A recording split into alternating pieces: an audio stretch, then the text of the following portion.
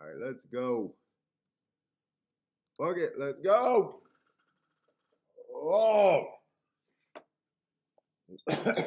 What's up, everybody? Welcome to the Shake Up. Ooh, I could not get my ass out of bed today. I am so fucking behind. Let me just make sure we're set up correctly. Got a little, but eight card race or eight races today at Gulfstream and some races at Tampa Bay. Oh shit.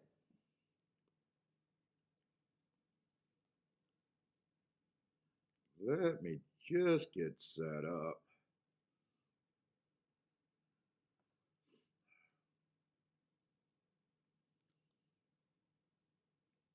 Looks like I'm where I need to be.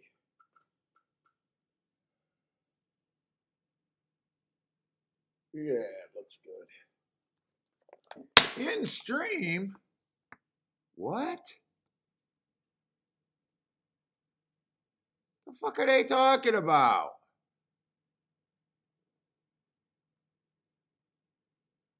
Hold up, did I just die or something? Wait a minute.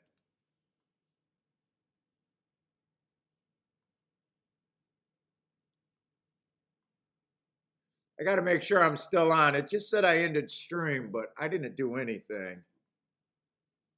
If you're in the chat room, let me know you're out there. Looks like I'm still on. Maybe I hit a button and I didn't realize I hit something.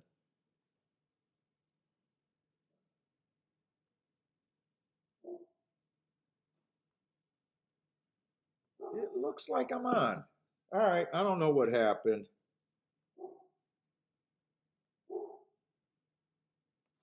I don't know. I should be on. Let's pop out the chat. Downsize that. That's distracting looking at myself. And let me get my feet up. JW, okay, we're good. Yeah, I wasn't sure what that was. Not sure if I had a quick little break. I just got a warning that my stream ended, so. But it seems like I'm okay, so. Lloyd, what's up, Lloyd?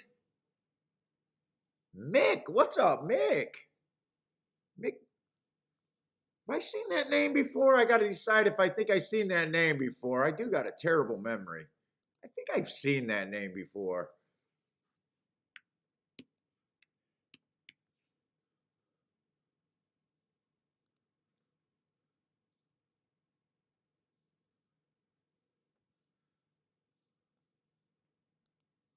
All right. Let's just get the feet up. Let's get going. I think they're off the turf today at golf. Tampa Bay, I'm not sure. I went and got the scratches for Tampa Bay. At the time, I checked late and there wasn't any. Seems like there should have been some scratches, so I'm not sure if I got all the scratches at Tampa Bay.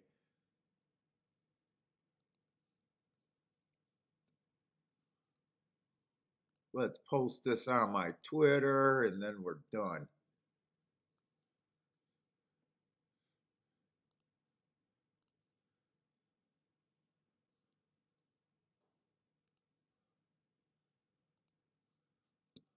All right, close and downsize. God, this tickle in my throat won't go away. DJ, what's up, DJ? Yeah, end the year out with a good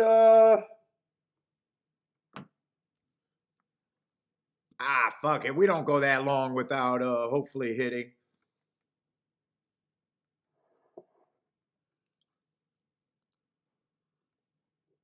What's up, Marco Lou? Oh my god, I gotta get my head around all of this shit today. Charles, oh, it is fast and firm over there at Tampa, so Tampa's good. Okay. Cool, cool, cool. Just set up the betting board. What we got? 1, 2, 3, 4, 5, 6, 7, 8. 8 horses over there. Let's just readjust the betting board. I'll start at 15% before any handicapping. 9 minutes. Let's see. We're on the Tapeta routes. Let's see. Last week, Tapeta routes, or 2 days ago, Monday, we played. I did think the track was favoring the outside. I made that adjustment to hit a decent exacta, but there wasn't too much later. That exacta that I hit was definitely outside. I think it was 6 and 5, maybe in a 7-horse field, something like that. And then after that race, I think there was a chalky. Oh no, the 3-horse one angling wide closing. Then I think there was a dirt sprint.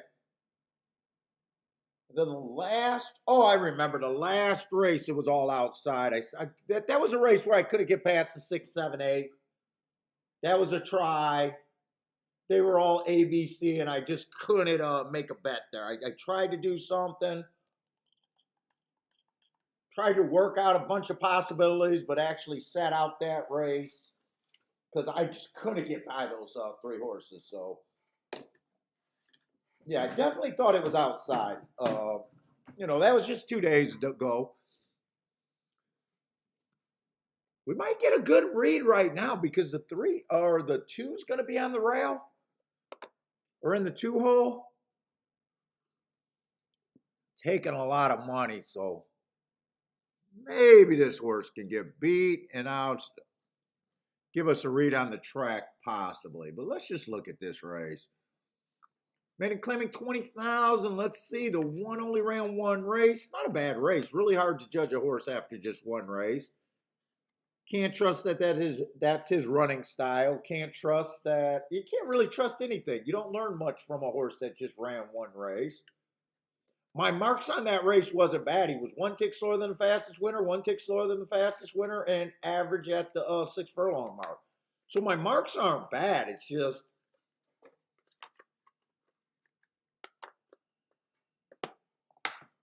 an okay race and hard for me to really decide what I think of him. DJ Vasquez already looking at the race 7. Yeah, you're a bit ahead of yourself.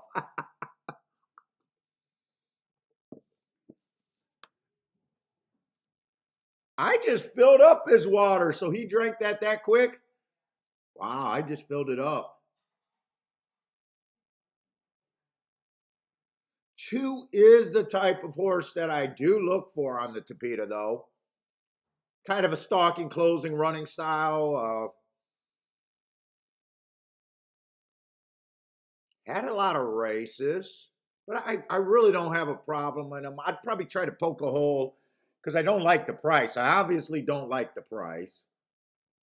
But he does have the right running style. He looks pretty much okay in my head. Ran on a bad rail last race, still closed. Been average. Decent job getting in position at the top of the stretch.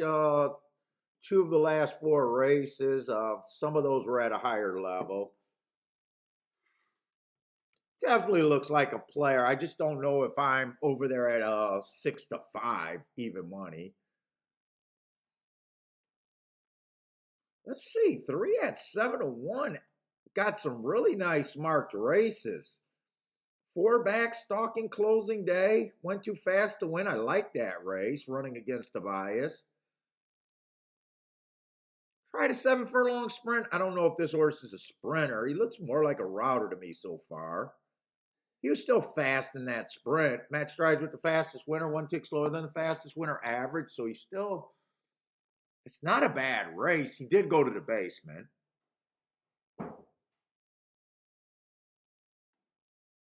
Tried another sprint 2 races ago. I'm just not sure he's a sprinter. And then comes back to a route. Went too fast. I like the marks. If speed's not great, and traditionally I'm against front end. I mean, this is a horse that He almost feels like that 7-1, even though I think the running style is wrong, is something that I could at least say, you know what, if I went that way, I wouldn't have. It feels like there's a little value there.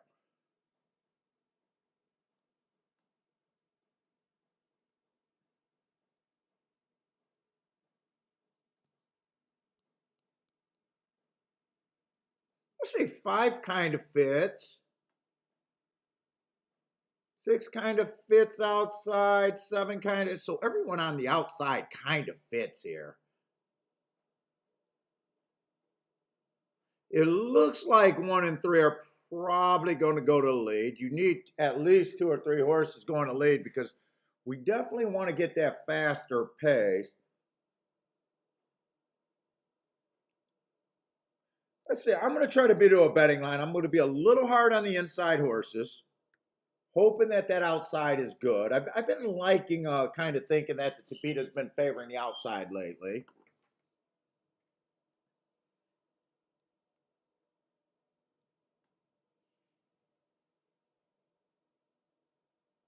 Two with that, I still think 2 has a decent chance. Closers can angle out.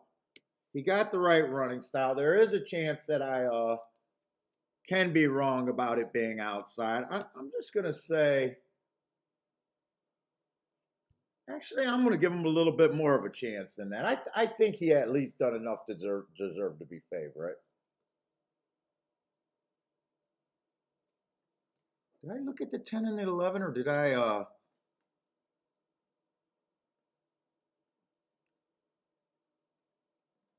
I didn't look at the 10 and the 11. 10's dropping in class and might have the right what? I didn't set up my pin. You know what? I didn't look at the 10 and the 11. 10 could definitely improves off that class drop and might have the right running style. Okay, he's taking a lot of action. I'm going to readjust my betting thoughts on this horse now. I didn't realize both of them were in here.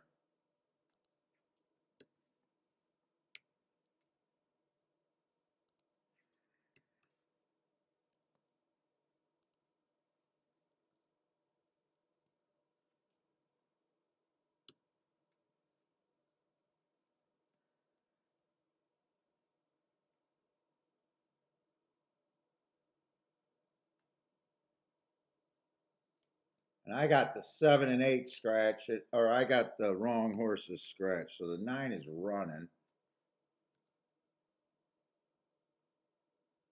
Oh no, wait a minute. Why am I so fucking. Hold up. Thought I had the wrong horses scratch. No, I got the right scratches here. 1, 2, 3. 7 is in the race.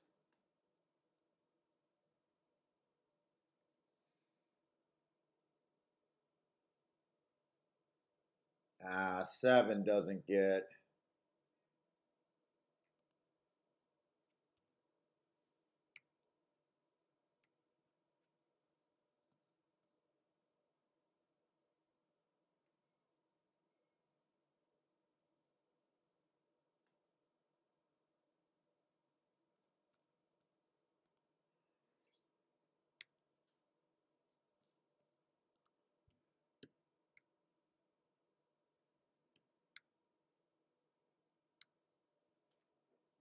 That's probably what I want to work with right there.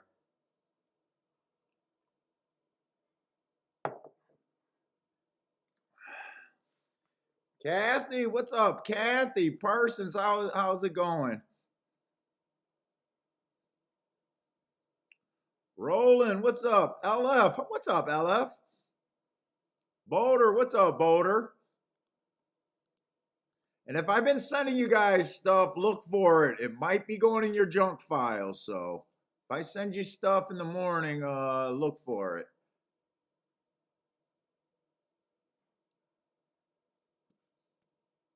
I might want to touch this race a little bit. I think I'm going to try to beat the 3 on the inside.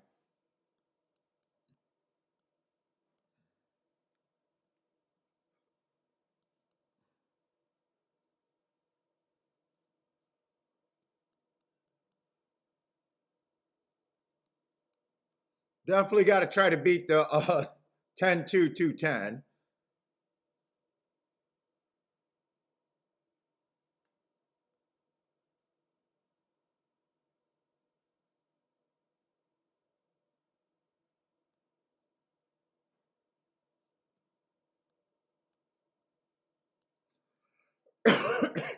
Let me just check these are okay. I might not want to go all 5 of them. Ooh, I'm running out of time. I did not realize that I was running out of time.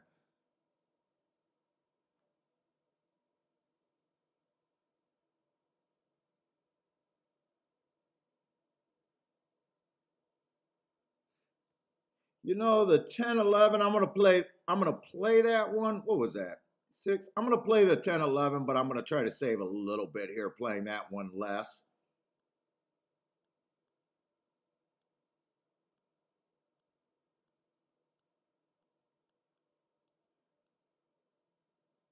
I'm going to do that. In fact, I think I could play the 10-7 less too. Hold up. Let me do that. That would still be the bigger hit.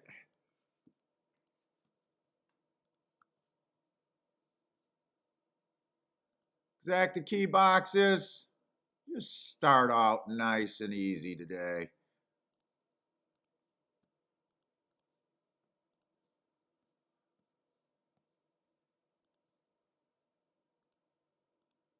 Play the 10 with the 3, 5, 6 for more.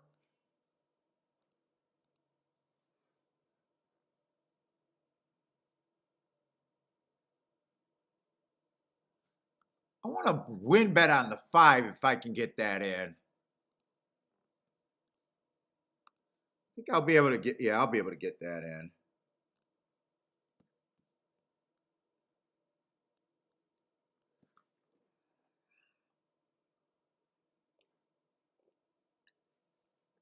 Holy shit, I got to wake up. What's up, Blair? Yeah, I just played him because I can't put a price on him, and he's 25-1. I gave him a blind 8-1 price, or a blind 8% chance. Right now, I think his chances of winning are going way down with him going to lead.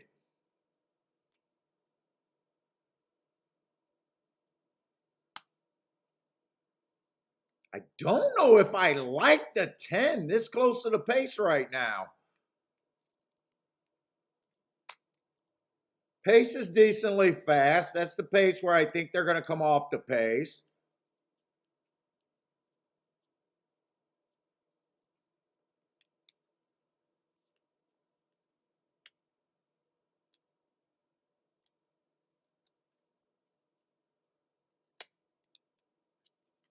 Three, I thought was three's rating today. Come on, bring this 10-11. I'll be happy with the 10-11. I just got to beat a 10-2.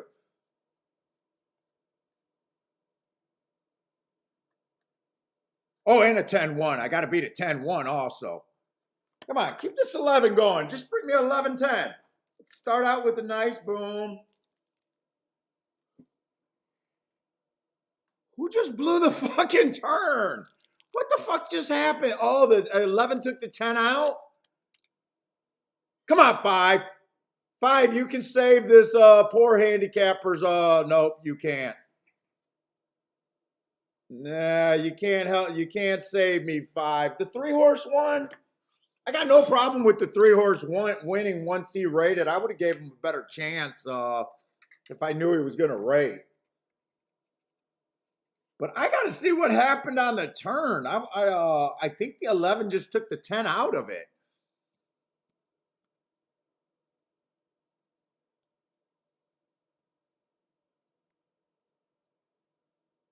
I'm kind of glad that didn't come in 3-5 or 5-3. I'm kind of glad for my sake that the 2 got second at the very least. But I got to see what happened. I think I got interfered with big time. Oh, I didn't fucking punch this cigar, did I?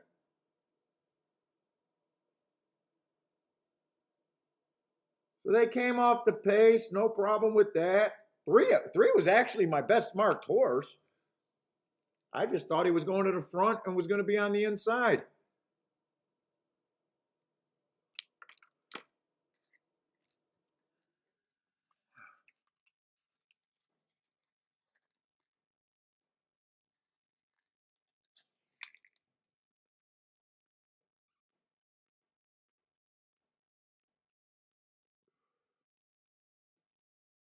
There's going to be an inquiry. I don't think that has to do with anything. I think it's just the 11 took out the 10.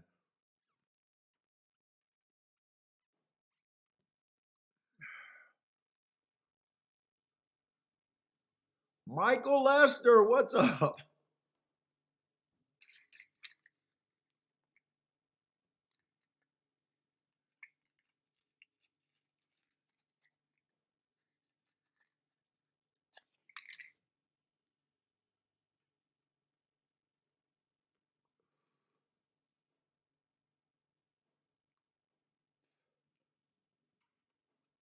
Ow, ow, ow, ow. Woo, that was hot.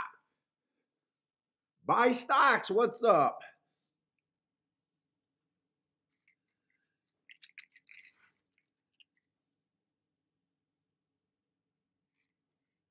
Ooh, I gotta wake up, wake up, wake up.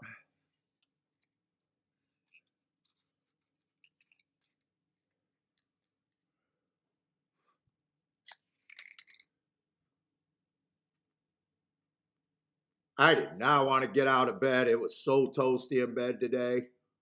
Oh, I did not want to get up. I just laid around watching freaking YouTube shorts.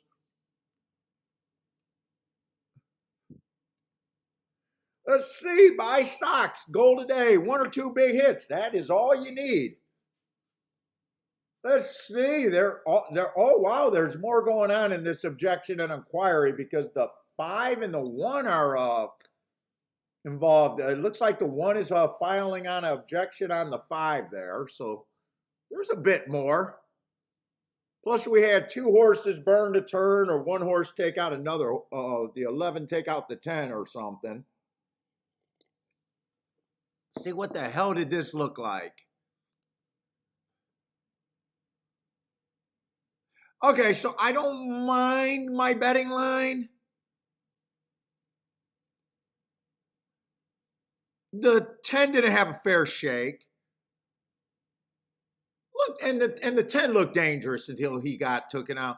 Let's see. I think I seen the 1 horse clip heels on the 5, but it almost looks like the 5 was or the 1 was running up on the 5. My first glimpse of that, I don't think that's going down.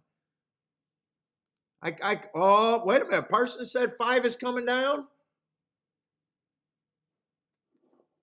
Shit, I didn't think it looked bad. Let's see. Let's look at it again. There's the 5. There's the 1. They're both coming out of the turn. Whoop! They took it away from me.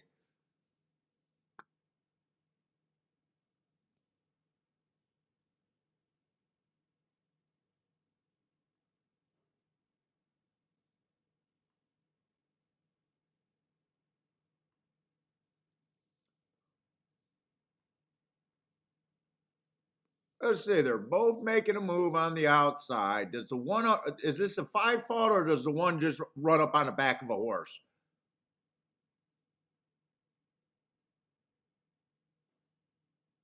Eh, 5 kind of comes out. Kind of hard to tell. I can't. That maybe that's the 5's fault. I don't know.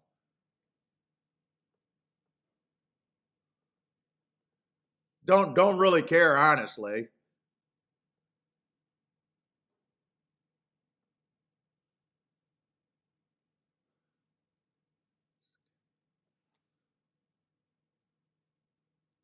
I don't think they take that down. 5 came out a little bit and it looked like 1 was drifting in a little bit and they clipped heels. I don't know if they really take that down.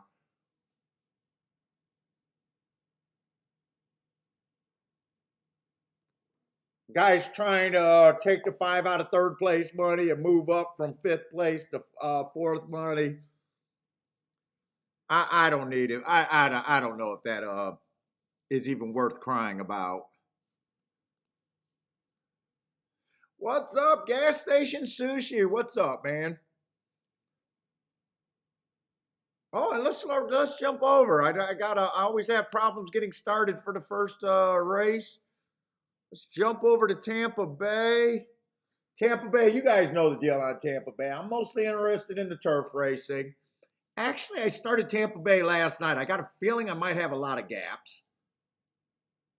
First race doesn't look. First race, I got a lot of information, but I'm not that interested in the dirt racing all that much there.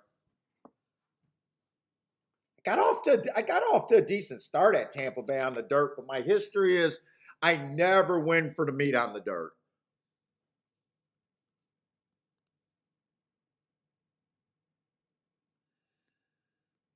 What's up, Grandma? How's it going, Grandma Horse Racing?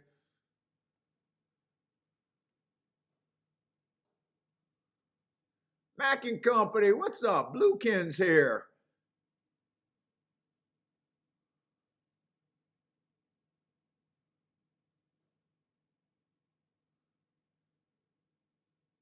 It looks like we got a few new names in here. I don't think I ever seen LF before.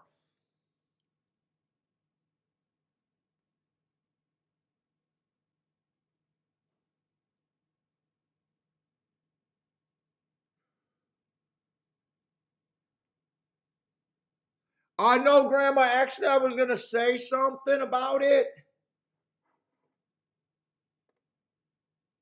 I don't know. I did get your email. I definitely was gonna mention that Lanier been a supporter of the show. A lot of he gives out free picks to everyone. He disappeared for quite a long time. We've been wondering. He hasn't even been getting in touch with Grandma lately. Grandma sent me an email saying that he's been really sick, blowing through his savings. He's over there in Venezuela, probably going through some pretty hard times. Very appreciative, very appreciative dude. I sent him a Christmas gift, PayPal last year. Very appreciative, very cool good guy. You know, came on the show. At first, I thought he was a tout trying to sell people's picks. I appreciated his dead honesty that he just loves American horse racing. He just breaks down the horses. He's not even capable of betting. He just loves it. I know a lot of you guys he helped with picks, and you guys might have hit something off of him. Uh, you know, from what I hear, he's real sick. I think he got a young family. In a tough spot in the world, I guess. Uh, so at least prayers and everything out to Lanier. I think Grandma set up, or Grandma has his PayPal. I think I seen where she was doing a PayPal thing for him, or he has a PayPal. And if anyone is just moved to donate to Lanier, if he helped you in the past, he's part of the family. Definitely hope that we want his health to get better. But if you guys feel free, move to give. If he helped you out in the past or something, no pressure. But Grandma is setting up something where if you'd like to help him out. Grandma, does that cover it for you, Grandma?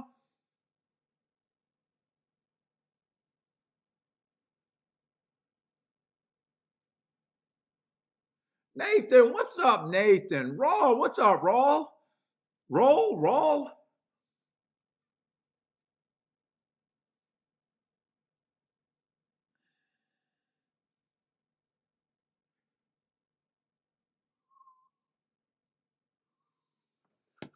I I think Grandma had a video with his PayPal up too.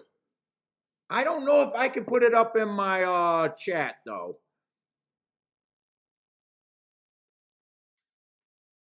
Jevin, what's up, Jevin?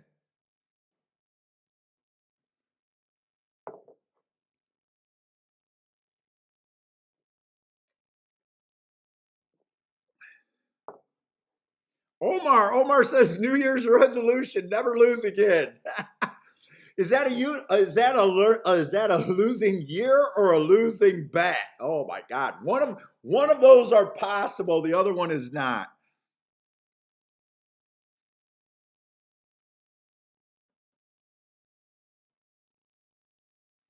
There you go. Grandma's throwing that up. Hopefully, I did a good job talking through it. But if Lanier touched and helped anybody out there, and you guys feel moved to help, you know, please do.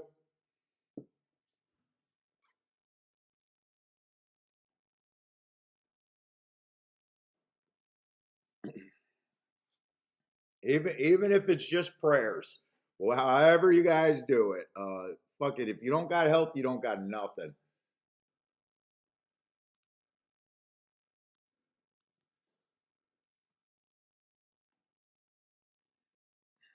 I'm very appreciative guy. There's so many fakes and frauds in this game, and he was just a guy that just loves doing it, just loved putting out a pick sheet. It wasn't his goal to sell them. He right out, just honest. There's so many liars. We know. A lot of times we can spot the liars. It's fairly easy. Just a grateful guy. Fuck. I gave him some, and last year for Christmas, just because he been helpful on the show, and I appreciated it. And dude, he's talking about taking that money and basically buying rice, kilos of fucking rice.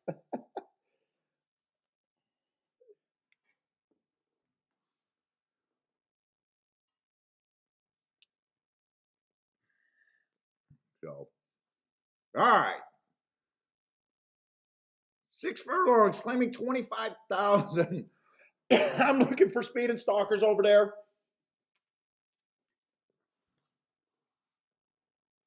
at Tampa Bay. One looks pretty good. Probably not that interested in this race right now. They're already heading back behind the gate. Two races ago. Oh shit! Went too fast to win on a stalking closing day. And last race, bad rail. I mean, this horse looks pretty decent to me.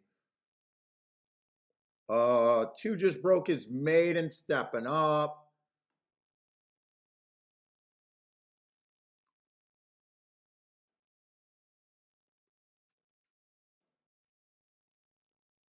I don't see anything here I'm really interested in. One's enough to make me feel like he should be a coin flip.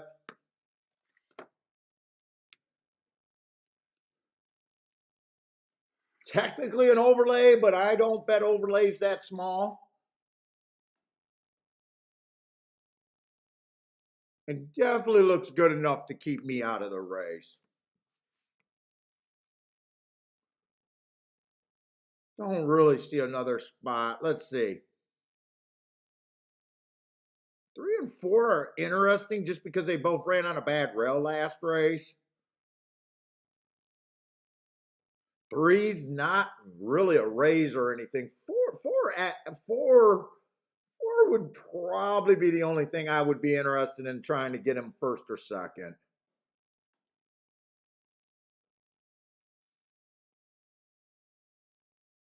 If 6 gets first or second and the 1 is there, that's probably not an exact I would want. Yeah, I just got no play here. This is a complete sit out for me. I don't think there's much upside for me here.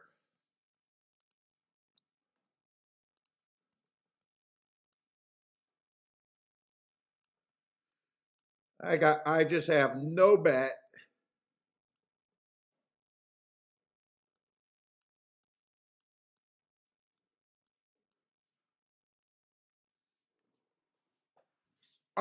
That I don't know. I don't know, Jevin.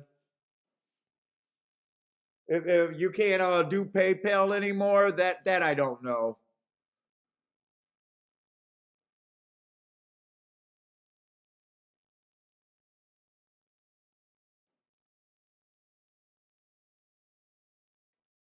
I guess I seen that when I looked at the scratches pretty late and I couldn't even believe it. I was like, oh, maybe there's gonna be a few scratches at yeah, you don't see many cards without a single scratch.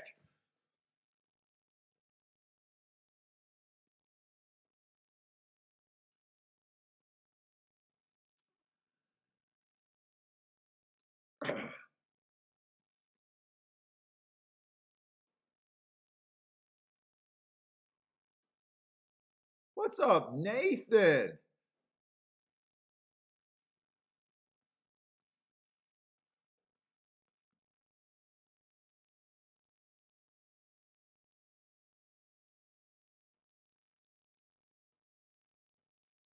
Yeah, Grandma, we don't mind giving updates and helping bringing people to that. And I do feel like after all these years of handicapping with you guys for so long, dude, I hope at least we feel like we got a bit of a family. I think we do for especially the people that have been spending a lot of time here.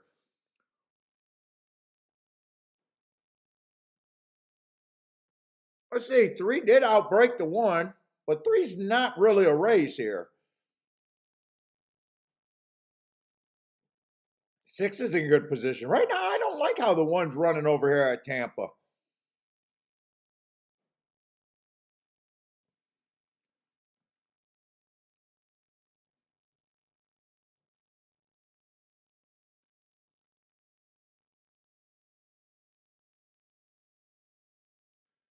I guess I'm right now. I'm thinking I'm glad that the unacceptable price on the one was enough just to keep me out of this race. I don't really like where the one is. I like where the four is.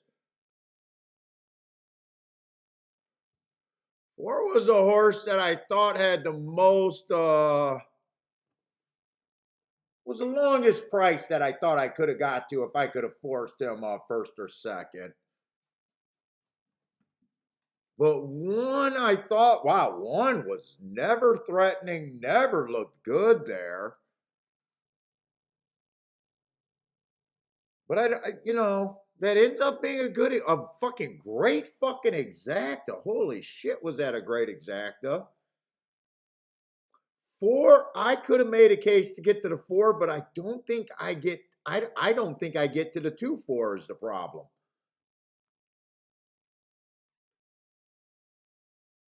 I don't think I could get to the 2-4 with the one in the race. I could have got to the 1-4, 4-1. I could have got to win ticket on the four. That wouldn't have been good. I could have got to a 1-3-4 exacta box. I could have got to the four first and second with the one, the three, and the six. But I will be honest, I don't think there's any way that I could have got to four in the two. I guess I don't mind that the one looked that good where I just thought one was a coin flip and I was willing to sit out the race because it would have kind of sucked getting that four horse to run and still not be able to cash. But man, that's going to be a juicy exacta if you got it. What's up, CR Reed? What's up? That had to be the biggest exacta out there. 2-4-4-2.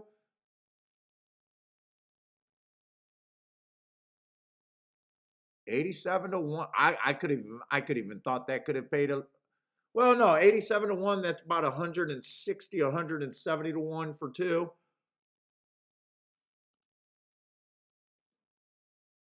Let's see, Lloyd Dutch to 245. So Lloyd ended up what? You Dutch the win ticket 245, so you ended up with a nice win ticket.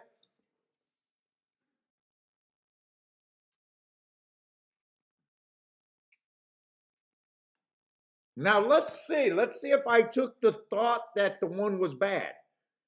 If I took the thought that the one was bad, I didn't have that thought. That's the problem. I didn't have that thought. Could I have got to the two? Two basically broke his maiden at the basement. Broke his maiden at a route. His sprint, I could not have got to the two. I could not have got to the two. Now then you want to ask yourself, do you think the race was funny with the two winning the race? No. Two's a very lightly horse. First race out, I can forgive that. Second race, I think he ran on a bad rail. Third race was a one race sample. Fourth race, he won, so he won fairly quick. He won pretty easily. Maybe he could have won at a higher level. Maybe he had more excuses like that one race sample. Could have been against by, but it would have been hard for me to get to him. But at the same time, I don't feel like funny business had to happen.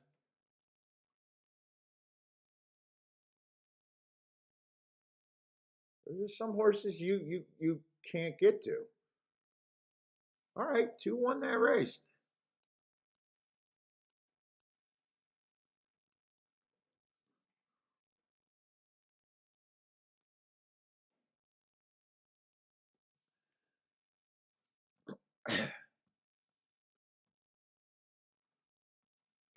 I want to watch that replay, but I probably don't got enough time, and that's probably not a race that I care enough about. Because Gulfstream's coming up pretty quick, and we got another Tapeta route race. Let's see. The favorite is on the far outside.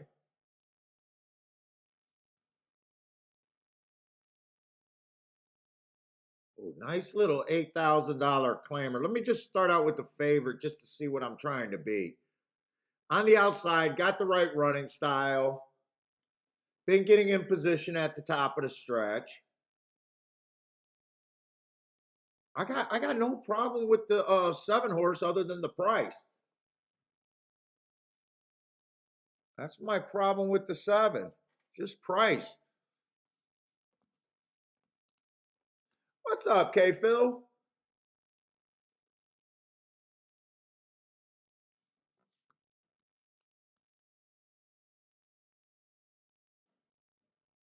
Horses can beat him getting first run though. He's a little too far back. That's I think, other than having the right running style. He's too far back and they get a slower pace. That's the way to beat him. Now, I do say that the worst bet in racing is a short price closer, which that's exactly what he was or is. But at the same time, if I believe the track is backing up and it might be favoring the outside, like, I might not be as confident going crazy trying to beat him because I think, the track, just generally the worst bet in racing is a short price closer. But when you think the bias is with him too, and you think he looks fine, then it makes it even a little more difficult. All right, so I do think the 7 is at the very least a player, and I got a feeling I even think he's a coin flip.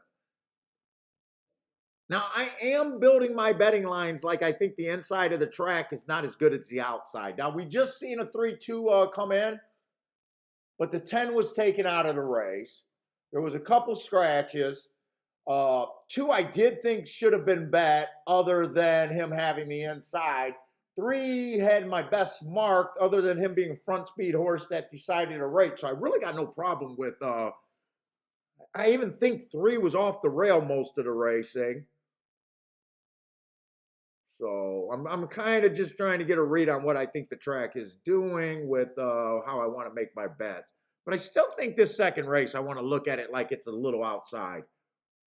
And I will admit, I could be wrong. It's dangerous when you do this. Let's see, 4 races go on this one. Stalking closing day, that's what he was. Went too fast to win on a stalking closing day. Did not win within 3 races, but he did get the top. I always say, if they get a bump off the Hearts, I think they're going to win within 3, and get a giant speed figure, and he did kind of reach the top the very next race. And that's all I could ask for. He didn't win, but he did do, he did get that improvement.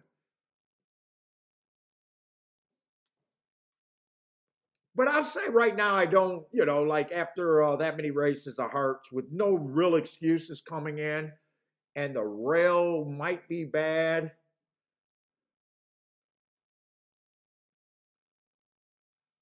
Let's say 4 races ago, I like the Hearts on the 2. Comes back and wins. Last race ran out of bad rail stalking closing day. Got the inside.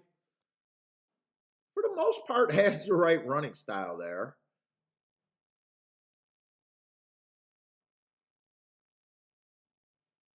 I don't see like a whole lot of dedicated front speed horses here. Got a bunch of lightly horses that rarely go to the lead. Let's see, 6 is probably the front speed horse.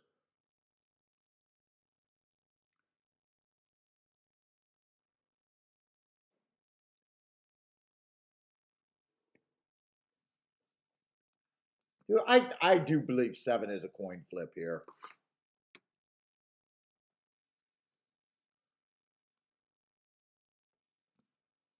Six going to lead. I just going to be hard on speed.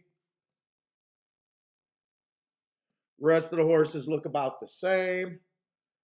I'm just trying to do a super quick betting line to see if I really want to do something.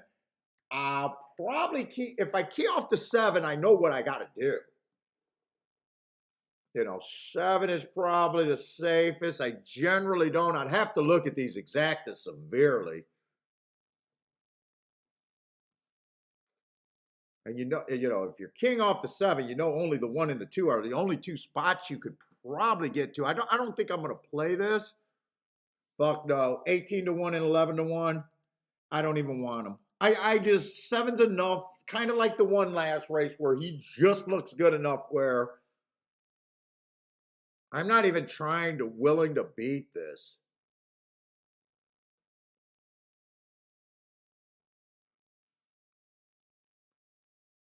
Five looks okay. Then the other better closers are the inside horses. I got no bet here. There's no bet. I think I know where I'm at. It's going to be really hard to make money in the exactas here if the 7 gets first or second, in my opinion.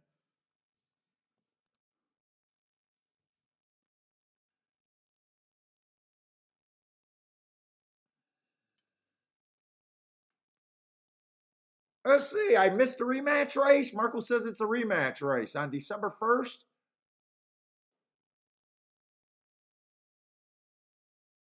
Yeah, you're right.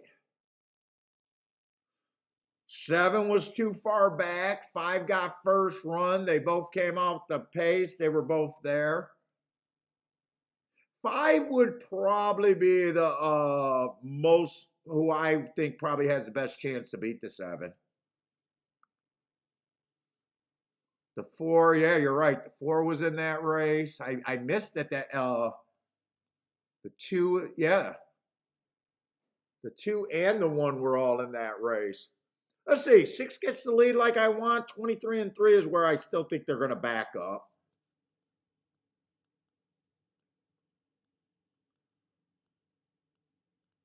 2, 3, 3 is where they're going to back up.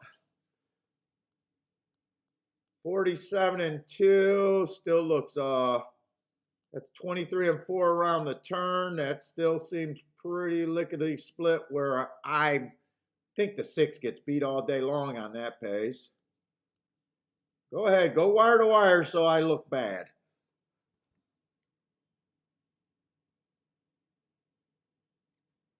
This time 7's getting first run on the 5. Is this prick going to try to go wire to wire to make me look bad?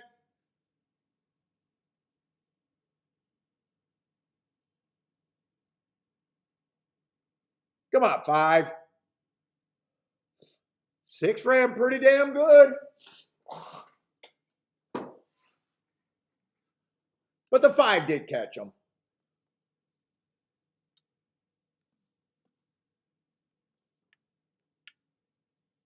as we were talking through there, after I already decided to step up, I kept saying 5 would be my most likely. I think I could have adjusted my betting line. I think I could have adjusted my betting line where this 5 could have been an overlay. But I kind of already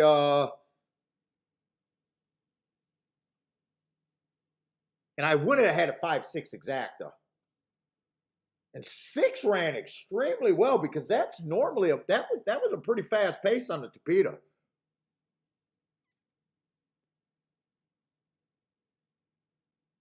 Oh, Blair says the 5 was his 45-1 winner last time out. Nice.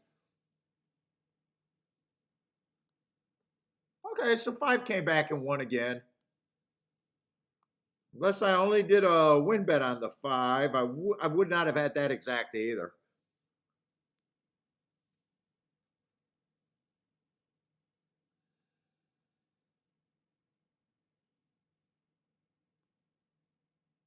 Attila says, "How do I say?" Well, because I thought the 7 probably was going to be there, and I was thinking exactas.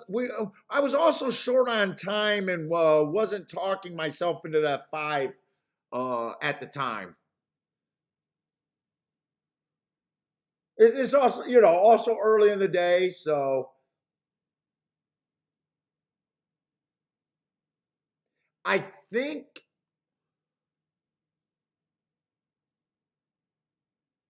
Oh, and then when I looked at the exact, let's say the 7 and the 1 exactas were paying better than 11 and $15. Let's just say if I did that, because I knew I probably couldn't play a 7-5, I might have came back and just did a 5 to win there. But I just sat out. The 7 looked good enough to scare me out of the race.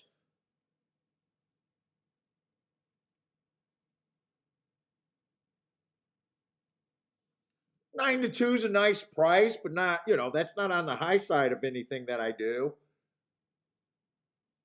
In fact, if I would have bet that, if I would have bet that in my play bet category, I probably would have just risked $40 to get 110 back. There's not much upside there for me.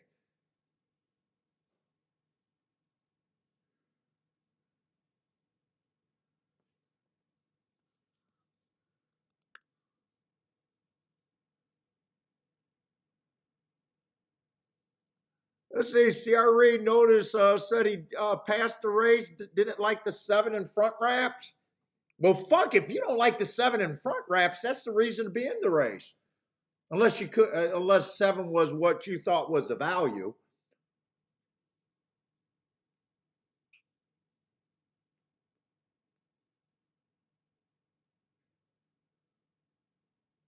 If you can poke a big hole in the 7 in that race, almost everything you do is on the better side.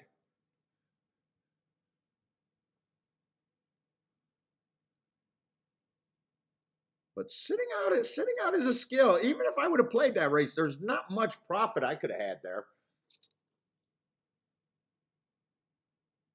7 would have scared me enough to where that couldn't have been a main bet.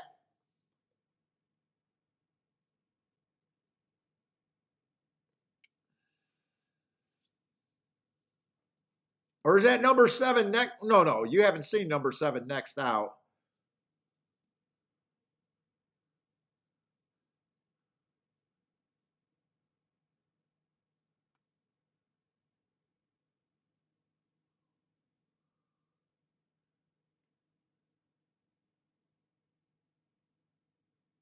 Let's say Marco Lou with a good call. 4, 5, and 7 all ran that day, and 5 was the winner.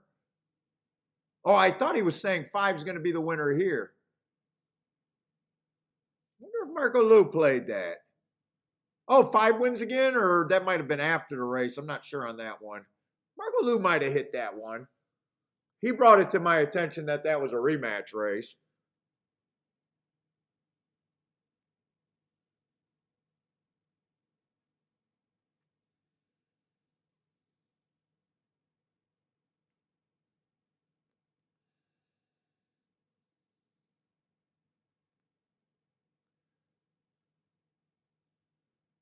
Gregory Ross, what's up, man? Oh, nope, you didn't play it? Just spotted it, huh? I don't mind. I don't mind. I like. There's no desperation. Just to, even though I seen it late, that five was the best spot I thought I could have got to.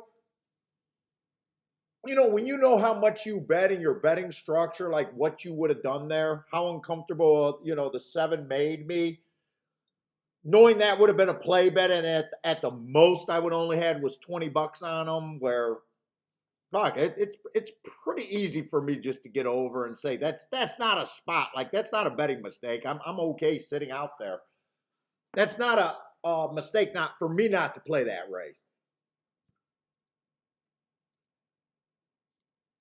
Where if I was gonna say five was the play, but I'm scared of the seven, and I knew I could bet it, more. Then it's a mistake. But the only way I would have bet that was on the low side. So, and I definitely would have had a 5-6 because I thought the six wasn't going to hit the board. I thought he was going to do exactly what he did, except for not hold on as well. So sometimes you just got to rate and say, "Fuck, could I have really done that much there?" Yeah, I could have cashed the ticket, but you got to ask yourself, could I have really? You got to make scores.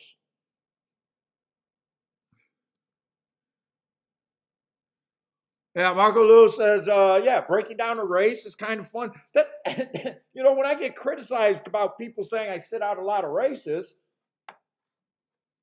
fuck, I never stop them from playing. I still give my input if I can help.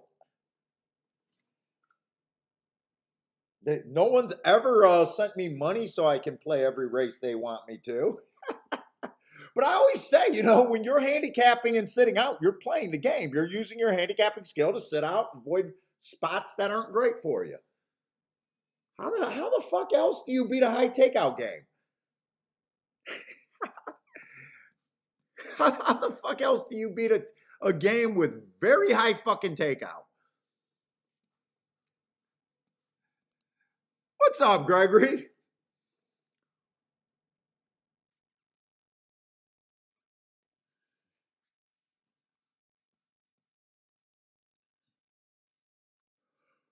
Let's see. We got a mile in the dirt over here at whoop whoop whoop.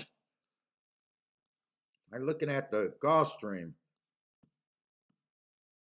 Like that one guy who used to come in, hey Paul, you win all the time, but as soon as you win, you sit out and you go home with a profit, and you suck because you don't keep fucking playing. You're a pussy. I'm a pussy that don't work, living the life. Okay. All right. Sorry I bore you with the sit outs. You yourself said I win, which I never hear anyone say that about another host, TVG, track analyst, anywhere. You win, but you suck because you're a pussy. What's up, Dennis Trusty?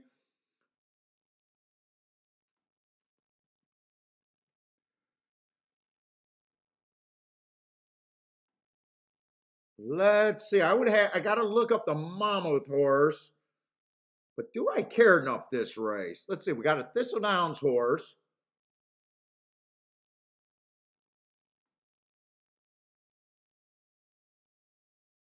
5 is the favorite, dropping in class a little bit. Solid stalker. 3 races ago, ran against the speed favoring track. Gave him an asterisk for that. Also chased the slowest pace of the day. So speed favoring track, slowest pace of the day. That's a sneaky good race. Kind of did the same thing 2 races ago. But this horse is just a stalker. Not interested in him at that price. 6 is coming from Thistle Downs. I don't have any of my Thistle Downs work. 4 ran out a bad rail last race. Chased the slow pace of the day on a bad rail. There might be a little upside on him on the 4. At 6-1, there's probably a little value on him.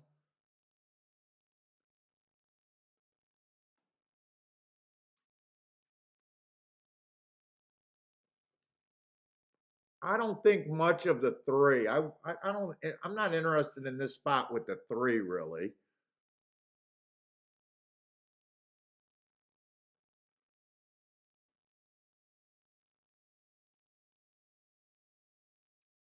One got some front speed, but his last two races are kind of underwhelming as far as my marks.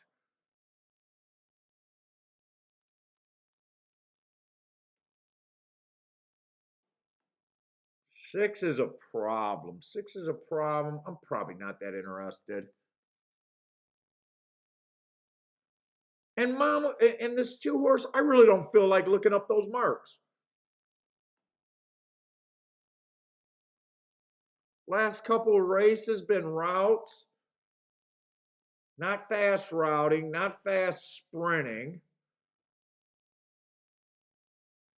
Two just looks like a horse that I don't even want to try to get to. Four, I think, is the highest price I can get to.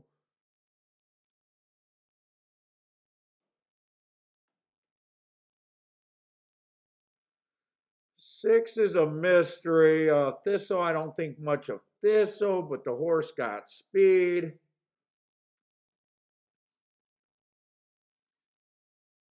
I think the contenders here are 4, 5, 6, and maybe the three.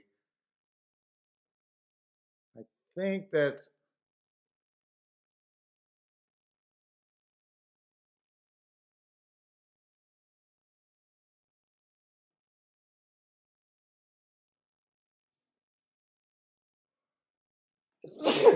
I don't think I'm interested in this race either.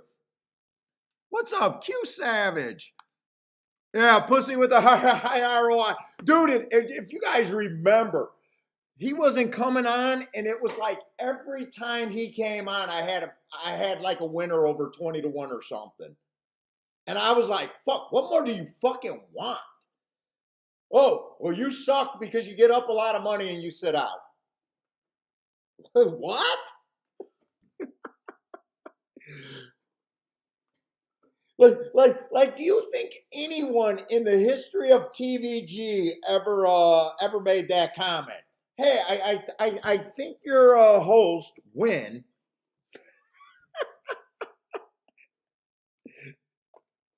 I think your host win or might have a shot at winning, but fuck no. No one even believes that.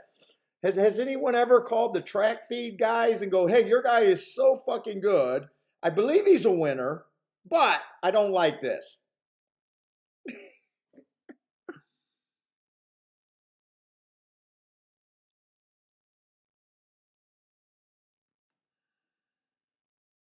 Oh yeah, Dennis.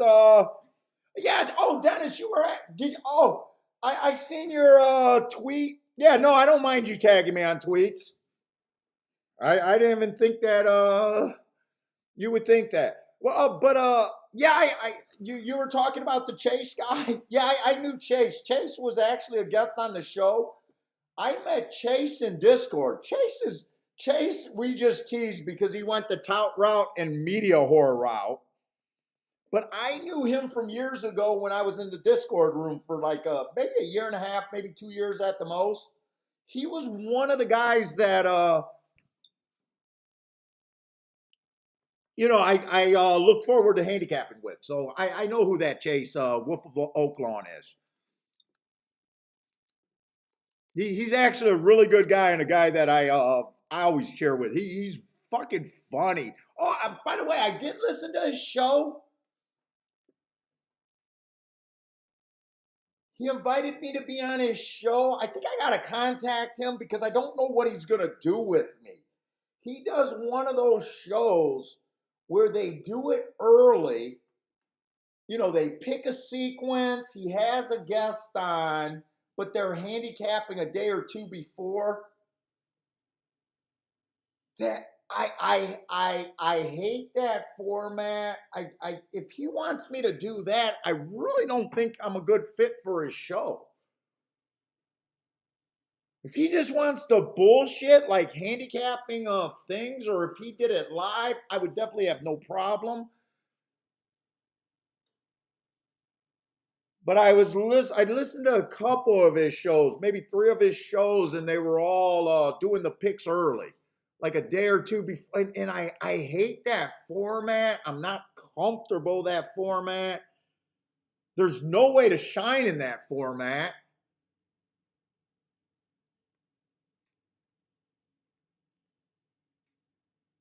It's just so far from what I do. I just don't know if I can do it.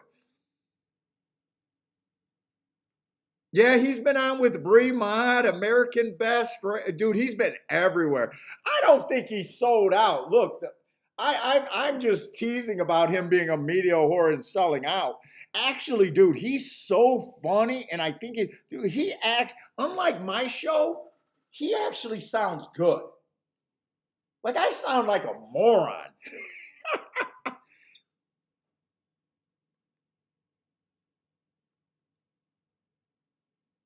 Yeah, there was nothing here for me. The Thistledowns ran off. Like he's actually get the four did run second.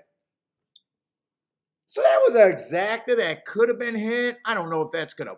Oh, actually, fuck.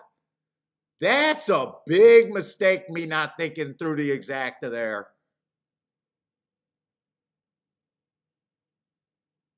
That 6-4 exacta is paying 33-1. I said maybe if you will the four first and second. I think I said with the 5, the 6, and I think it was a 3. Wow, 33-1 is actually good on that. Holy fuck.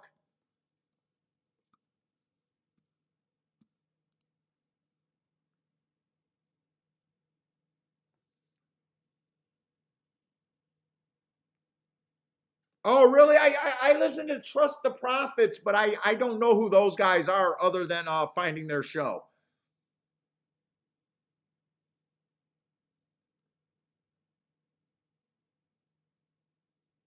Yeah, it's just that the game is so math and the long I don't think I improved broadcasting or that sort of thing. But I think I improved, like talking about methodology, math, betting, stuff like that. I think that's where my show kind of is better.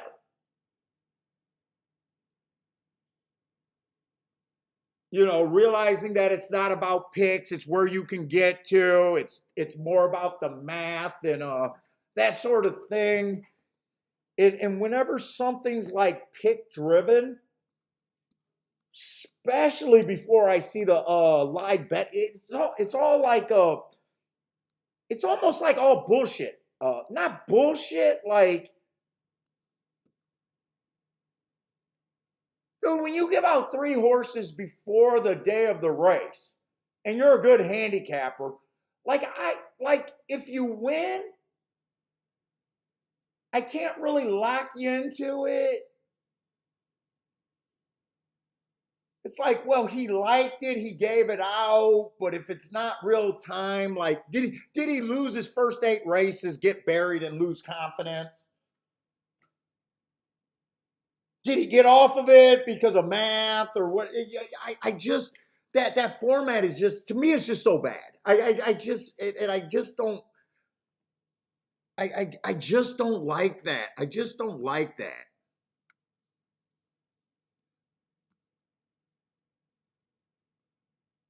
Like, dude, trust me. If I just came out and never told you guys what I was doing and just gave out my 3 or 4 picks every morning, you know how much better I would just look? If I just came up and just we handicap real live time, I didn't really tell you which way I was going with the bets, and I just gave you 2 or 3 horses every race. And then after the race, I was just saying, "Oh yeah, oh yeah, you know what? I decided to just go with the 3 at the last minute and didn't use the 2 and the 4. The 3. You know what I'm saying? It's like it's so I just can't. And I'm not saying they do that. It's just I just love the real time formatting so much more.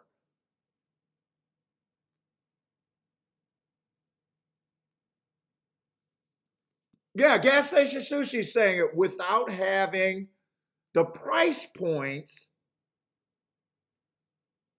In my opinion, without having price points is losing. But yeah, it's almost like. So I told Dennis this when Dennis was playing around. I know Dennis been giving pick sheets out for a long time. But I thought I always told Dennis I think that he should put his like percentage there. And actually, I know he gives out good winners. I know he got a big following. But if I ever like thought that I was gonna do a tip sheet, my tip sheet would read something like this: I'm playing the track based on my numbers. I'm doing my betting line based on this, and I wouldn't do a pick sheet. It'll just be my initial betting line kind of deal. Now, my betting line's not great because I know the public would want me not narrowing it down and getting to 4 horses. They'll be like, "Hey, that's trash." But it's like everything with gambling is nothing but math. It's gambling. Horse racing is math. It's not betting on horses. You're betting on fucking math. And with anything you do without the odds board, it's just bullshit talking, in my opinion.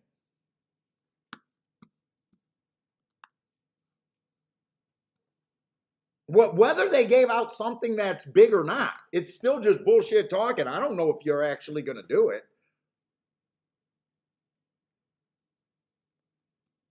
We know handicappers that get scared. Oh my God, my horse is 20-1. I gave this horse out. Oh no, I was going to bet 100 on him. Now I'm going to bet $5. It's like, wait a minute.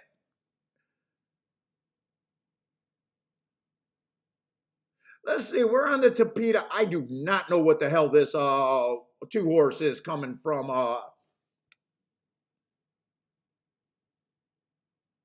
Looks like he got speed. I'm looking for speed and stalkers. I do not know what the hell this 2 is. So I'm going to have to talk to Chase just to see what he wants to do with me because Chase knows the way I handicap.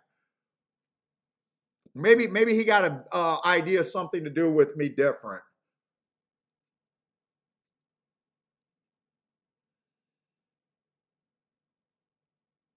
Let's see. 3's not the quickest horse early here. He earned those hearts at a Tapeta route. Just not bad, but 5-2's probably not the price where I'm interested in him. 5-2's probably not any extra value on this 2-horse.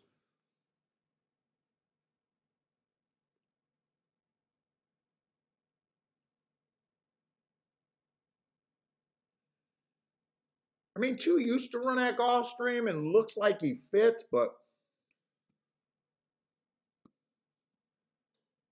5-2's probably not where I'm at. Let's see. 4, I don't like the running style on the 4 for the Tapeta. He tends to be farther back, closer to being a closer. He keeps getting the same excuse, early pressing. He's just not a stalker, a true stalker, really.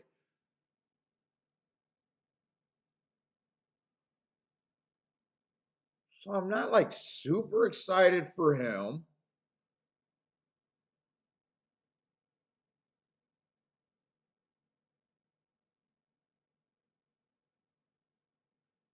5-horse has speed. 7. I don't know where anything outside the box is. I don't know where anything that makes this race all that appealing with the way they're betting this race. 6 is in really good form, right running style, but is stepping up.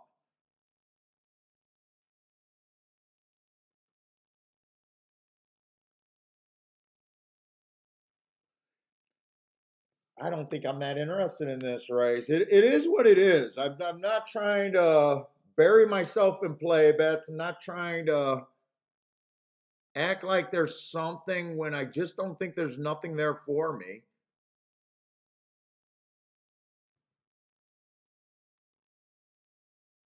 Let's see, 6 horses in the race. They all start at 17%.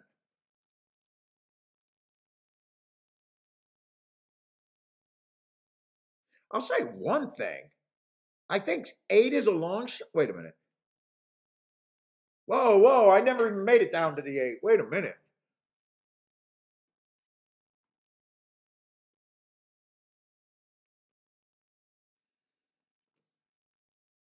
Dude, I've been noticing these Meadowland horses. Have you guys been noticed? They've been coming to Gulfstream and winning a few races.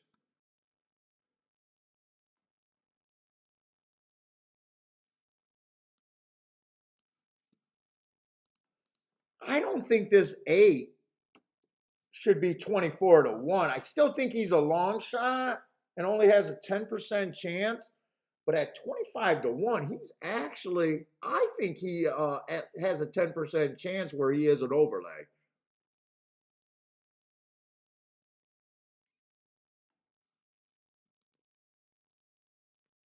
7, I probably at the most think that he's a little bit of overlay.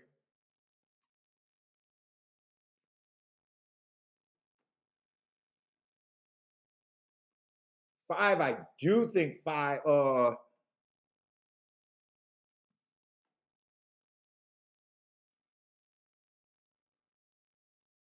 I think 6 is overbet. Being cheaper, stepping up, even though he got good form. 6 to me is overbet here.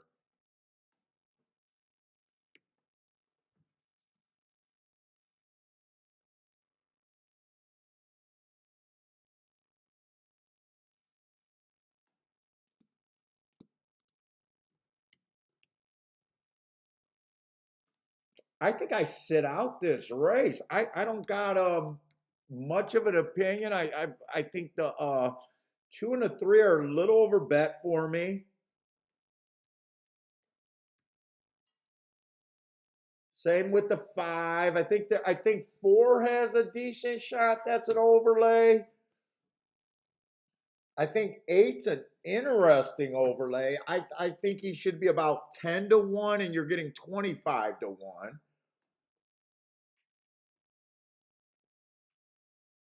I think 6 is the closest thing to a throw out here. If I bet this, I'm not betting this race because they're already in the gate, but I would be forced to key off of the 4 and maybe a little bit off of the 8.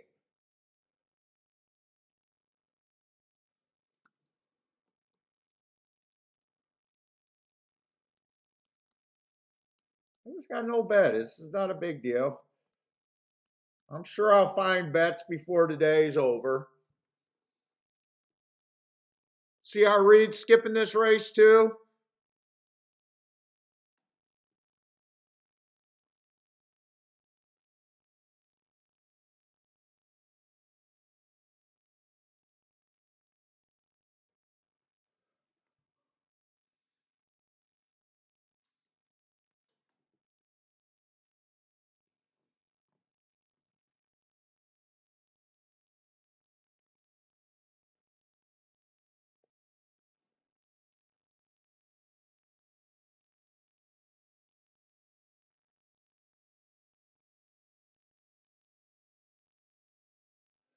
Four's not going to be able to get second, but that was my biggest opinion for a key. So actually, the only way I would have felt a little chicken shit is if the 4 got second.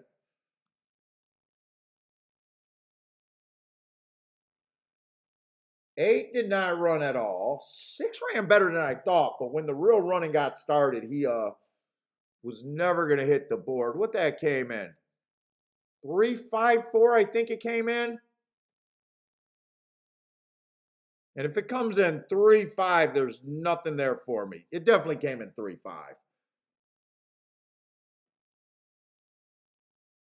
The best I could have did if it came in 3-4 with backdooring that exacta. think that was 5-2 over 5-2. Yeah, there's 3 5-2s in the race.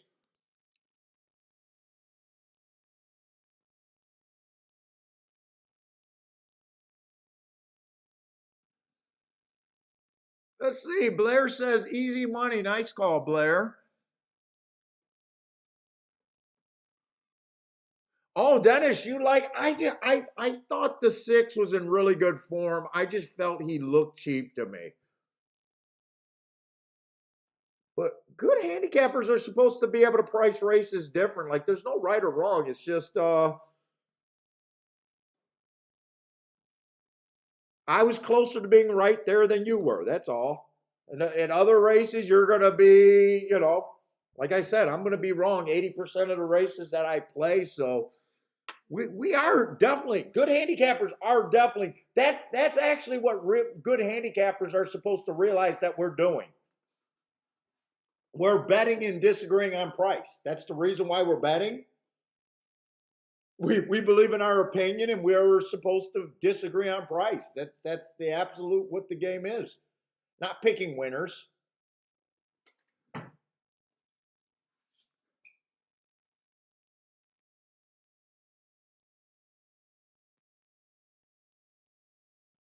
Let's see. Jevin said if I was going to bet so if I was doing a multi-race bet, and it takes me a lot of time.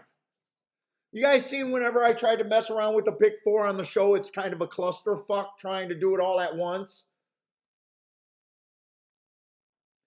So in a perfect world, Jevin, what I would do, what would be perfect for me, is to go along, get my scratches, go all the way through the sequence, and do my betting line. And then afterwards, what I would do, I would have every race with my betting line, and then I would have to, because I see so many long shots, I'm not good at guessing what the public does. So what I would do, I would put another column here with the morning line, right? And I would do the exact same thing, just a longer sequence. So basically what I would do, I would try to give myself enough tickets where I'm giving myself just looking for 50-60% combined at racing, right? Like, let's just say I started out just with the first 2 results. So we got my betting line right here, and we know what this first race was.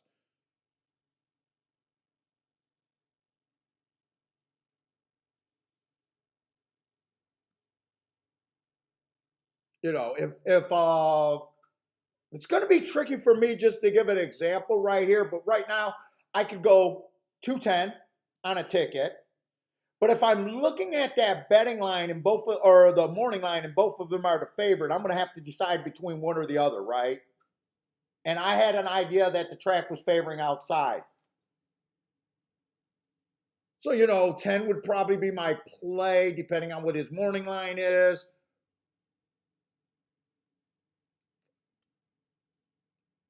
I would probably also make, realize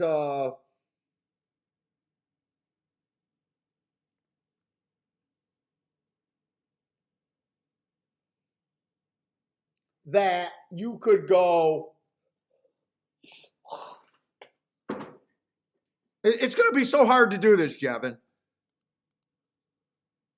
Let me go to the first race.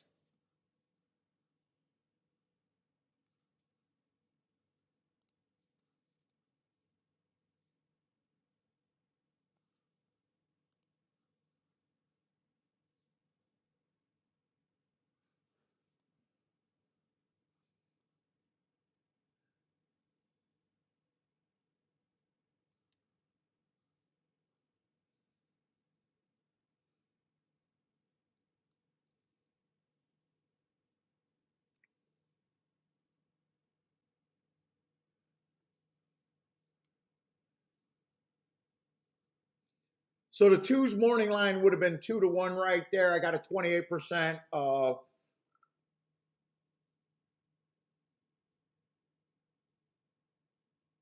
So I'd be looking at something like that first race going, well, I can use the 10 because I like the outside. He's 3-1, even though the first race you got time. But then I'd be looking at all the horses at 14% and knowing that, look, you could take the 2 and the 10, right? You got 28% chance, right?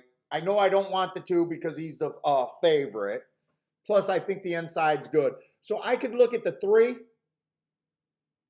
the 5, or the 6. I can take 2 of them, 2 of that group of 3 horses if I wanted to, because they combine for a 28% chance, just almost blind. Whether it's 3-5, 5-3, we know that the 3 won, 6-5.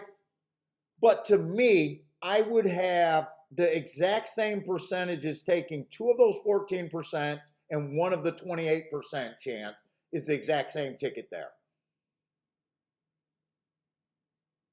Second race.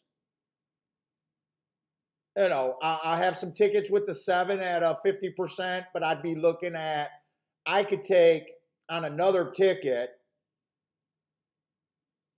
3 of these 13-1s is basically the same as a single 50%. You know, you got almost a 39% chance to winning. I could even go 40. You just would be fucking around. In this race right here,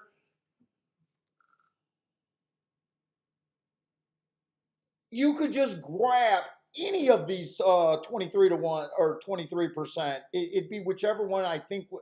I would be building tickets like that. Just whatever it is. I'm probably explaining it terribly right here. But once you get your betting line, that's the price. So a lot of people don't realize this. Let's just say you got a 6-horse field. You got 1 horse at a 50% chance to win the race, right? Well, the other 5 horses are all at 10%.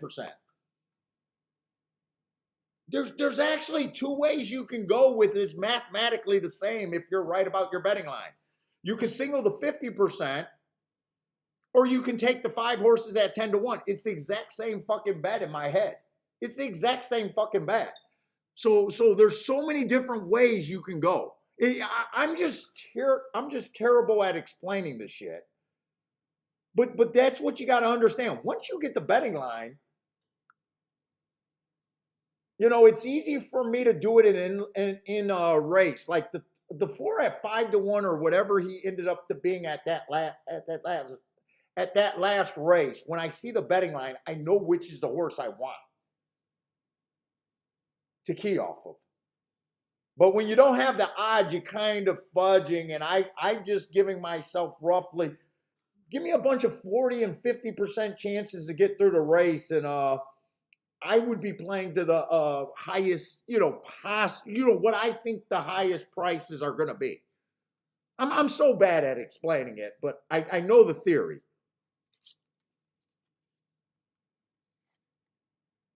And yes, you put in multiple pick 4, pick 5 tickets. You don't do cavemen. You give yourself a whole bunch of different tickets. You try to play them as skinny with as many coin flips as you can. Not coin flips as in I'm betting horses that I think has a 50. It might be a group of horses that I think combined for a 50 or 60% chance.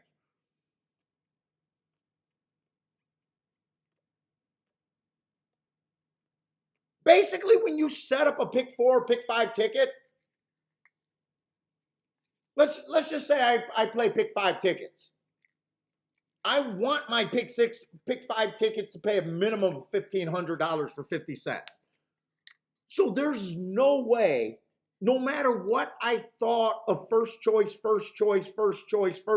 is, I know that's not a $1,500 ticket. I would play it to where if it comes in that way, I know I'm going to lose and I'm supposed to lose.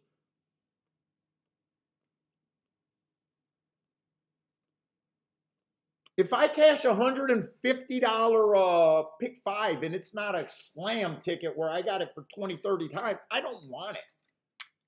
Kind of deal is kind of, so, if you're playing a pick 6 and you're going for the whole pool, You'd be a complete moron if you got ABC, ABC, ABC. You almost know that you got to have DFG, DFG, DF, D, D, D. You know, if you're playing for a whole fucking pool, if you're playing for boxcars, you gotta structure your ticket to where you know you're gonna get a boxcar if you're right.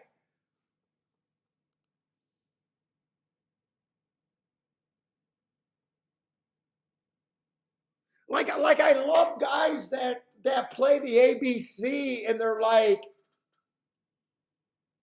oh my God, I'm in the last leg and this ticket's not even going to pay for itself. And it's like, this sucks. No, this does not suck. You suck. You built that ticket.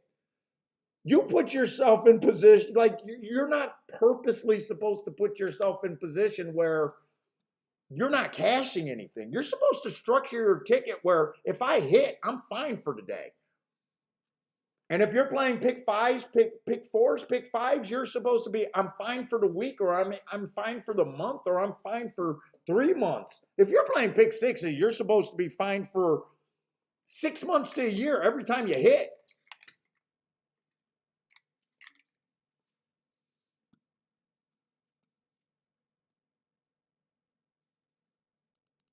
Yeah, JW. If you get through a sequence and you realize your shit sucks, the racing did not suck that day. You sucked.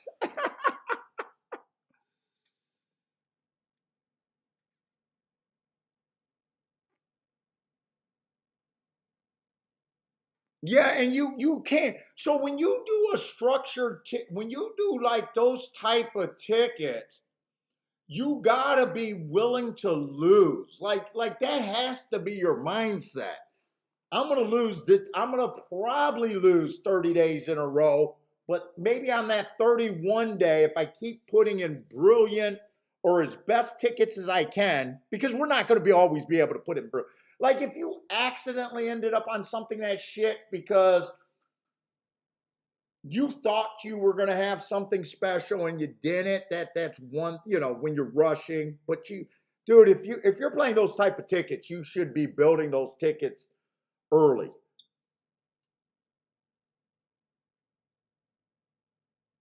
Like it's almost like that example, like when people just keep having too many first, second, and third choices.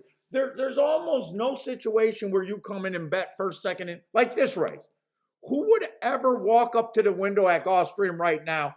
Give me the 7 to win, the 5 to win, and the 4 to win. No handicapper would ever do that. But basically, because people are playing, uh, let's just say a pick five, they think it's okay.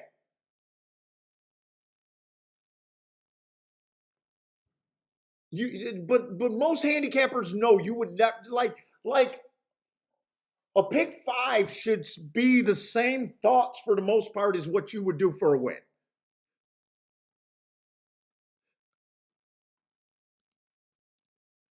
No one would ever come up and say, give me the 7, the 4, and the 5 right now at 3 to 1, 3 to 1, and 7 to 2.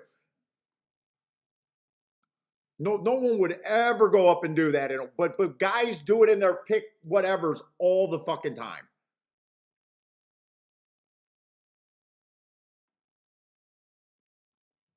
And you should be able to look at your single. Like right now, if I let's just say right now, we had a pick five, and I just took the 10 in the first leg at 28%, and I think he was 2 to 1. And that was going to be my single. And this was going to be the next leg of my single, and it was a 7. Right? That's 2 legs. Both of my singles, I already know that the other 3 legs have to, at the very least, start with a D horse. D, E, F, G, D, E, F, G, D, E, F, G would automatic. I don't even have to handicap the next 3 races. If I'm king off of those 2 chalks, my other 3 legs, I already know They have to at least. I can't be. I can't be worse than fucking fourth choice. I got to be fourth choice and higher on the next three legs. It's automatic. You don't even have to handicap what you like after that.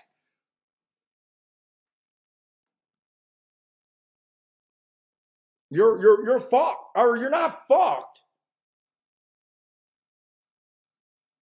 But you already know what you have to do to hit something that makes it worthwhile.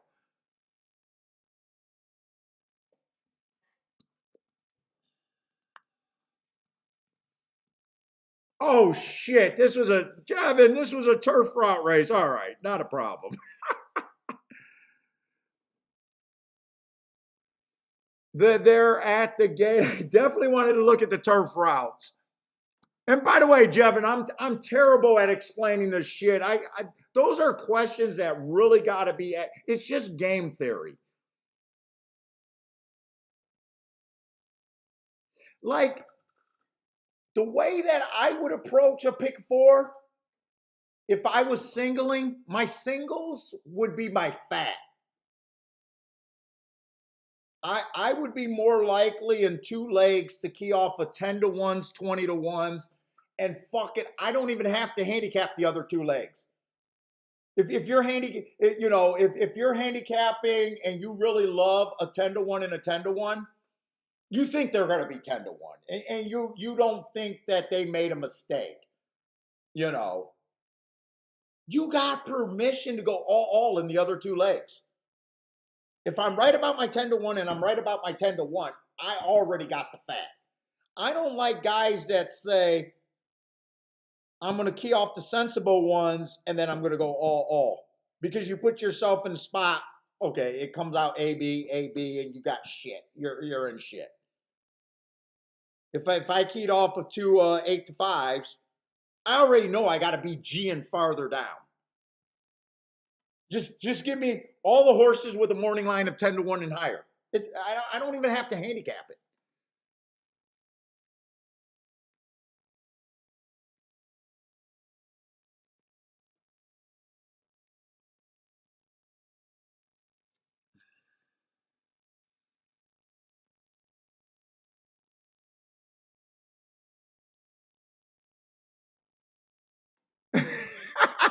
Until it goes, it's normal. We can't understand your mindset.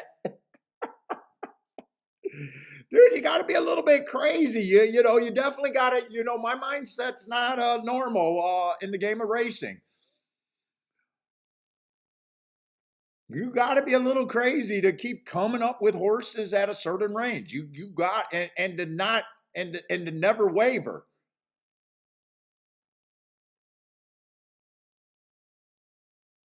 I don't understand how guys act like it's amazing every time they see a 20 to 1 winner. How can you be amazed? That's 5% of the win pool.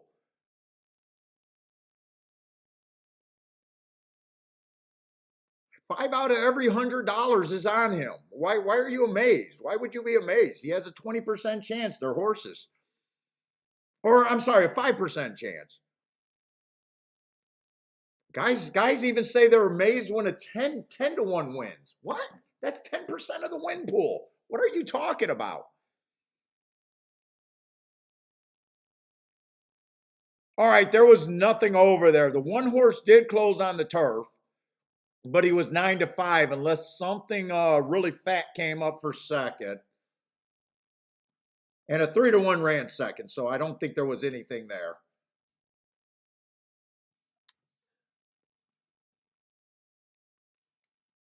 But like, you should be able to look at your ticket. If you like a chalk, you know what you need for second. If you like a chalk, you know what you need in a double. And the same is true for a pick three. If you like two chalks, you know what you need in that third leg. You know what you need. Fuck, I got two chalks. I don't have to handicap the third leg. If chalk wins and chalk wins, I know what I need in the third leg. And it's not going to be below. It's not going to be something 5 to 1 and under. Probably I need something at 10 to 1 or higher in that third leg. Like it's the same for doubles. You know what you need when you're looking at these exacta payouts. and you're thinking about, you know, it was so easy. When I thought that 7 horse was that scared me out of the race, I looked at the board and I said, "Oh wow, it's only the 1 and the 2." Let me check the exact. You know, they were both 15-1, and I checked the payouts to both of those 2 horses, and I said no, they were paying 11 and 50. Like you should already know what you need. And when you like a long shot, almost everything behind them. You know, you might go chalk, you might go mid road. You know, you got everything open to you then. But as soon as you're king off of a couple of chalks, you already know your next leg got to be something. It has to be outside the box. If you're not outside the box, you're fucked long term.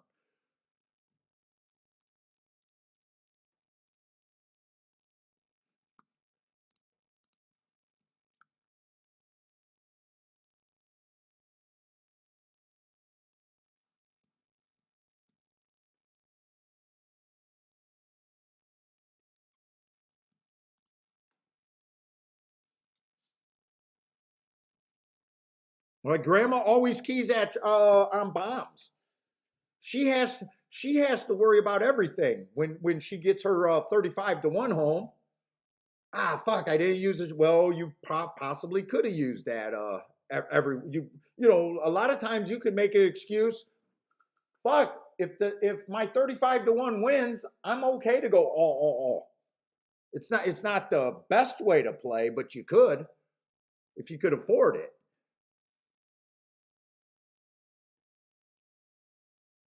Let's see, we got a dirt race. I got to look at this dirt race over here at Gulfstream. But it's all just game theory. It's all game theory. You don't want to be cashing tickets where there's no upside. Let's say the 1 just looks like route to sprint, and oh, you guys know I hate that move. Let's see, there's only 6 horses in the race. We don't got to be as hard on the horses. They all start with the 20% the way that I make the betting line. 1 hand speed, but that's generally I want to be on the inside. 9-1, I'd probably leave him in. If he was a bet, I won it. Let's see, the 3 is going to be in the 2 hole. Looks like a stalker at the best.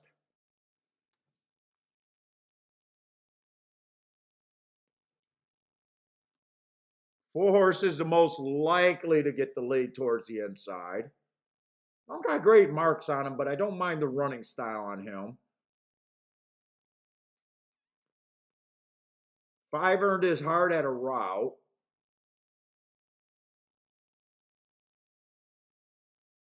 6 earned his heart at Tampa, and I don't completely trust the form coming up from Tampa to Gulfstream.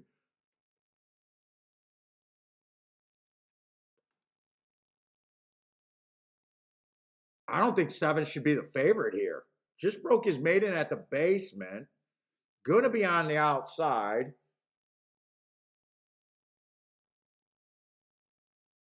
Gonna be in the 6 hole. That helps him a little bit. I try to beat this 7 horse.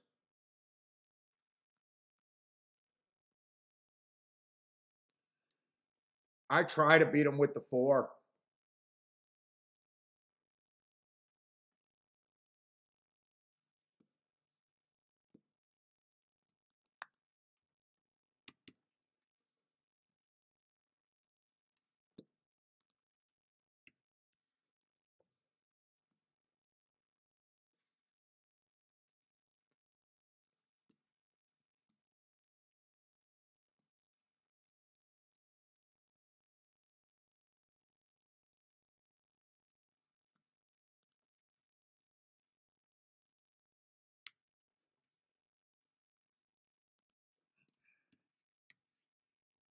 I don't think I got to break this down any more than that.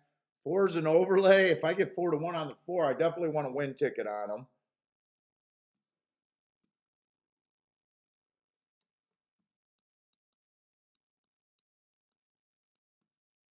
I think I'm just king off the 4 also.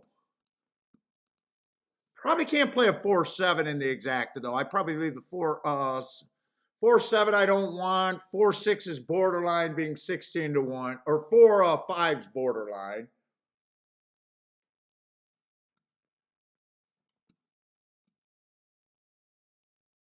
Four one, I would want that. 4-3, I would want that. I probably make this to where if I probably make this to where if fours win, I want to be have a good day. I probably go after this right here. If I get 4-1 on the four, I think I bet them to win, and I play the win stronger than I play the exactas, where I make the exact the bonus.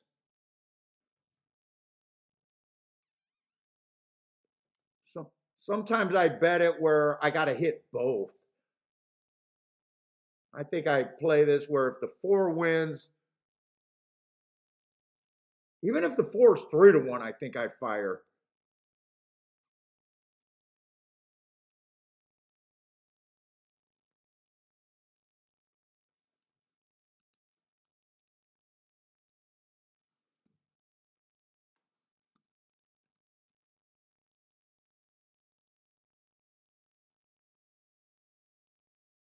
Do I want to bet the 3 and the or the 1 to win here?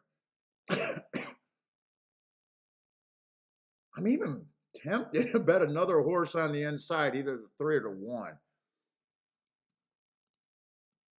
Let's see, I'm going to do the exacta first because the win bet is more price dependent for me.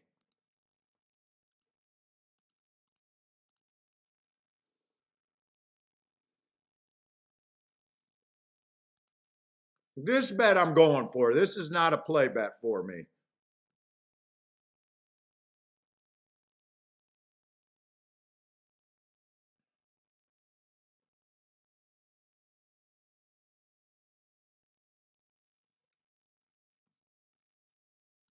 Let's see.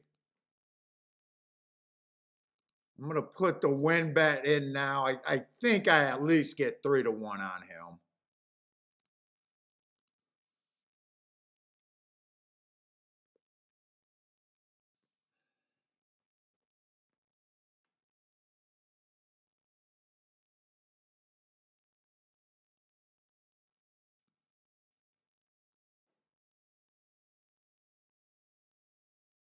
I kind of want to bet the 1 or the 3 here a little bit. I guess I'm not going to bet anything else.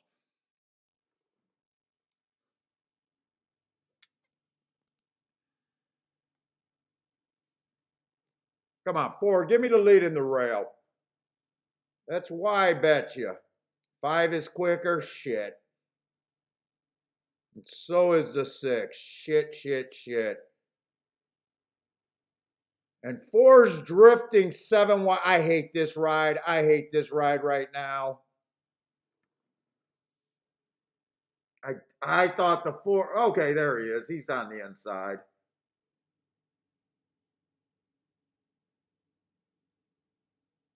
This looks good, I think.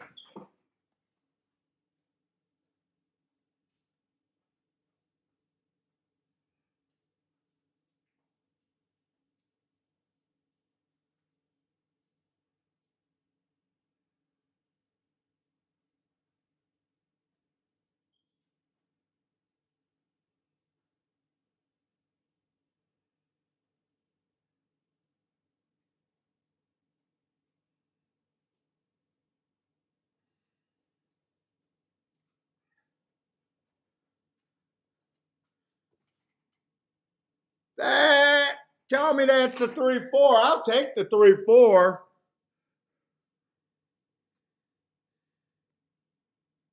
Well, wait a minute. No one passed. Was 3-4 dead last?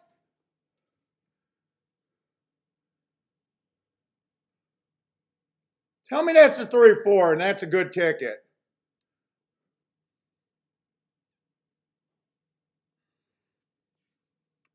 I really wanted to bet either the 3 or the 1 to win, and I couldn't decide which one.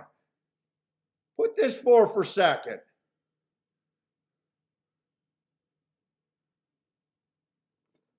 That's going to be a nice backdoor exacta right there.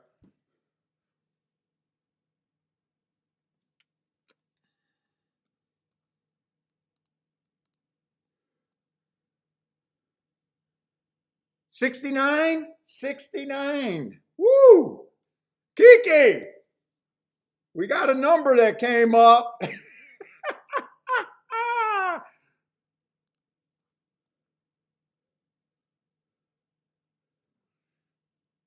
God, now I wish that I bet the exacta more than the win ticket on the 4. But either way, I do well there. I do pretty good either way.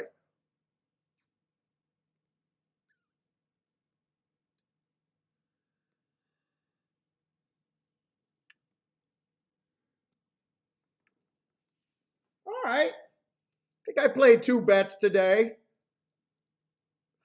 Found a ticket that mattered. Yeah, I backdoored it. Backdoored it, but we don't mind the backdoor.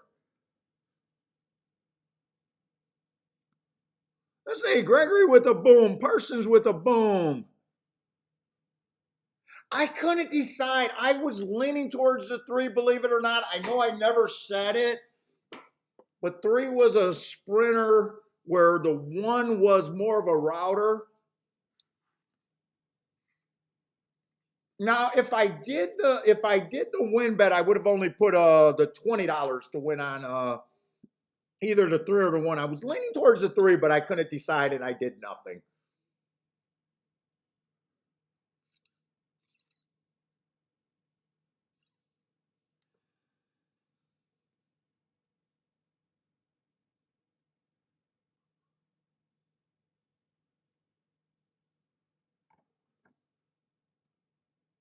I have an overall philosophy that I like in a sprint race. I prefer sprinters over that. That was the reason that other than the inside, me believing in the inside bias, that was a reason why I was favoring the 3 a little bit in my head. Tango Papa with a boom, nice. Had to win also for $5, nice. Hopefully you got that exacta too. Boulder with a boom, nice. A lot of you guys had that one. 3-1 pretty easy. I had to walk around. I did not like that the 4 circled there and was about 3-4 wide on the backstretch. I don't know if that hurt him.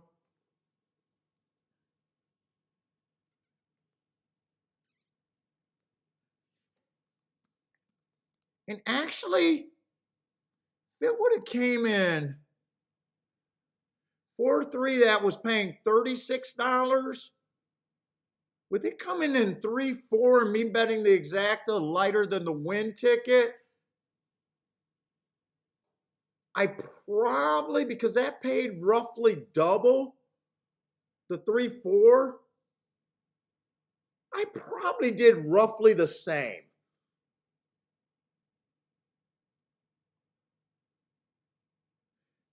Because 4, I would have only got $90 for every 20 that I put on them. I don't mind what I did there. Not gonna complain. Definitely a spot we could have got to.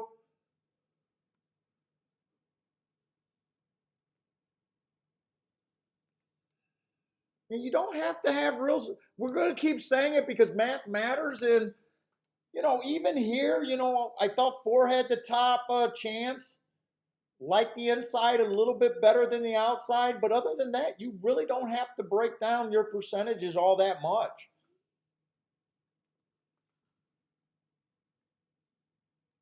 Gregory Ross is. I hope that 69 is music to Kiki's ears too.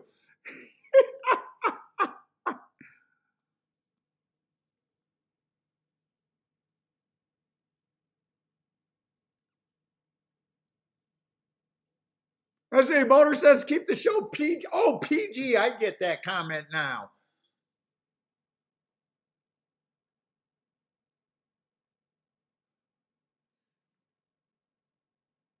Yeah, like we were talking about just theories, right? If you're right about your betting line,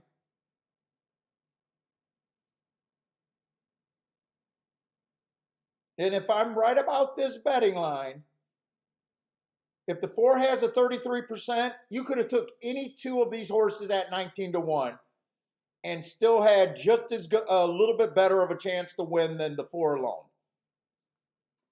It's just fucking math. You handicap, and there's always different directions you could have went, and let math do it.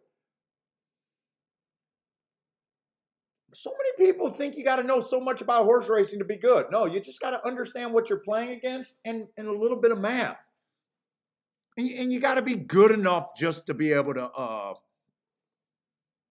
trust your opinion. If you're always running around questioning your opinion, it's a tough spot to be in. And the only way you can trust your experience opinion is through battling. That's really the only way.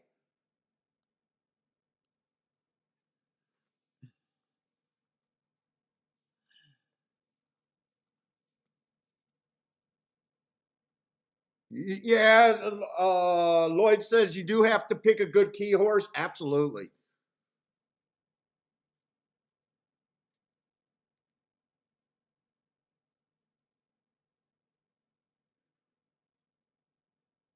Let me go to the bathroom, grab a drink, and give Bentley his cookie.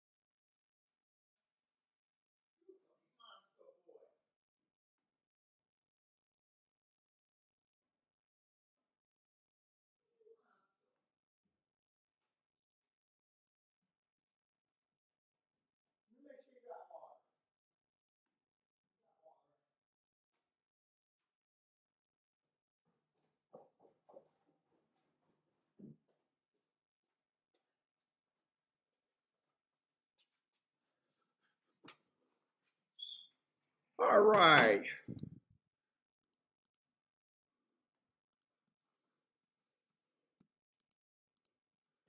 Do we got time to look at Tampa? Yeah, 7 minutes. We should have time to relax and be able to look at Tampa a bit.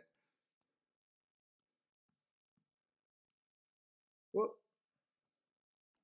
the wrong form there. Tomorrow I'm probably doing Aqueduct. I think I downloaded Aqueduct in Gulfstream for tomorrow.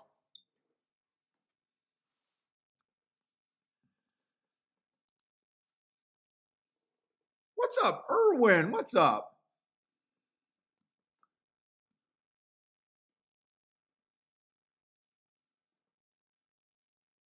Kathy's off to take a nap, then to work. Have a nice nap and a good day at work, Kathy.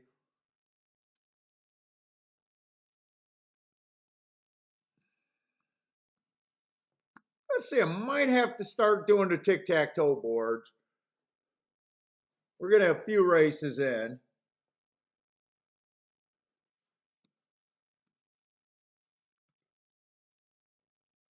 Let's see, we got 7 horses over there.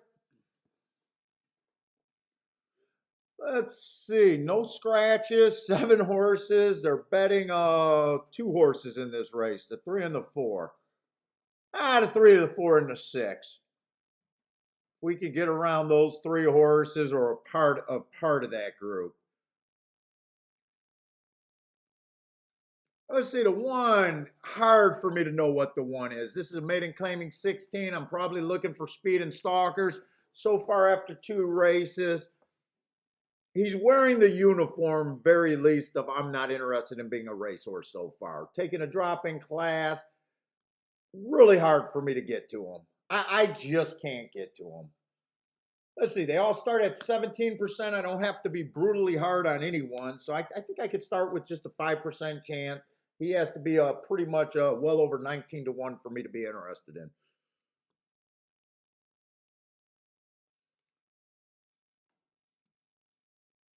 Let's see, 2 horse, 4 races ago, Bad Rail Stalking Day.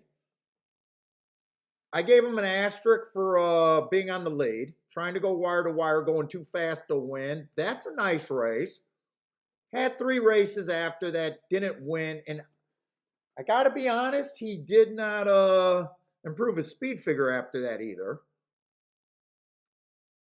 But last race he came back. He earned 2 hearts at a route, so maybe they're still in play, even though those hearts were earned at a route. At the best, I can say interesting long shot. I'm going to hold off on putting what I think where he at. I got to see the other horses. If you guys are new to the show, if it sounds like that I'm just now looking at the form, other than putting my marks down, that's absolutely true. When I put my marks down, I don't have horses that I'm waiting for. I have no idea. I don't handicap races before a race. It's to me, it's just there's no reason to do with when you don't see a betting board. We're looking for mistakes that we think the public are making, not horses that I like. It's a big difference. So I have no idea what these fields are. I'm going at them, making decisions in real time. There's no thoughts in my head. I know what I'm looking for, but other than that, I have no idea what these races are.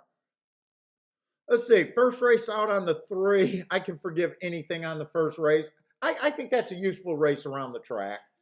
Was in position at the top of the stretch. Comes back, improves a little bit next 2 races. Best race was last race, just average, slow on a speed that I thought the rail was bad. And he wasn't on that rail. When it shocked me, I don't know if I'm interested at 5 to 2. I don't feel like 5 to 2, you're getting overpaid. I want to get overpaid when I'm right. Same with the 4 at 2 to 1. 4's already ran a lot of races. Doesn't look the quickest early. Weak field. Ran against the speed favoring track 2 races ago. That might be a little indicator of some upside, but 9 to 5, I definitely don't see where he's not a coin flip in my head, where I even believe he's a little bit of overlay.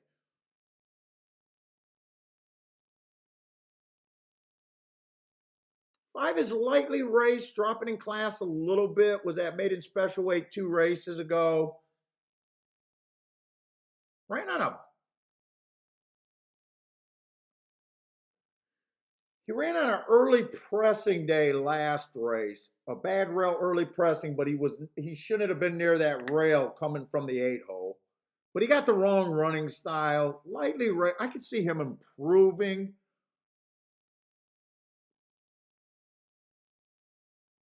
But really not sure what I think if I could play that. 6 is dropping in class 2 to 1. I would have to think that he's a coin flip to be an overlay, and I just don't believe that any horse should be a coin flip here. Kind of wrong running style last race. The other race was a 1 race sample, first time out.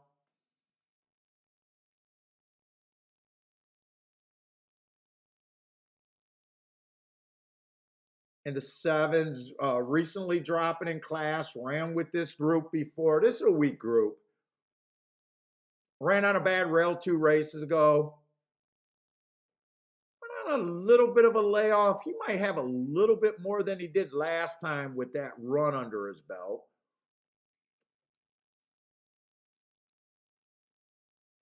Two's the most interesting. I think two, I might be reaching for the 2. I think he's a little bit of an overlay. I think he should be about 9-1. And then the other 4 horses, they're all the same horse. Or the other 5 horses, 3 through 7 is all the same horse to me.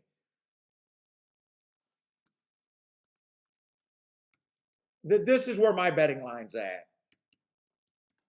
I'm not separating that group. So 7 is the best of that group for a better. The 7 and the 5 easily.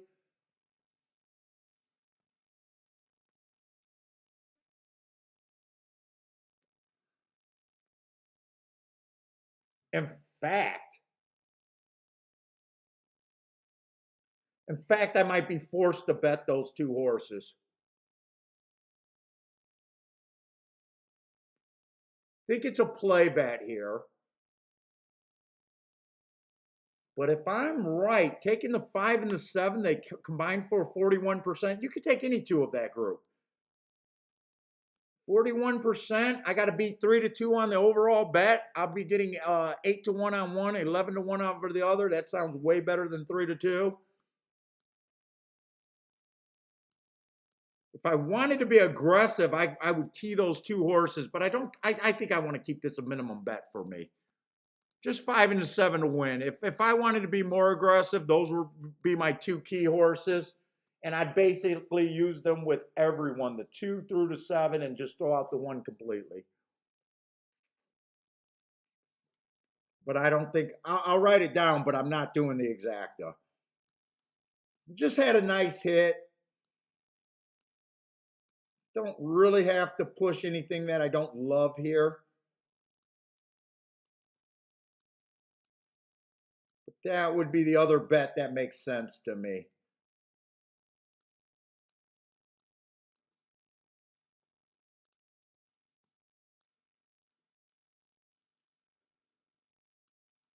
But all I did was a 5-7 bet.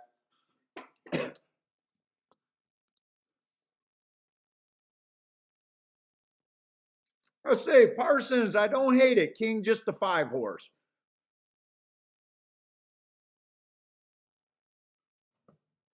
Saturday, I don't even know. I had enough Rolex days. I had a few Rolex races where I won at least 10 grand in a race. I had a month or a couple, no, not a month, a couple weeks where I went on a $30,000 profitable run, a bit better than 30 grand.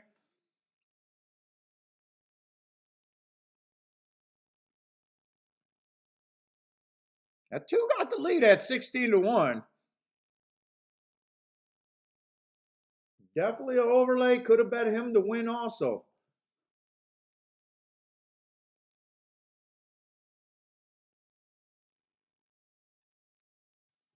And the pace is not really fast. Actually, this is a sprint race, right? Maybe I should have went after this race.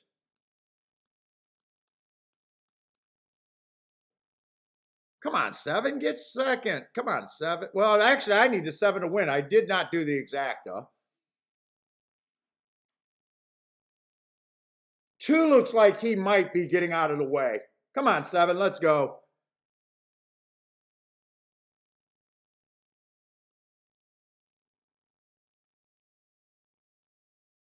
Come on, 7, because I'm rooting for the exacta now.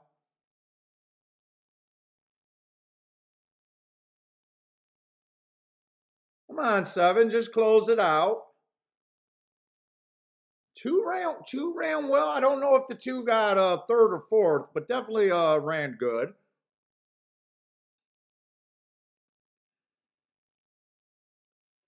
I'm going to lose the win bet. I got to see if this exacta ends up being good because the 6 did go down to even money. That would have been a $16 base bet.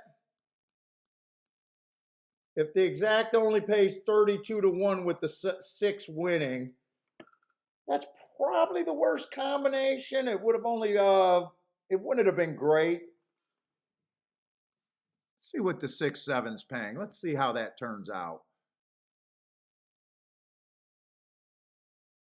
Now, I would have had to look at the payouts if I would have played that because I would have known I couldn't have had a 5-6-6-5. I could have had a 5-6, but not a 6-5. That's only paying $10. 7 would have been questionable because 6-7 is now paying 24 to 1. So you're not even this bet. You would have had to throw out some combinations there. I did this bet right now. Now that I'm looking at what the prices are, I couldn't have played that many combinations there.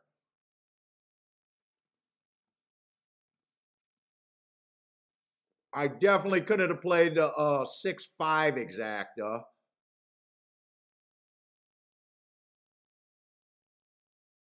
That would have only knocked it down to 15 combinations to get $24 back. That's why no matter what, even when you're king off a long shot, you still got to make sure that you think the bet's overall good. But I did not put that exacta in. So I am going to lose, but I'm going to lose a small bet that I thought had some upside. And one of the two horses that I bet did run second. So.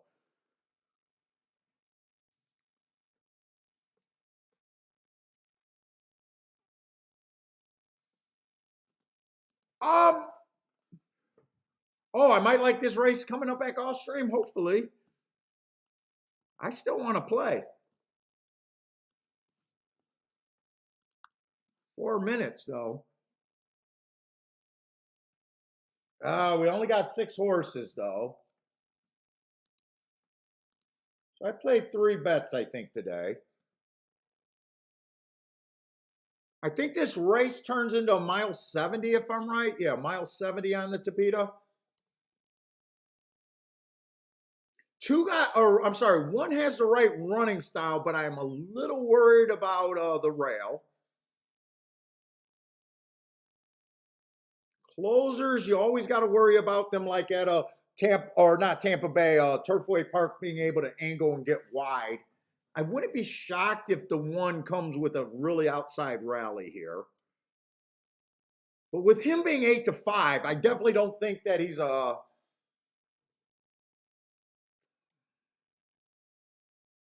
represents a lot of value there. Let's see, 2's probably going to lead. I'm a little anti-speed over there at the Tapeta route races with front runners. Coming off some nice races, but unless he gets that 25-50, I think where they can wire, I'm hoping he has problems. Plus, he's going to be on the inside.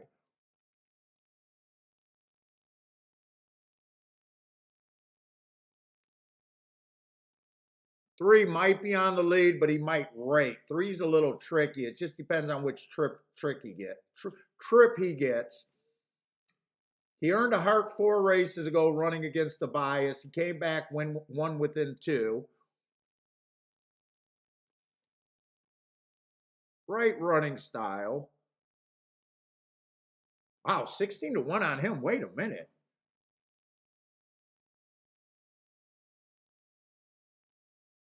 Four's really tricky because he's taking a lot of money. He's a sprinter stretching out where he might be one of the horses pressing possibly.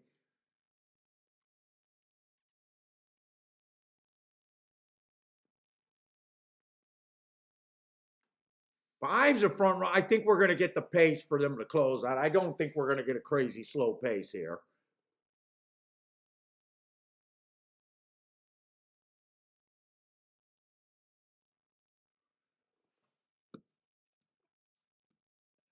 Let's see. I'm going to be really hard on the horses that I think might be on the pace.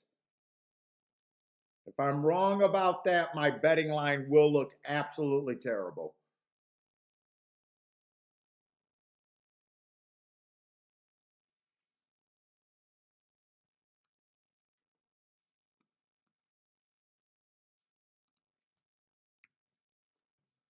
I'll look absolutely terrible if I'm wrong about that. In fact, I'm just going to say 2 to 1, 2 to 1, 2 to 1. And I'm just going to change these to 6 to 1.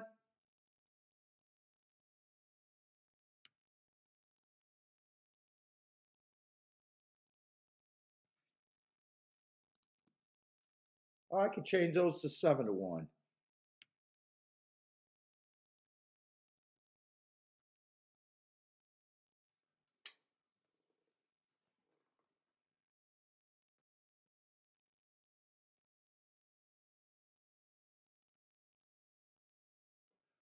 Well, I'm priced in on this 3 regardless.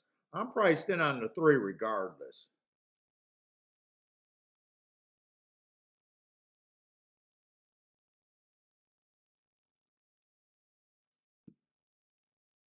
I'm forced to play this race. The math is too good for me to pass up. Now, I could decide to play this race for less, though.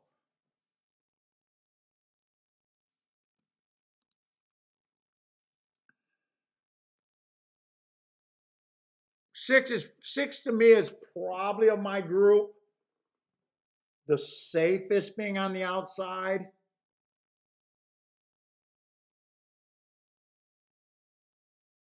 Oh, wait, he's a sprinter stretching out.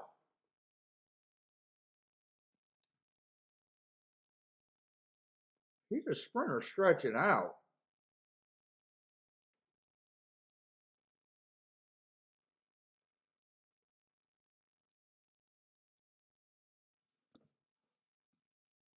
I'm definitely doing win ticket on the 3.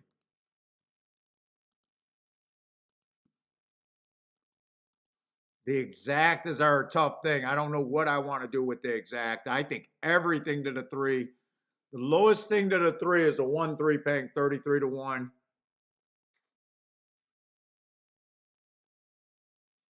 I think I can justify going to 3 all 3 here. I think I am going to do that.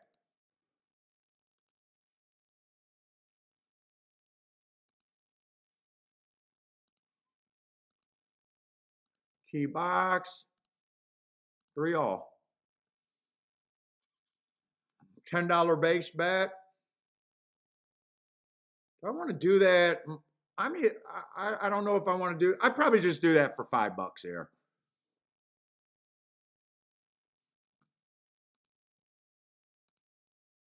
That's $50. Yeah, I'd do that for $5. Could have done it for 10, but I want to keep this a cheap bet for me.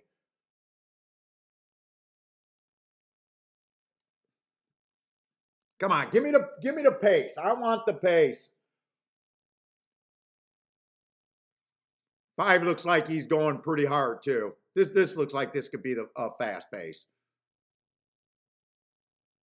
Come on, all of these horses. I want this to be 23. Give me 23 on the front end.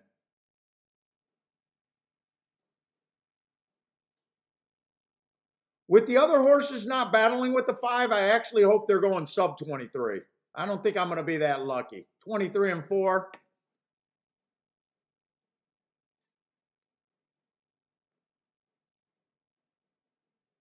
Don't go to the inside on the 3. Just keep this 3 like 3 wide. Keep him interested. Maybe even smack him on his ass just to make him think that he needs to stay close enough to this.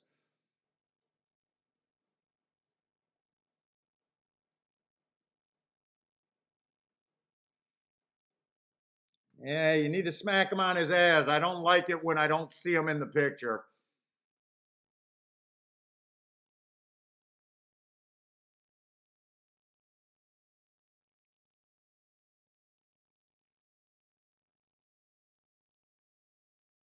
Come on, you big gump. You bring the whip out now. You're farther than 3 lengths behind. I don't know if this horse got the rally I need.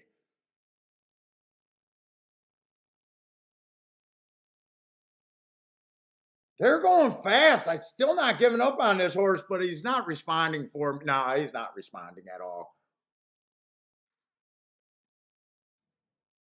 All right, I was forced to play that.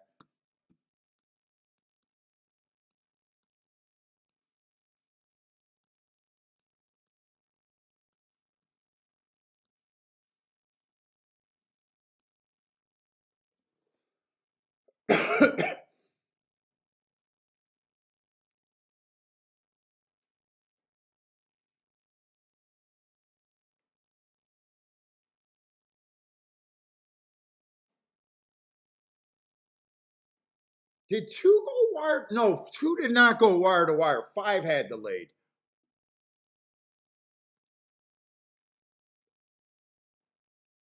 Two probably stalked if I'm two probably stalked there.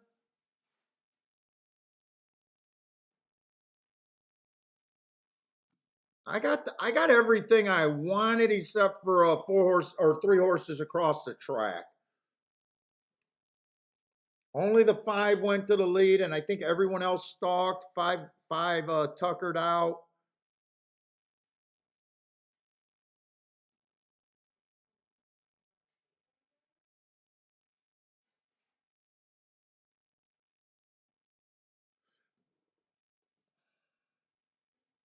I would have preferred a better ride on that three, but I honestly don't know if the three had the engine. I probably overestimated the three's chances.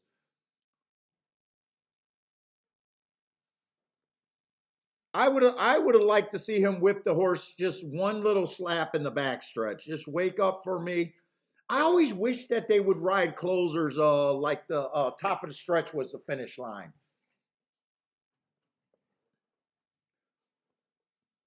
Frankie Tubbs with a boom. Nice, Frankie. On break. What's up, on break? Boater like the six. Did anyone have this two horse?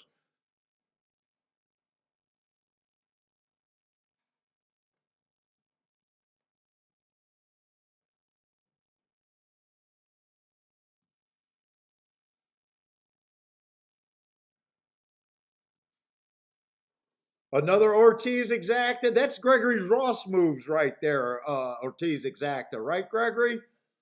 I don't know if that one was paying enough for you, but I do remember that being your move. All right, I'm just flat out wrong there, and I don't have a problem with being wrong. I'm supposed to be wrong 80% of the races. If I'm betting right, I know I'm going to be wrong 80% of the races that I play. I got no problem with just being flat out wrong.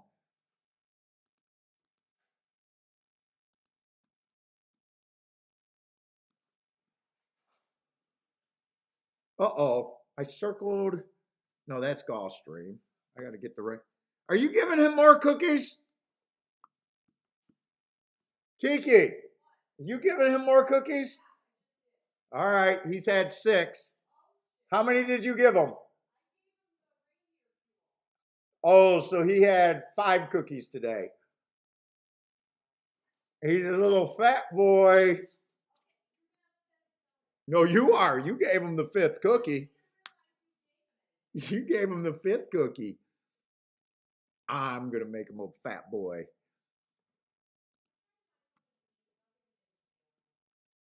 Yeah, you're down to the we're down to nothing. Well, you got a bunch of candy and that kind of shit. Look in that box. There's a bunch of good candy. You'll like those strawberries or cherries, I think. Before I eat them all, and the one that your uncle gave.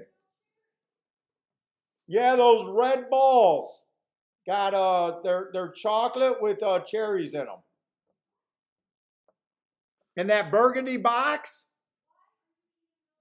because Yancha handed it because I'm an important man. Oh yeah, Titamimi. It was not for you. He gave you to Johnny Walker.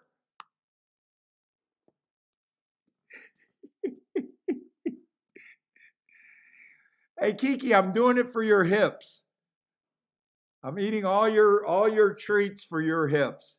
You'll thank me that you're not going to gain the Christmas poundage.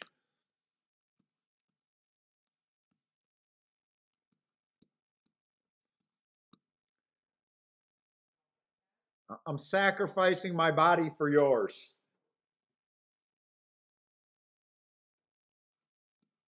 Think of me as Reagan's bodyguard jumping in front of that bullet. I'm jumping in front of the fat bullet for you.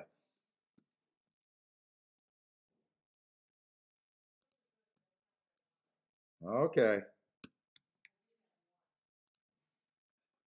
Well, hide them in your office if you like them and you want more, because otherwise those are going to disappear.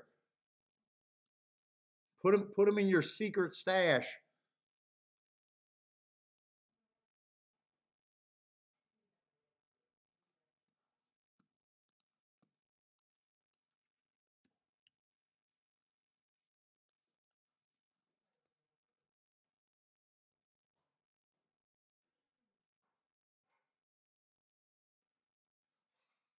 Oh, wait, that was a year ago. Wait a minute.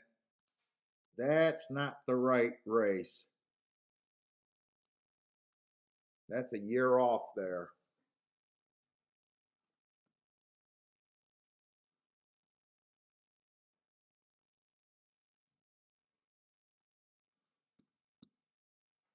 Let's see.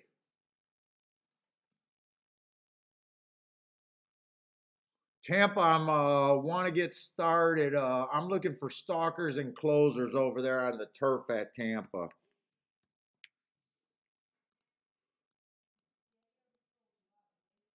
Yeah, no ice cream tonight now. 5 cookies, and that fifth one was a big cookie.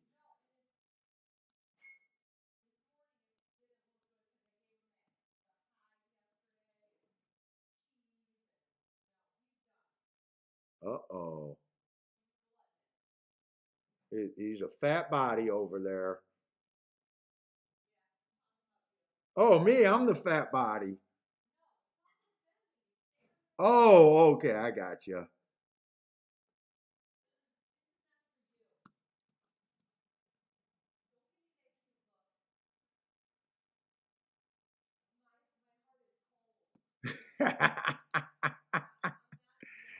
She said, "Don't give me that cute look. My heart is cold."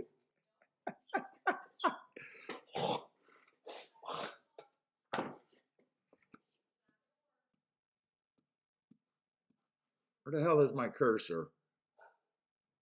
Dude, I kind of like the two outside horses over here. Four's the big favorite, huh?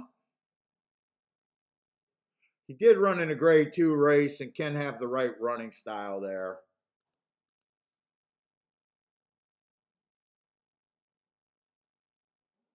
Hasn't raced since September, and before that he was off almost a year. I think he's overbet. I think it'd be really hard for me to back the two.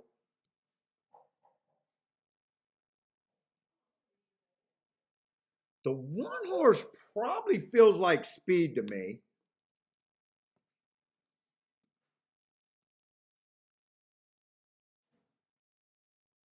Three being a first time starter, I just want to give him points, but not so much that I'm interested.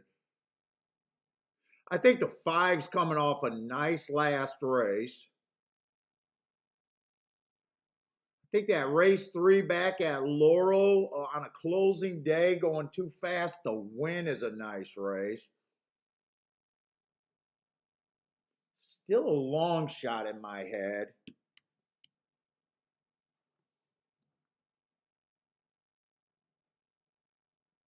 Seven's off almost a year layoff.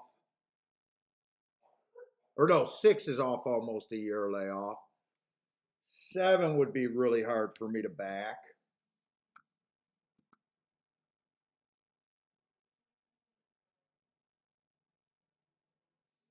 I think if the 8 can run, I think he can get first run here. Same with the 9. I'm interested in both of those horses.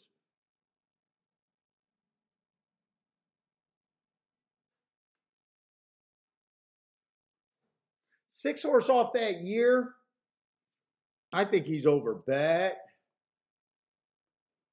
I wouldn't take him at 7-2.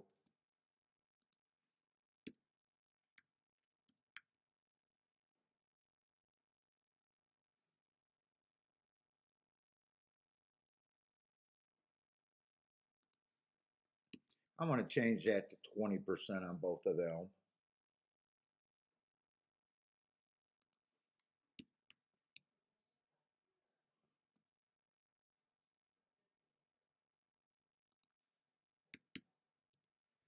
I think that's what I want to work with there.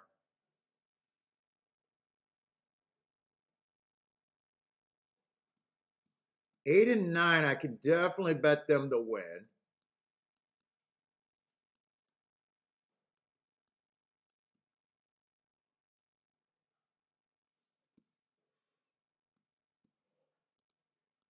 The 4-1, do I want any exactas? 4-1, I don't want.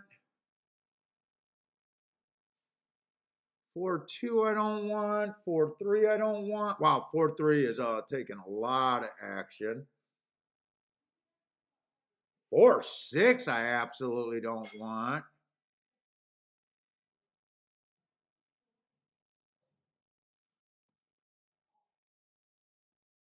4-7, that exactly got upside, but I don't believe in the 4-7. 4-8's paying 50 to 1. That's kind of almost where I don't want, but I think in this situation I could play it because I don't think I'm going to turn it around. And 4-9 at 33 to 1, I definitely want that one.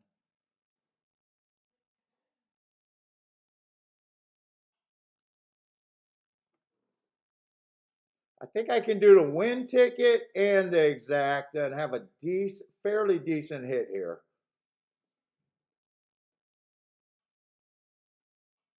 If I'm right.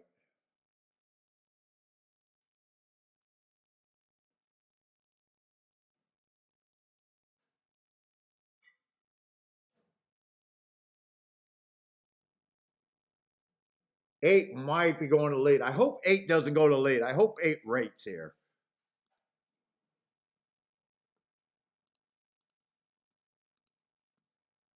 Let's see, 8 and 9 to win.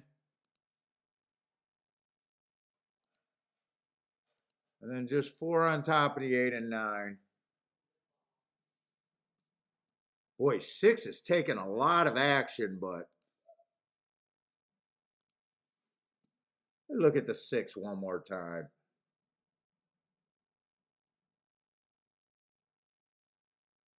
If the 4 doesn't, if the 4 is nothing, I would be looking at the 8, 9, 1 and probably use the 6 a little bit.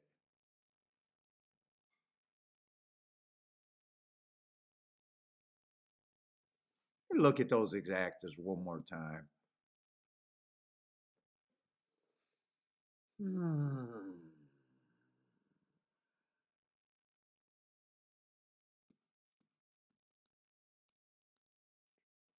Could do this also. 6, 8, 9.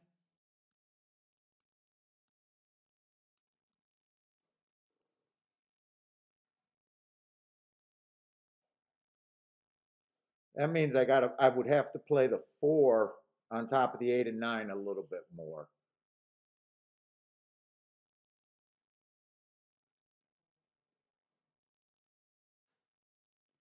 I think I'll do that. So I do want to play the 4 on top of the 8 and 9 some more.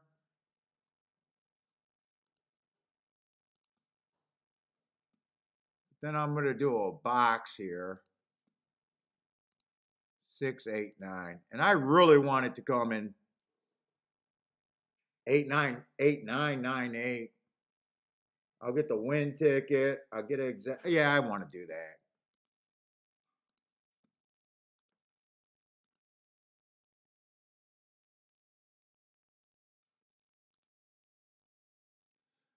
Let's say Unbreak likes the 8 over there at Tampa. I'm hoping that the 8 rates. PDT says Chad. I don't even know who is Chad on the. Chad Brown is probably the 4 horse. I wouldn't mind if it comes in 4-8, 4-9, by the way. I definitely would not mind that. I even hit this some more, so I played this for, even if it comes in 4-8, the worst, as long as that's still paying about 15, 16 to 1, I think I still do very good. 18 to 1 it went up. So as long as I get over 15 to 1, I think I'll be pretty happy with that. If it comes in 4-6, 6-4, I definitely could not play or want that exact. I think 6-4 or 4-6, I think was paying $4, $5 right now.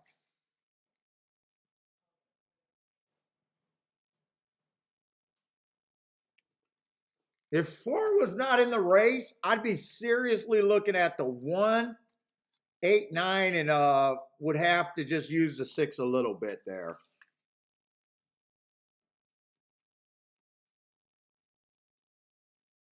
Before with the 1, I couldn't have played. And I just don't feel like doing a 3-horse win bet here. Even though I could, those 3 horses, I think combined for like a 50% chance to win. So for every $6, the worst one I'd be getting is $20. That's better than even money. You could do that.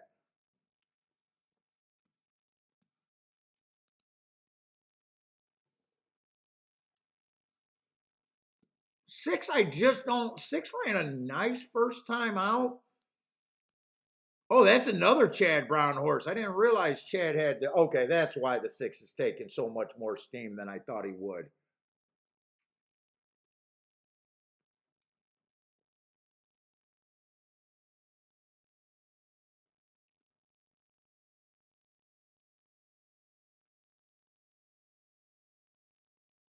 Let's see. Roland took a shot with the 2 horse. Let's see how this plays out. Good luck. Ooh, 1's going to the lead. Did I think 1 was going? I think I did think 1 could be on the lead there. Yeah, I did say I thought 1 was possibly a speed horse. That's why I was a little harder on him. 8's not going to lead, which makes me at least happy about the ride. I don't know if I want him to be that far back.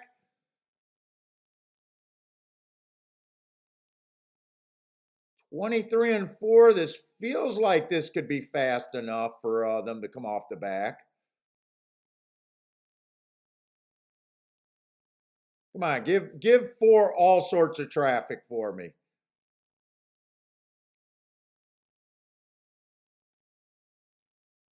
8's moving nice and easy right here. Can we keep this move going? They did get a slow half, though. They went fast at the first call, but they were able to slow it down on the lead. 23 and 4, and then they went 50. That 50 makes me nervous.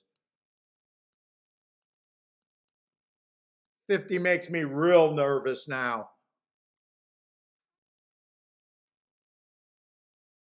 Come on, 8. Come on, 9. Let's go. Bring me an 8-9. Come on, 9. 8-9. Let's go.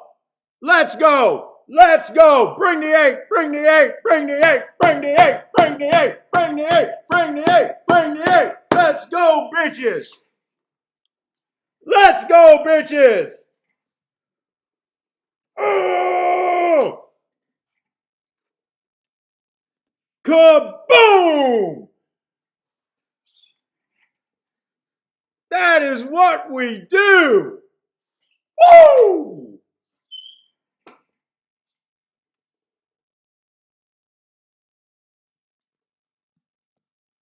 Let's go. Tell me we got 18 to 1 on that 9.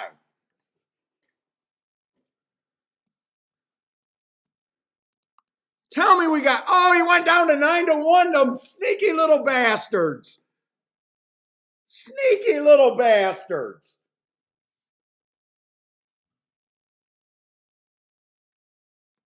What the fuck happened to the 18 to 1? You bastards. Okay, you know what? We're going to spread the wealth. I think that's a shake-up chat room. Come on, tell me you guys hit this.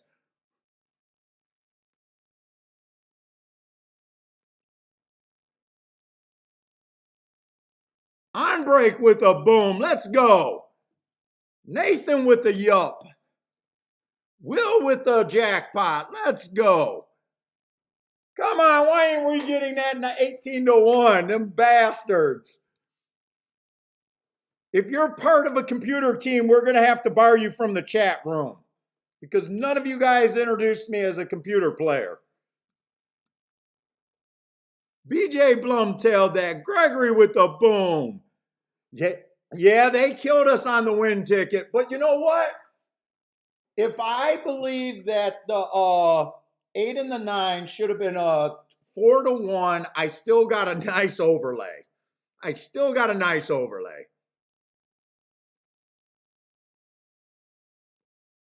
The exacta, we get 101 on the exacta. I almost did not put the exacta in.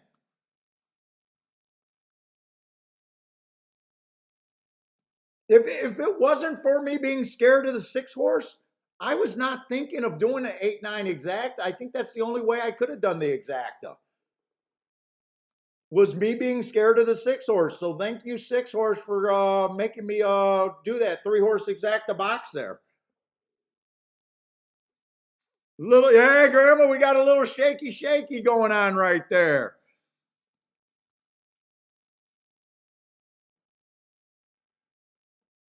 All right, that was obviously fun. And we got a turf race. That's what we're supposed to be hitting over there at Tampa Bay. I keep saying I'm not interested in the dirt races there. I'm not interested in the dirt race, but the last 3 years, 2 or 3 years, I've been winning at Tampa Bay just playing the turf racing over there.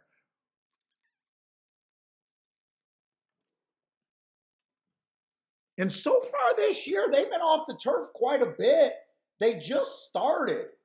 I'm not even sure if I played more than 5 turf route races this year. It seems like they've been off the turf a lot over there at Tampa Bay. I don't think we've had that many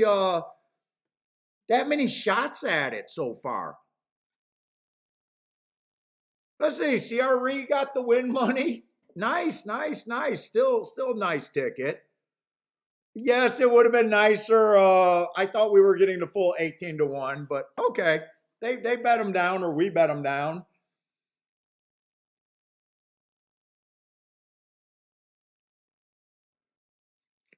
All right, there's not much I have to do now today, if anything.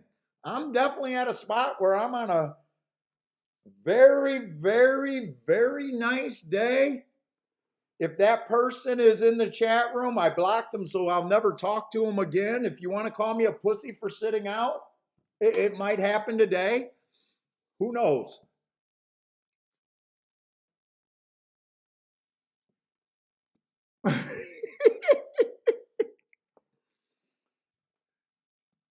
Let's see, Gulfstream, we got 2 minutes for the next race.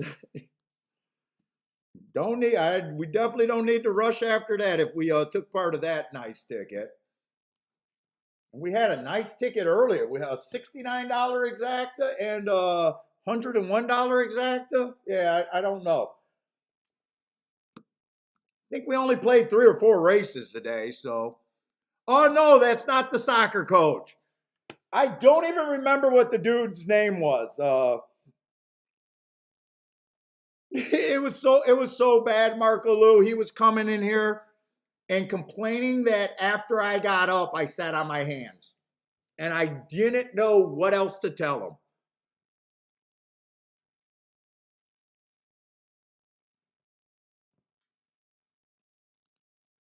I mean, of all the public, I guess I got to consider myself a fairly public handicapper. But of all the public handicapper that no one is convinced that they could win, at least I can convince you that I can come up with tickets like that fairly regularly.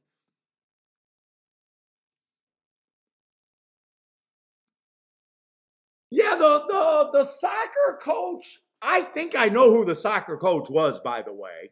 I think he was a employee because as soon as we did that, hey, dude, I don't know why you're using your work email of your business. That's kind of a bad look.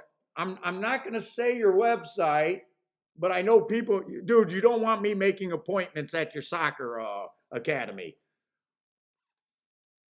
I was like, why would you troll on that account? Your business account was just absolutely stupid. I guess it's fair. He's sitting there. He was a guy that did not like biases. He kept making comments like, hey, this guy's a moron. He believes that the track makes the difference on bets. Okay.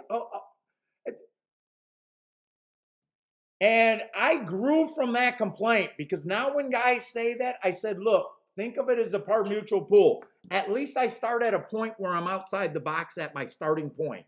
Who do you think has a bigger advantage? A guy that can figure out how to get outside the box in most of his bets, or a guy that uses what everyone else is doing? You should at least be able to figure out the importance of getting outside the box.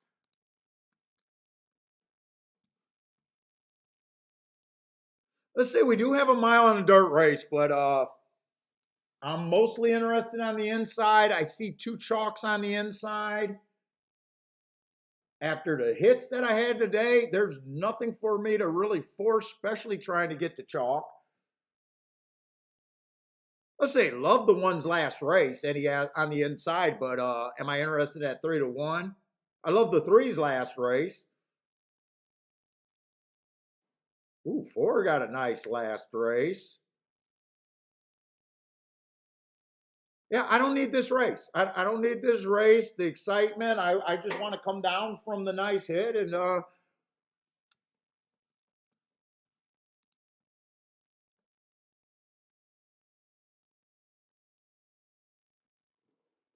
yeah, the guy that you're talking about told me, yeah, he's 6'6".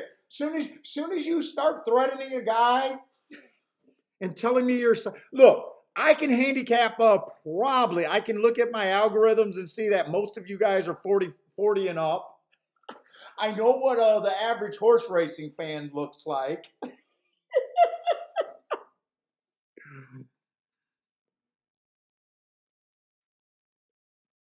Look, let's just say most horse racing fans should not be talking to. Now, you don't want to completely be talking shit on the internet against horse racing fans because there could be some legit bad guys and hustlers there with very black hearts. Shit, I might be, dude, if you guys are watching from Chicago, there might be some outfit guys there. Shit, if you're talking shit on the internet and you got a lot of New Yorkers watching, yeah, gambling in the mod goes pretty hands up. So just because guys are old don't mean that they can't put a 22 round in the back of your head. But physically, they're not the scariest people. I wouldn't go in a gambling community and talk too much shit, knowing the makeup of hustlers.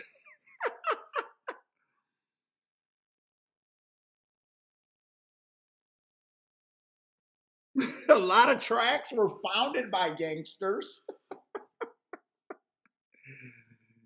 You don't want to talk too much shit on the internet these days and ages. It doesn't take much.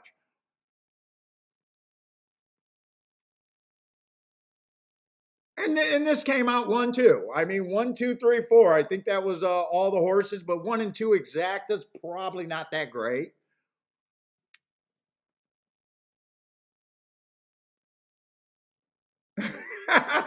Yeah, Dennis, you being 24 years old, you're definitely out of the ballpark of an average horse racing fan. Yeah, Ryan's more worried about 22. Yeah, dude, you got to think about it. I got to think about sometimes when I talk too much shit about horse players. Shit, you might have John Gotti when he was around. He was a degenerate gambler out of New York. You don't think he spent time in horse racing? Shit. Whitey Bulger, his cruise talks about fixing horse racing back in the day. Fuck.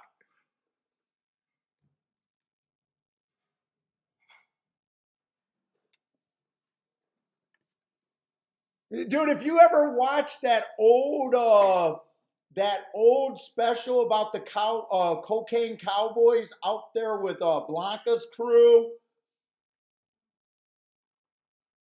Dude, what was all of her pilots doing?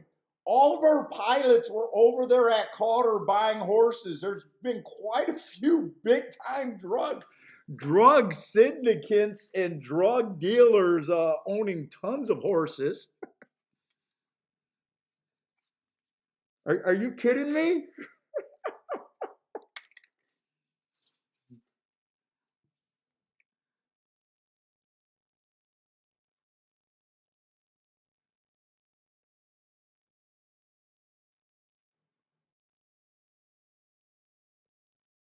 Then you got grandma. She says she broke her ankle on a fall. I don't know if she just had to slap the shit out of someone and broke her ankle, or not her ankle, her wrist. What was it? Your wrist? She broke her wrist. I got a feeling that grandma might have cracked someone getting lippy with her.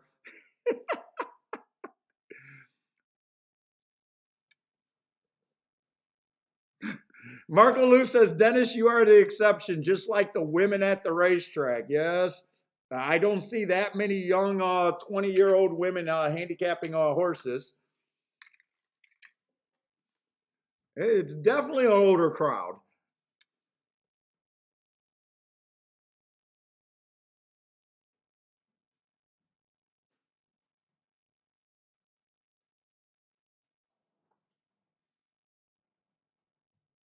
Yeah, that Clint dude was probably one of the first trolls.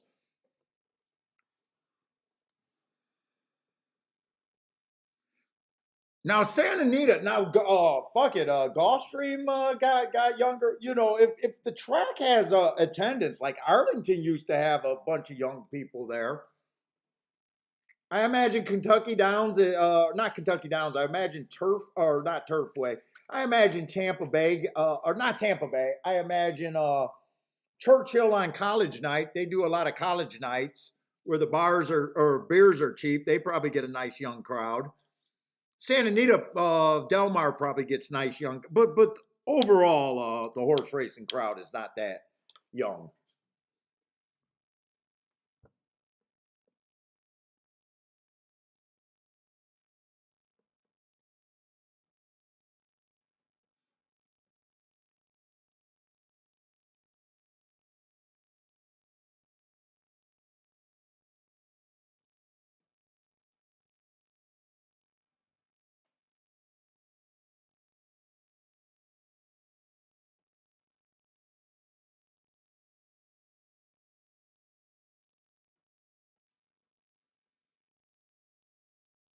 Okay, but I definitely have no problem. Actually, that goes pretty good with me thinking the inside of the track is pretty good.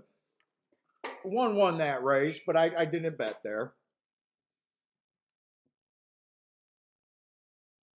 I would say that I think that exacta paid 29 for $2. That exacta probably overpaid a little bit, by the way.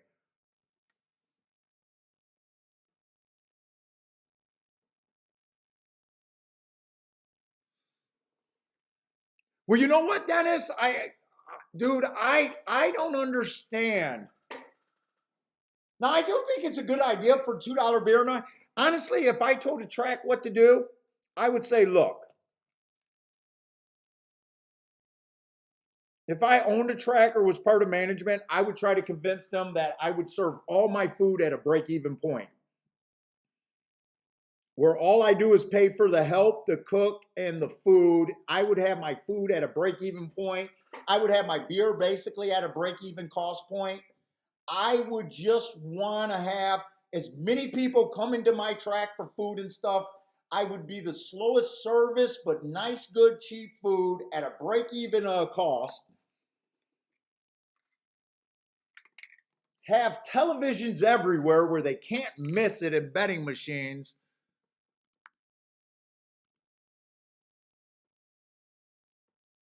No, we've never found a sponsor.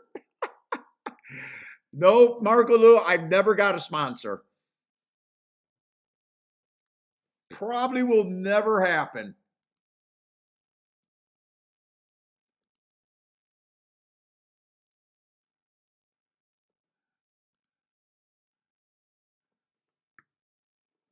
Doing more shows for clicks. That's it.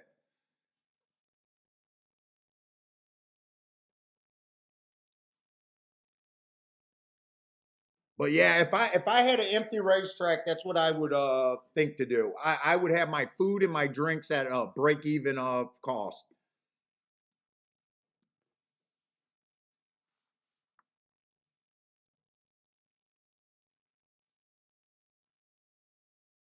Instead of trying to make money.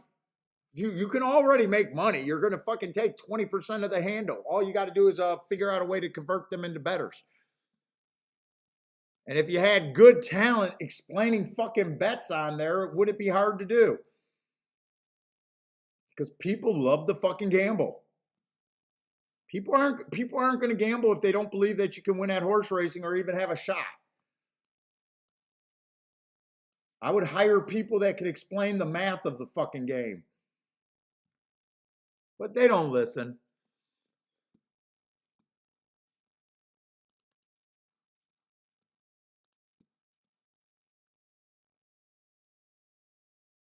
Oh, Ryan says that Santa Anita was, yeah, but the problem is they get a record handle for opening weekend and then that's it.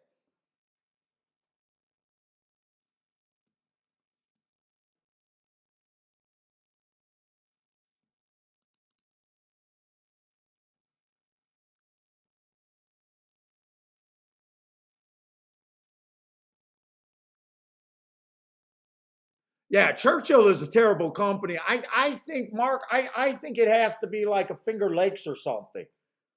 If I was a Finger Lakes, a Northville Downs, maybe not Turfway Park anymore with them go. But if I wasn't a big company, if I was an independently go, I would definitely be wondering. I'd be putting on show. Look, I can build some more horse racing shows on social media. If I was a racetrack, I would go to my regulars and said, look, can we put you in a room, a small room? Can we put camera? Can we have you guys talking about your bets, celebrating? I would turn my shitty track into a reality show. I would honestly turn my track into a reality show.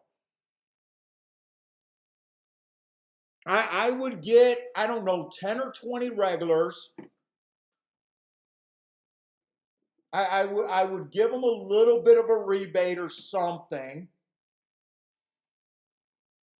If they would go sit in a room, talk to cameras, I would have some young kids just doing good content on camera.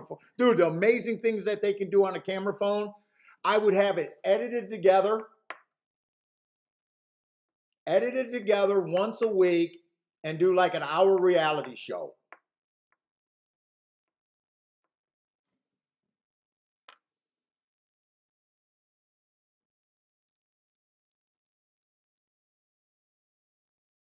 Advertising their hits. If you had 10 or 20 handicappers, you would have guys having enough tickets to scrape and edited some good content together.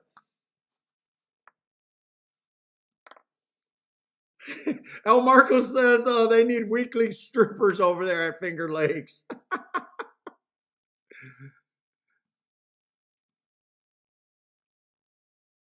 What's up, Greer? Yeah, I would edit some content. I would. It would be pretty much free. Fuck, if I gotta give 8 people $100, be on my camera, be in my special room. Maybe I feed them for free.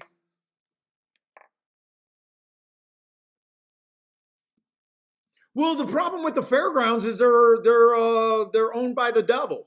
Aren't they owned by CDI? CDI has no interest. CDI actually probably wants Finger Lakes, Thistle Downs, those type of tracks to disappear.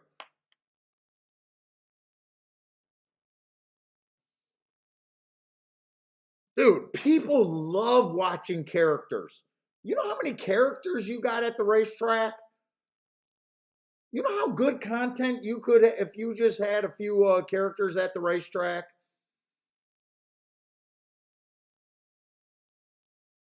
With your daily players that are already there? Let's see. I probably don't have that much over here at Tampa Bay, by the way. I got a lot of blanks in this race.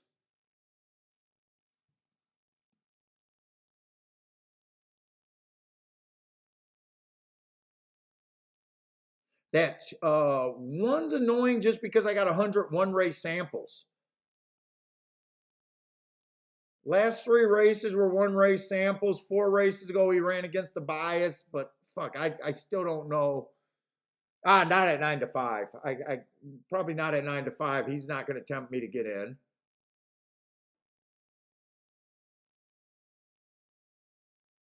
Two horses interesting with that race 4 back.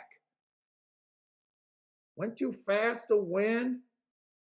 I would have liked to see this 1 race sample to be able to look up some stuff there, but I can't.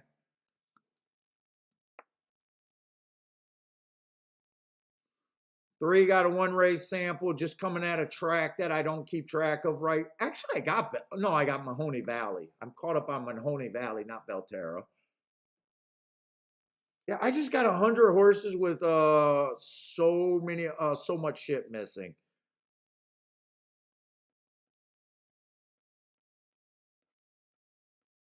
There may be some speed in this race, though. The 7 looks like he can go to lead. Not crazy about Mountaineer. He won at Mountaineer. He was at Woodbine. I don't think I can mess with this race. Plus, he's 5 to 2. I'm going to root for the 2 horse, but I'm not like really intrigued enough to bet here.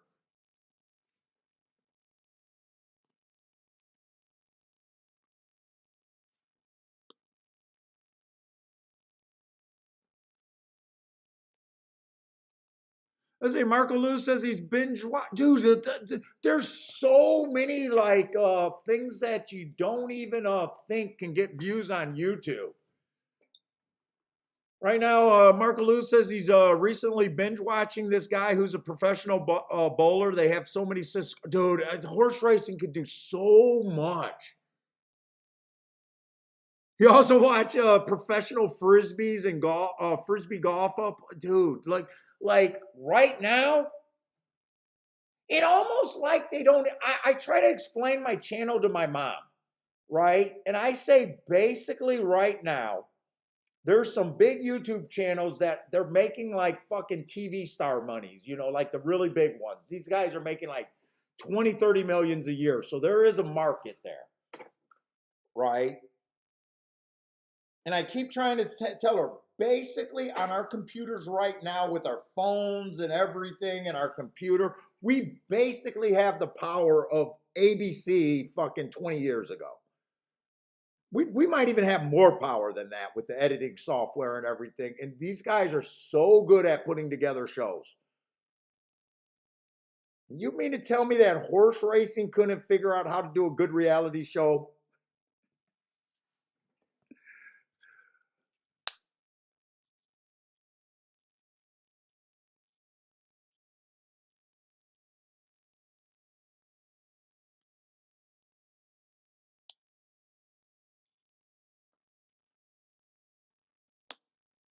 And horse racing just sits there and says, hey, all we're going to do is our same content. Our same bullshit content. We're just going to give out 3 horses every race. Our people aren't going to convince anyone that they can win. Joe, I don't. Joe. Oh, I don't like Turfway or Tampa. Let's go to Gulfstream. Let's go to Gulfstream. See if we can figure out a play there. That's right. The clock's still ticking over there at Gulfstream. Little 5 furlong race on the Tapeta. 12,000 non-winners of 2, looking for speed and stalkers over there. Let's see, 7th race. Got a nice big field too. Let's see, 1 was coming off a year layoff. But his race, he won his race coming off a year.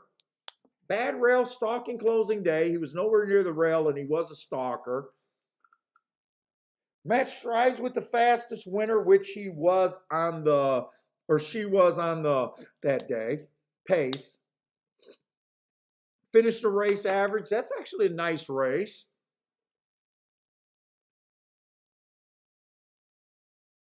That's a pretty nice race right there.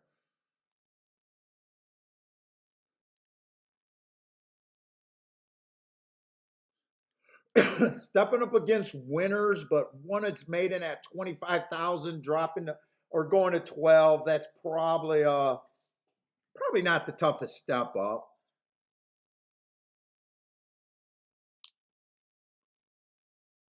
Horse might bounce after that time, but you never know. All I can say is that's a nice race. Let's see, the two's making a little bit of a drop here. That race two back at Laurel went too fast to win.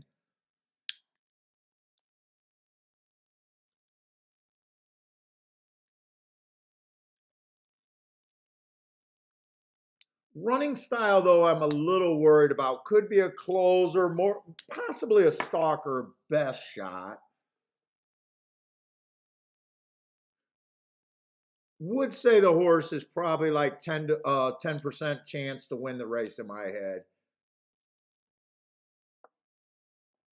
Three, I don't like the three. Three, I would be kind of against. Let's see, they all start at 13%. Let's just start with the three at about a 5% chance.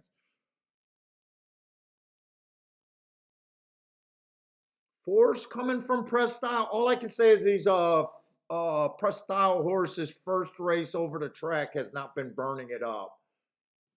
I think I can be a bit hard on him or her.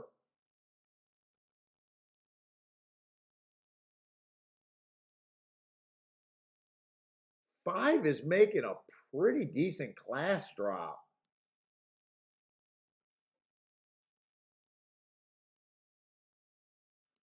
Four races ago at 75,000 was running against much better, probably. Not a bad race. Average while dueling on the pace. Still ran third. Comes back three races ago against 35,000, much better. My marks don't look good on him on that race. He was slow. But you want to look at how far off the pace he was. With him only being one length off the lead, I'd say that's probably a sneaky good race. He chased the slowest pace of the day against better and still managed to run second. I think that's a good race. That was probably a pace that he couldn't make up ground in.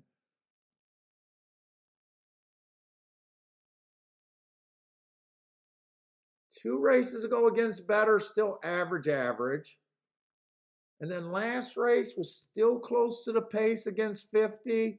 This is a pretty significant, let's see, 6-1. There might be a little value on him.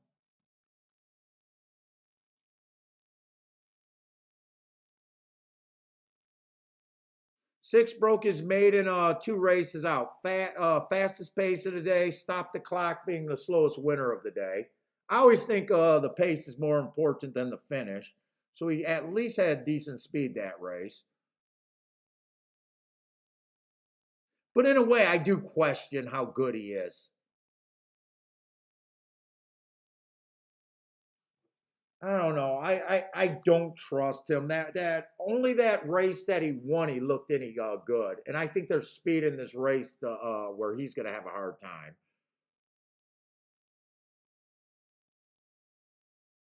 Let's see, seven. Oh, that race four back inside stalking closing day ran against the bias going too fast to win. That's a nice race. Came back and popped the very next race at the basement. Goes up to 35,000. Just slow that day. Pretty close to the pace. So that was probably the slowest pace of the day right there.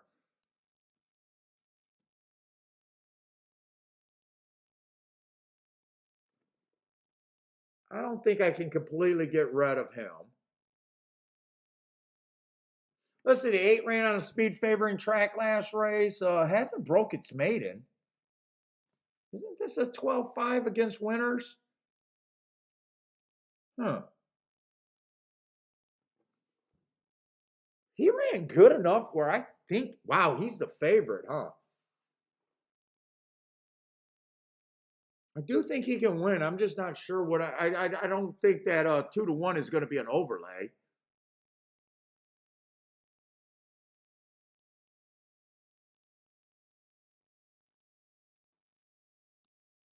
And shit, this 9 horse was running against much better. He dropped to this level last race, and a lot of times horses that drop the first time don't win, and then they come back and win. That race was a one-race sample, so I like his races before. 2 races ago was a bad rail day against way better. 3 races ago was a closing day. He was a stalker going too fast to win. I definitely think 9 gets a lot of points here. Let me see what I got. I might 1, 2, 3, 4, 5, 6. Let me just see where this breaks down. 18%, but I think I can break this down a little bit more.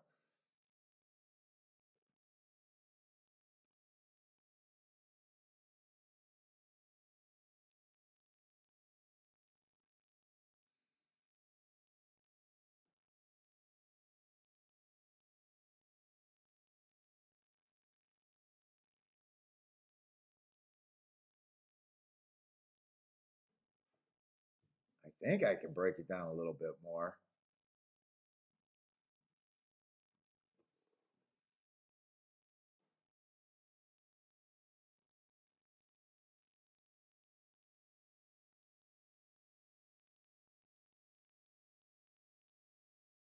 I don't know if I can that much.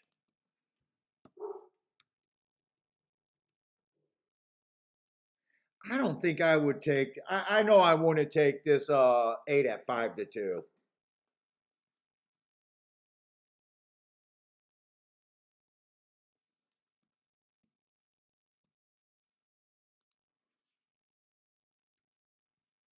That doesn't change it much.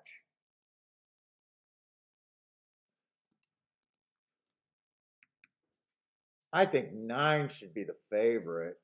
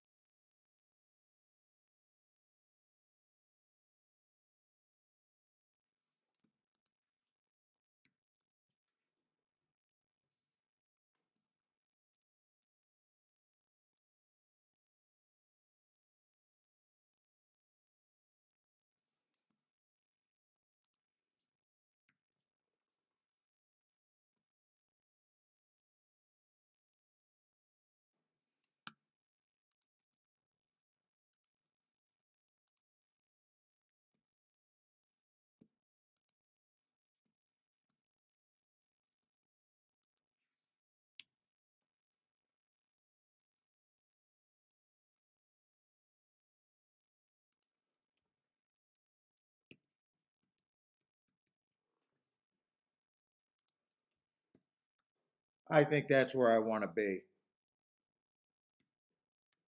I think 9 should be the favorite here.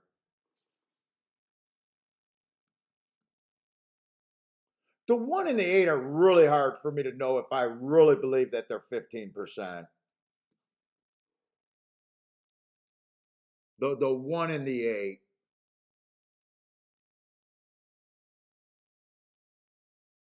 They both came back off a year layoff.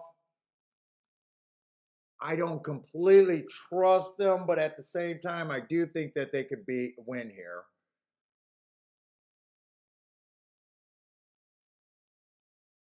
Holy cow, the 2 at 25-1 is a fairly big that's a big overlay.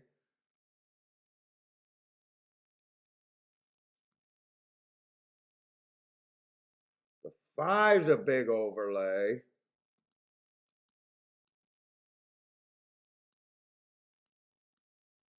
Can I bet this race?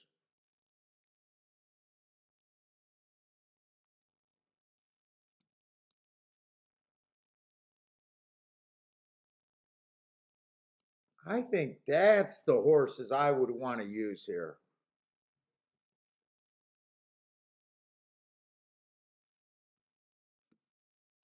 I took the safest.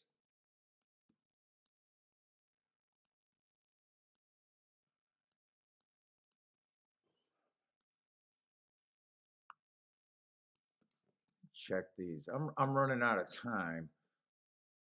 9-2 is 64. 9-5 is 20 to 1. 9-7 is 29 to 1. I definitely got to beat the 9-8.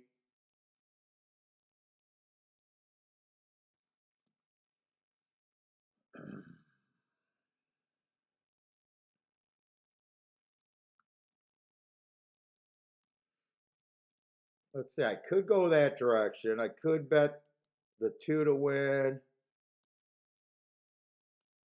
the 5 and the 7 to win. Probably do all of that where that makes sense.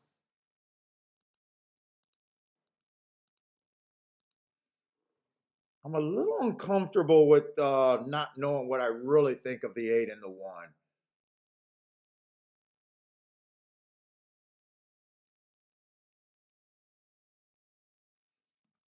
Also go the best. Key the 2.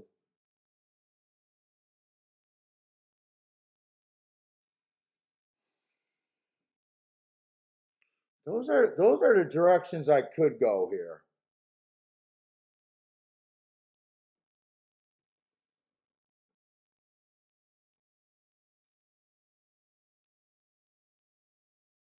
Let's see, but at the same time, I don't think this is a real.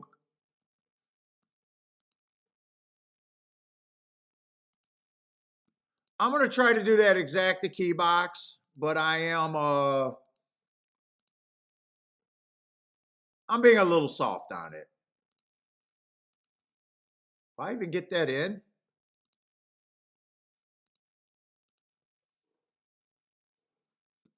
I did this, but I did do it in my playback category. I'm going to leave this up here to 257. That's the other direction, just so I remember what I was going, but I'll erase that. I did not do the win tickets. So if the 2, 5, or 7 wins this race, I need the 9 to get second.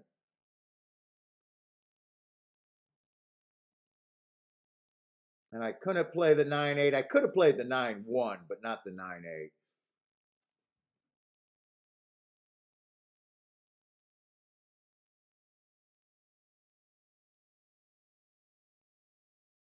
Okay, 9 got the lead. 1's chasing. 5's right there.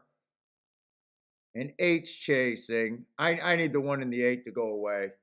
If they win, if they win or get second, I got no shot here. I like where the 7's at. 5's steadying, and I don't even know why the 5's steadying. Come on, 7. 2's not running. Come on, bring me a 9-7 or 9-5 right now. Could have played the 9-1 that was paying 25 to 1. I don't think I'm going to hit this.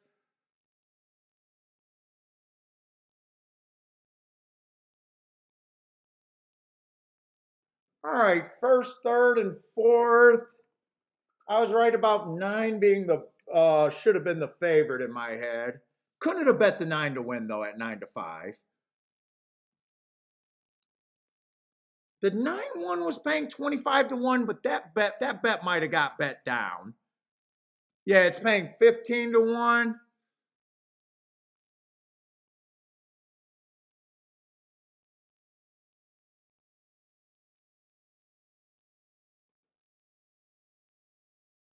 Nine seven was only going to pay 27 to 1.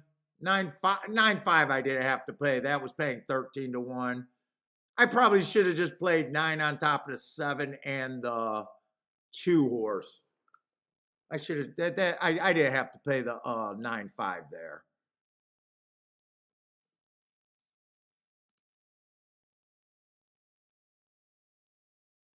Oh, Joe hit the exact thing. Yeah, the 9-1, I definitely could have pulled the trigger if that stayed at 25-1, but I did have a feeling that was going to go down. I just didn't I liked the 1, but at the same time, I thought the 1 could have bounced there. Winning off a year layoff. I didn't quite trust the 8. The one in the 8 definitely scared me to where I didn't want to go that heavy in that race. 8 didn't run.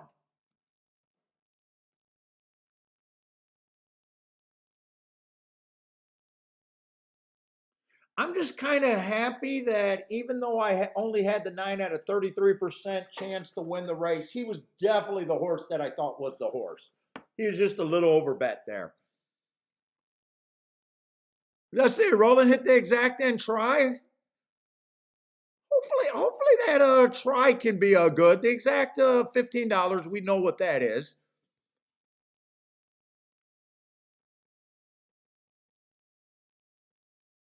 Yeah, a lot of times you can come up with winning tickets, but you still got to decide if you wanted them. Like I don't have a problem if someone, if you throw in the 9-1. He definitely made me nervous enough where I definitely thought that was a realistic exacta there. If that stayed at 25-1, put it this way, I would have been like, damn, I should have just took it at 25-1. At 15-1, I'm like, that's borderline. Now, if I would have followed the exactas the whole way and knew that the 9-5 was going to go down to 13 and the 9-1, I would have either threw out the 5 completely and possibly replaced them with the 1 or not even replaced them. I would have rather had the 9-1 than the 9-5, and not just because it won, just because that got bet down later.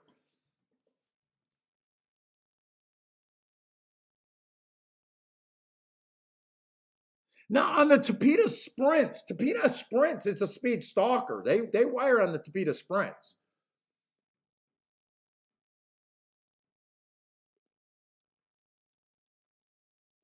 I think you got to be on the lead on the Tapeta or within, say, 3 or 4 lengths at the first call on the Tapeta to give yourself a real shot. Buy stocks needed to 7-9. I love that ticket. You just ran first and third. You just weren't right. You had a ticket that probably was the best. I think 9-7 was the best you could have got with the 9 winning. I think that was paying like 29-1, 9-7, 27-1 maybe.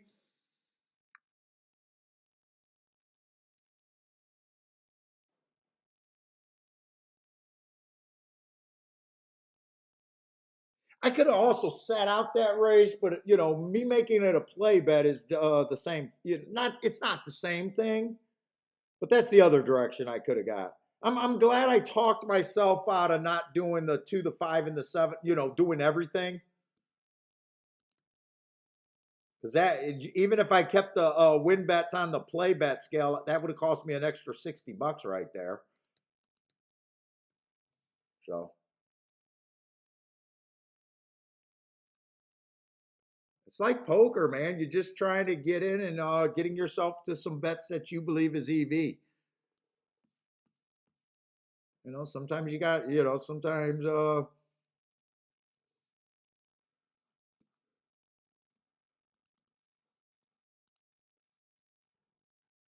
game is so simple. It's so simple. I think the game's fairly simple.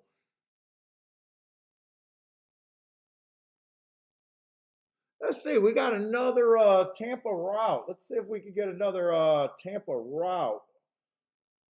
7th race. Got some first time starters in the race that makes it a little more dangerous. We got 3 of them.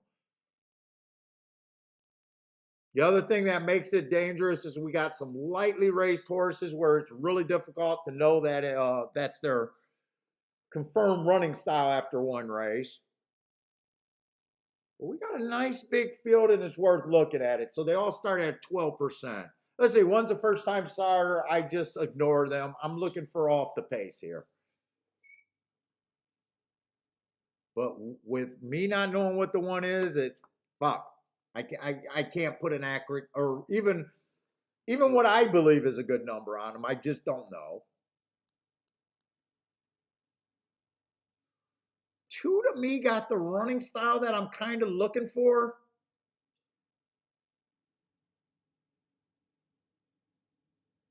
But I'd say right now at 4 to 1, I don't know. Probably 4 to 1 is about where I'd be shocked if I think he has a better chance than a 20% chance to win this race.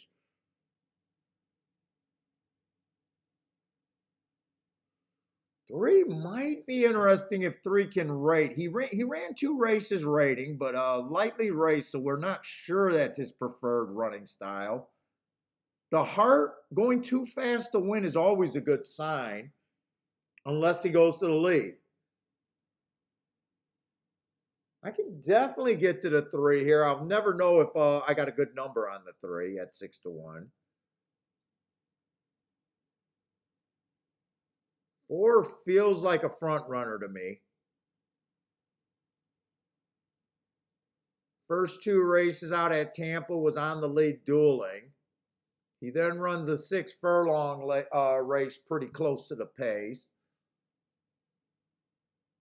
He runs a couple mile 70 races close to the pace. You don't know if they were trying to rate there or he was trying to get the lead and couldn't get it. I'm just going to educate guess that he's going to be on the lead. I could be completely wrong there.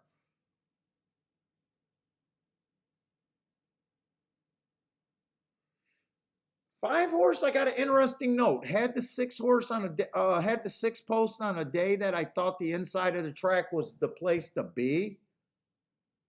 So I gave him an asterisk. I wouldn't be shocked to see him improve.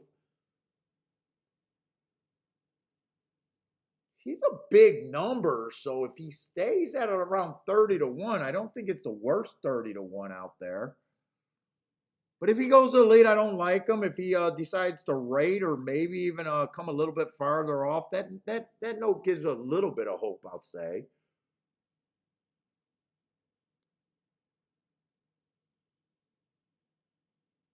Kind of hard to tell what the 6 is. First race out looks steadied at the start, awkward, was just slow there. Second race looked like he was a stalker there.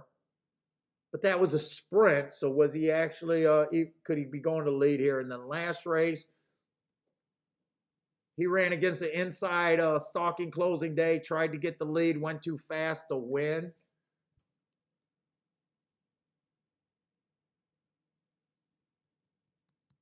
Just depends on running style. I'm going to guess that he's going to lead, but you never know. Let's see, 7, I would want to look up the 7. Especially that only route race on the turf. 8's a Chad Brown. I don't know why I seen Chad Brown, but I did. But I do not know his running style. 9 horse only ran 1 race. If he's a front runner, I don't like him, but I think that's a good race. He had the 8 hole on a day that I thought the inside stalking closing ran against the bias going too fast to win. It's so with me it's so running style dependent, these turf routes.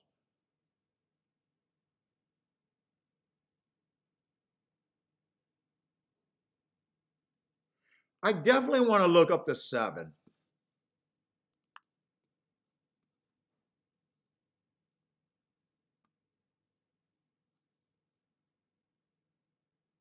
Let's see, what am I looking up? New York?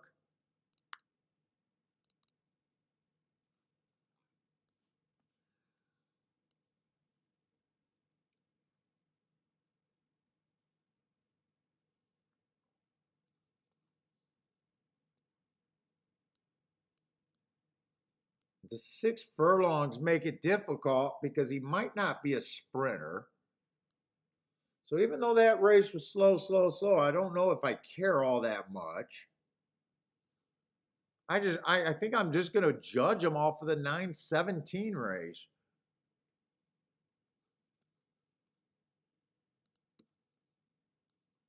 That was an early pace day. That's exactly what he was. Speed and stalker day. I got him as average, slow. I think the 7 should be a player here.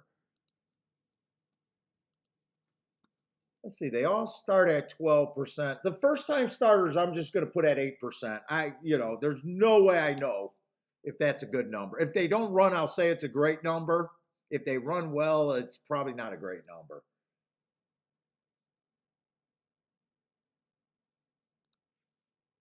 Let's see, I'm going to hold off on the Chad Brown horse because we all know that Chad Brown, he's supposed to be a turf guy, or is that Cox?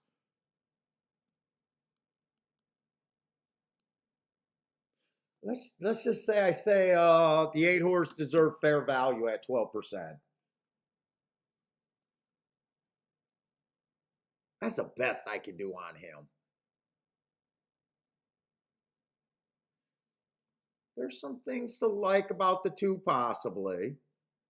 There's some things to like about the 3 possibly for me.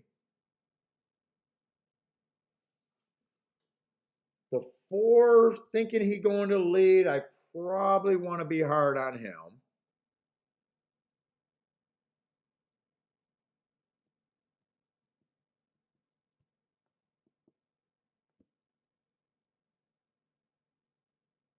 The 6 horse, even if I believe he got a 5% chance, is an overlay where he can be played.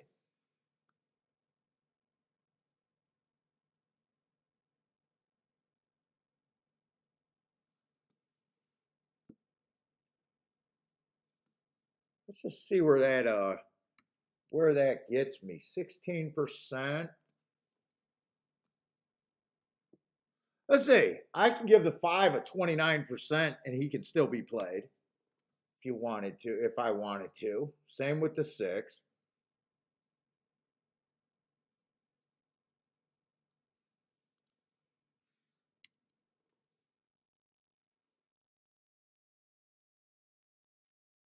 I think the 7 should get a few more points, but even if I think he got a 19% chance, he's a decent overlay that you could get to.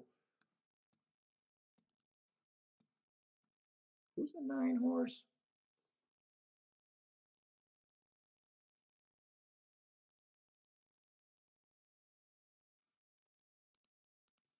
I think there's a lot of different directions. I think there's a lot of horses that I can make a case for.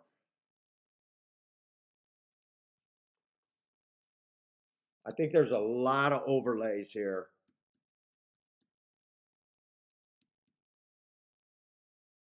I don't care about being 1 point over the betting line.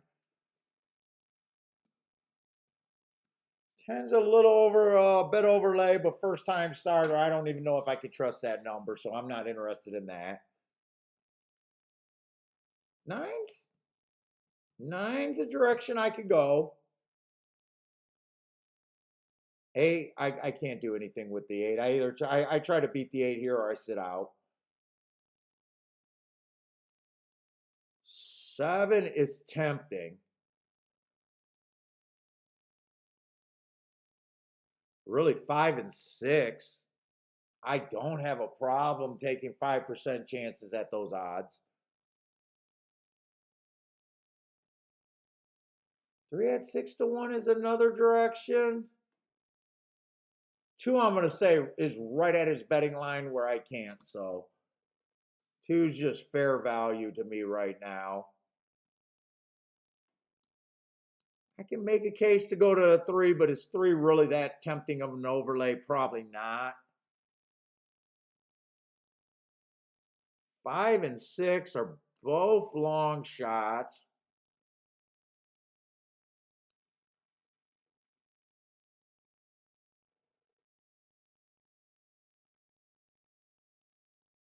That I think do have some upside and could make this ticket good.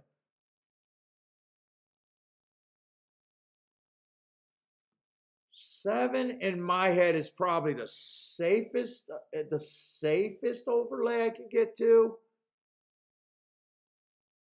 And fuck, you can even still go 9.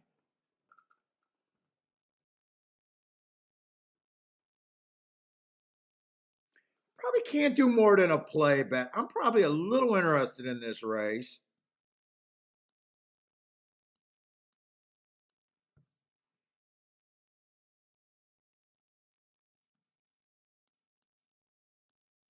These are the tickets that I'm kind of interested in.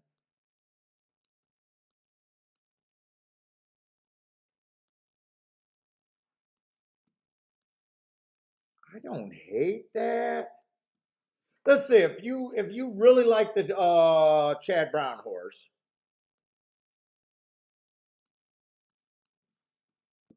I think you could. I think there's a few directions I could have even went with the 8 here.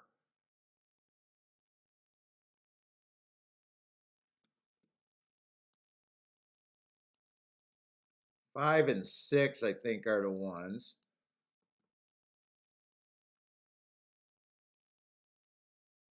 You don't want. I don't want an 8-7. I don't want an 8-9. I would play this one straight. I think I am going to dick around a little bit in this race. Let's see. I probably want to keep this budget to under $100 though.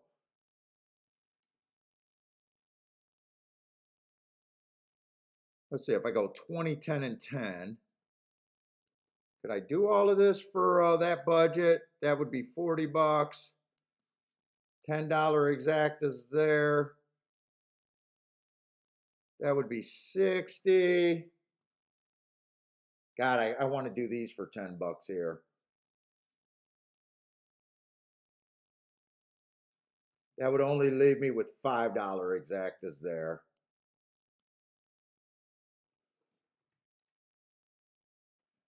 But if the 7 wins, I still got the 7. If the exactas come in, these exactas got to be huge. I think I could do all of that for the $100.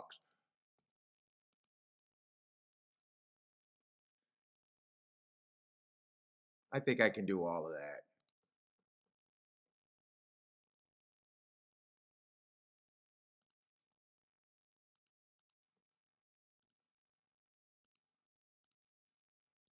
And this is a play bet for me here.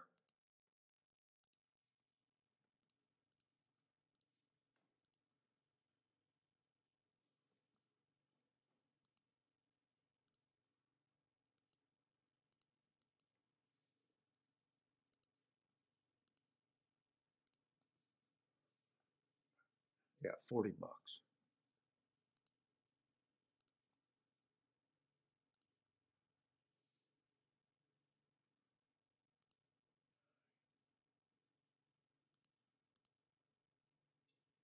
And 3.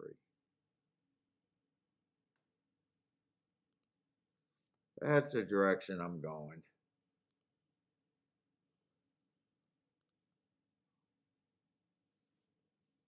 So if 8 wins, yeah, 5 and 6 would be nice, 750 and $1,000. If 7 wins, that'd be 160 on the win ticket with a chance to hit exactas. The worst exact I could hit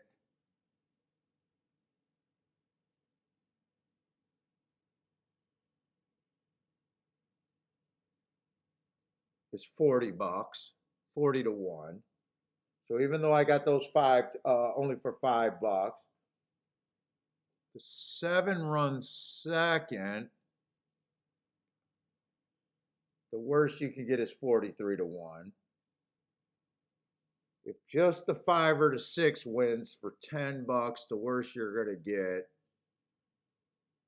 is 400 back. Yeah, I think I spent that $100 to where I think everything is worth it there. I got a lot of outs, a lot of different directions.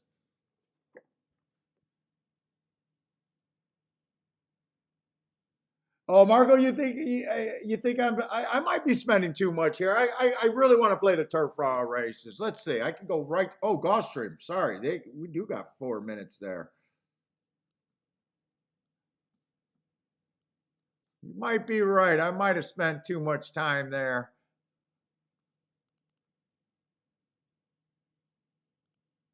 Oh yeah, that's a decent race over there at Gulfstream, I think. Another Tapeta route.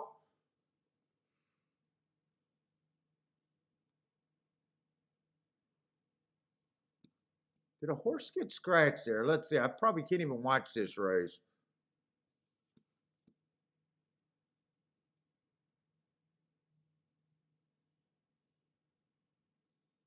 Oh, I'm in the wrong betting board. That's why it doesn't make sense. 10 horse field over there.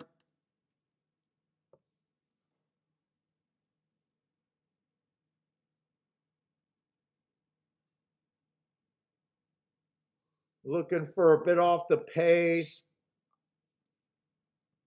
Let's see, even though we've seen some speed horses go well today, on some decently quick paces, I might be wrong about what I'm thinking about this Tapeta race or Tapeta track is playing for the routes.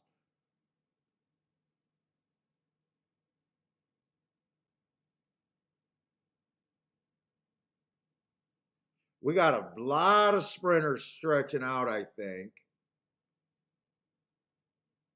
Wow, this is a nice. Who are they betting?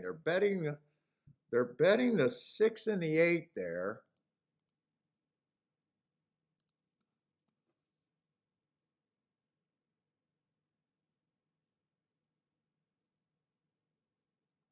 Six is definitely interesting.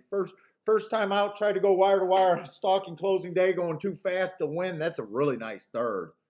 The next race, he was a closer, ran against the bias, just missed there. Yeah, 6 looks pretty good there.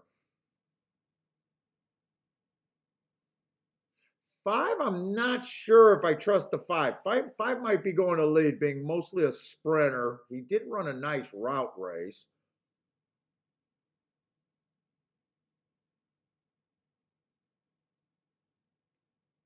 3 and 4 are sprinters stretching out. I got a feeling that pace at Gulfstream could be on the fast side.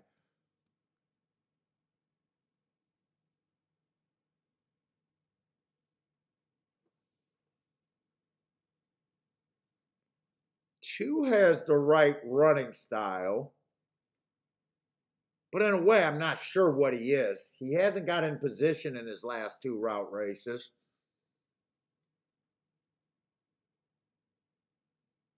Come on, bring this 7 over here at Tampa. 10's running. The first time starter looks scary. Come on, 7. 10's scary as fuck. I can't win with the first time starter winning.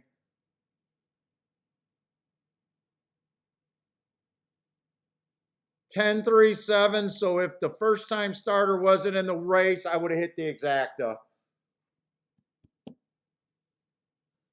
That came in 10-3-7. So I don't mind that. I just couldn't play the 10. I played the wrong first time starter. Should have took 18-1 instead of fucking 6-5. I don't know why I do that, but I did. All right. Never mind.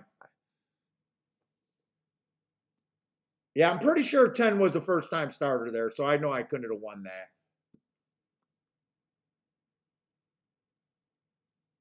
11 got the right running style over there at Gulfstream.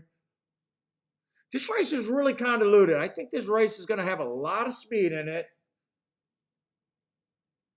Let's see. I got to be brutally hard on horses. I'm going to be hard on the speed horses. That would be the 10.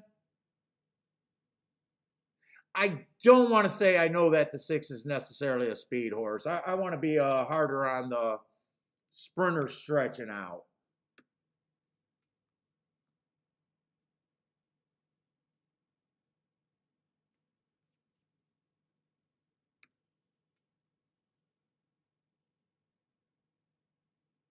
One might have a little upside sprinter stretching out. Let's see what I got there.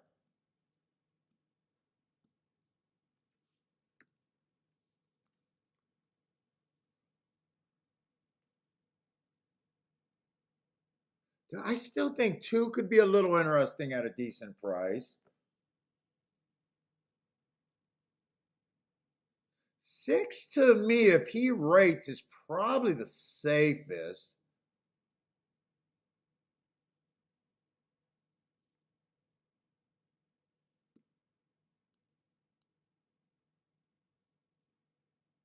And so's the 11. Fuck, they're getting in the gate, and I'm not sure I got my entire mind wrapped around here. I think I'm just running out of time.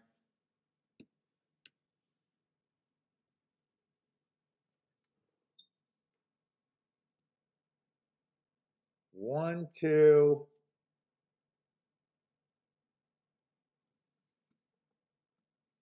One, two, seven, and no, one, two. What was it?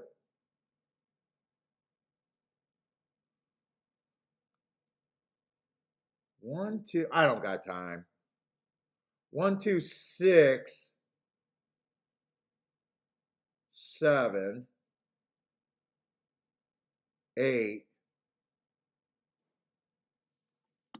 and 11. One, two, six, seven, eight, 11 is where I would want to be.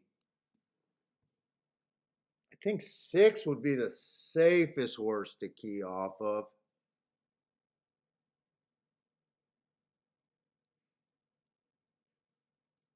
I don't think I'm going to be able to bet this race though. I would definitely have to look up those. They're in the gate, and I haven't even. I think six would be the safest key. I wouldn't do a win bet with him.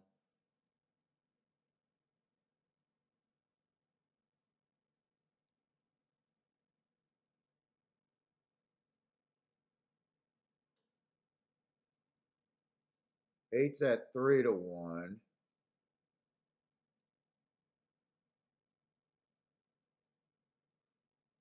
Let's see. We'll just see if this race plays out even close to that. I just don't have nothing here.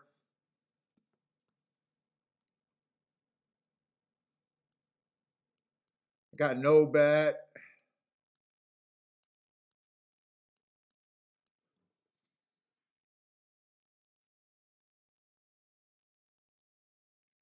Who's that horse on the far outside? He looks really interested. That's the 7 horse that looks really interested.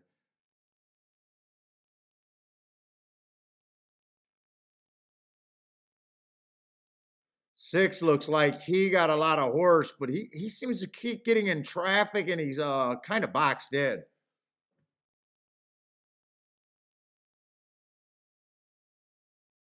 Now I'm not sure he's responding all that good either. 11 to me looks like the scary horse, unless the 8 goes wire to wire.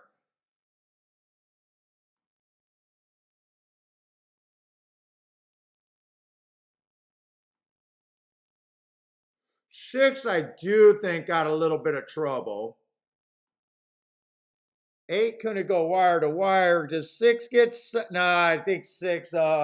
6 got third. I think it came in 11, 8, 6, 7. Oh, and that's right. I do want to play the Tapeta route races like I want to be on the outside. I forgot about that. Had all the contenders in my group. I thought 6 would, but I don't know which direction I would have completely went there.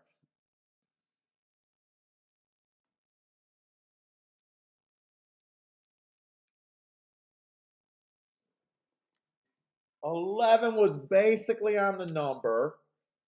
6 was a little over bet. 8 was a little over bet.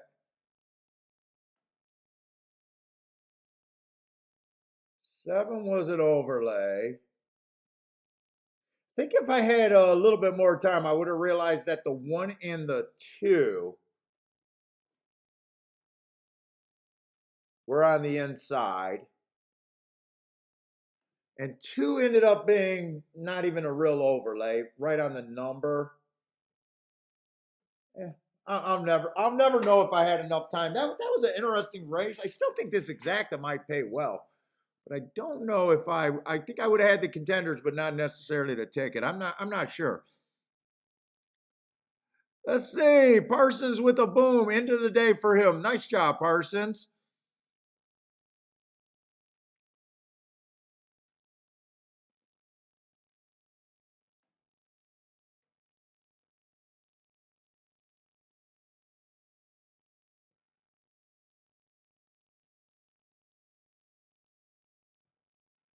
What's up, Ferrando?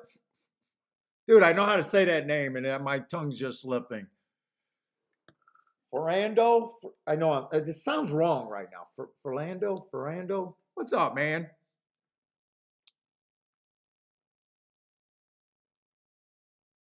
Shit, Tampa on the dirt was huge, or turf today was huge. Huge. I want to see, let's see.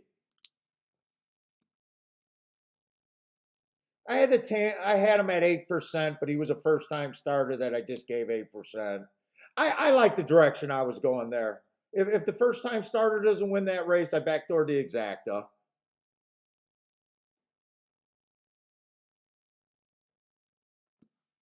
But that ticket paid huge.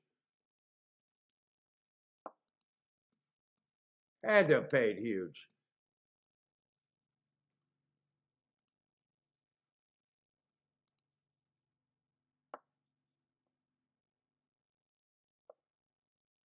$10-3 paid 134 to 1. Yeah, everything pays good there.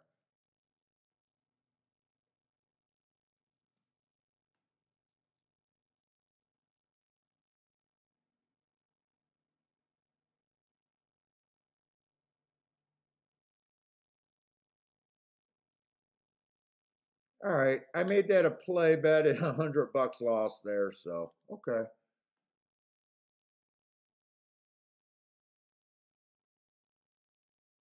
And I want to watch Gulfstream real closely because I do think that 6-horse got in a little bit of trouble. I just want to see how much I believe that.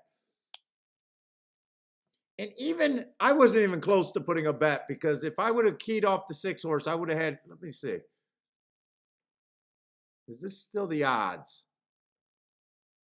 611 was paying 22 to 1. What were all the horses that I had there? 6-8 was paying 22 to 1. 6-7 was paying 26 to 1. 6-3 was a best ticket, 93 to 1. Or wait a minute. Oh no. I'm looking at Tampa talking about Gulfstream. That's why I'm confused. Let me make sure I had those same horses. 11, 8, 7. I think if I would have had enough time, I would have realized that the 1 and the 2 were probably couldn't have done.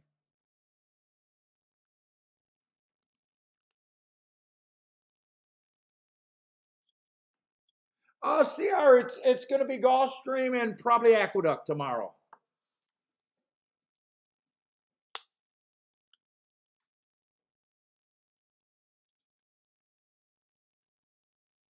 Let's see. Did Blair like that 10-horse over there at Gulfstream?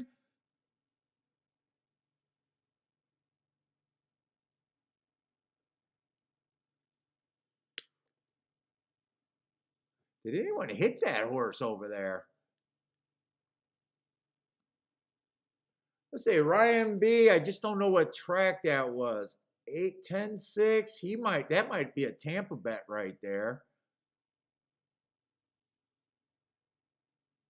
Grandma says she got to box more, so I think Grandma had a nice ticket if she would have boxed.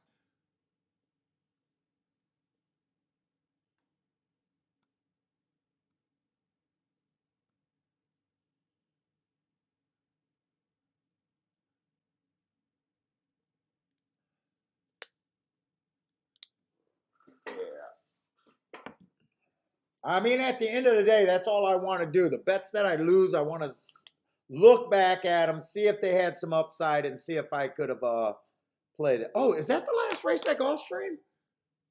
Oh, that is the last race at Gulfstream. Okay. All right.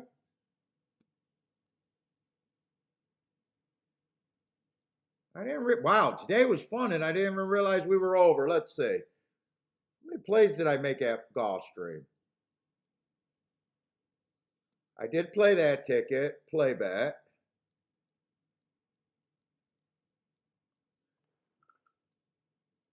Play bet 2. Went after that ticket. That was a nice hit. 69 to 1 exacta 3. I got a feeling that's all I did at Gulfstream. No bet. no bet. Oh, I played 4 races over here at Gulfstream. So 4 races, hit one, 69 to 1 exact. So I had a good day at Gulfstream. Let's save this.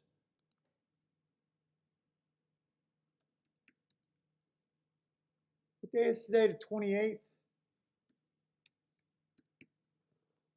So Gulfstream was pretty good. And Tampa was great off of one hit. So I only hit 2 tickets today. How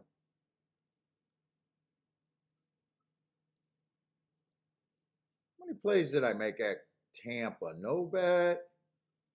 No bet. No bet. That was a play bet. So 5 bets total. 6 bets total. This was huge.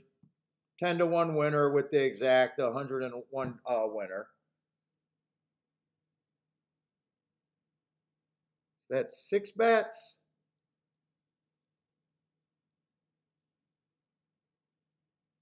And this bet, that would be my 7th bet of the day. And I actually don't mind that bet. Another play bet. That play bet was a little bit more though than the other play bets. Ran second and third, got beat by a first-time starter. If I get beat there, I guess I don't mind getting beat that way. And I think if it came in 3-7, I think that was my lowest exact. I would have only had it for $5. I bet 100 in the race. That would have been a $500 exact, so I would have got 200 back with a lot of outs. I don't mind that bet.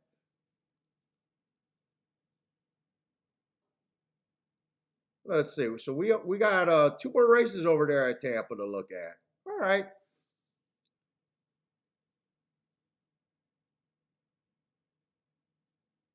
Oh no, no, I'm up huge. I'm up huge. I was up after the first 69 to 1 exact. I went after both of those races. And then we hit a 9 to 1 over 10 to 1 in the exacta. So we hit 100 to 1 over there. So I hit 2 out of I think it was 7 plays.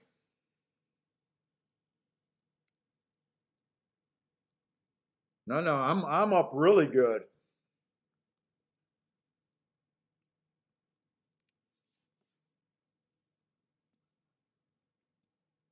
And by the way, what's up, Al?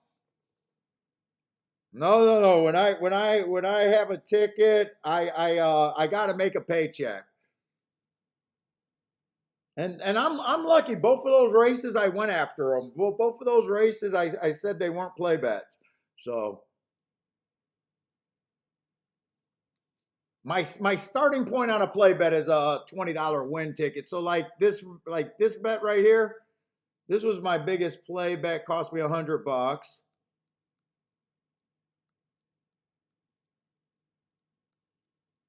That was a real bet. This bet was only $40, just betting 2 long shots to win. And I think I ran second there with the 7.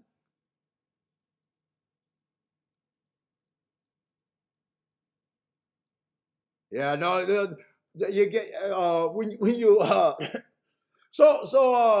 I always tell guys that not only you got the handicapping of the race, you also got to know roughly how much each race is worth to you. So I got a pretty I almost never do my maximum bets. I think my last maximum bet was probably about 5 years ago.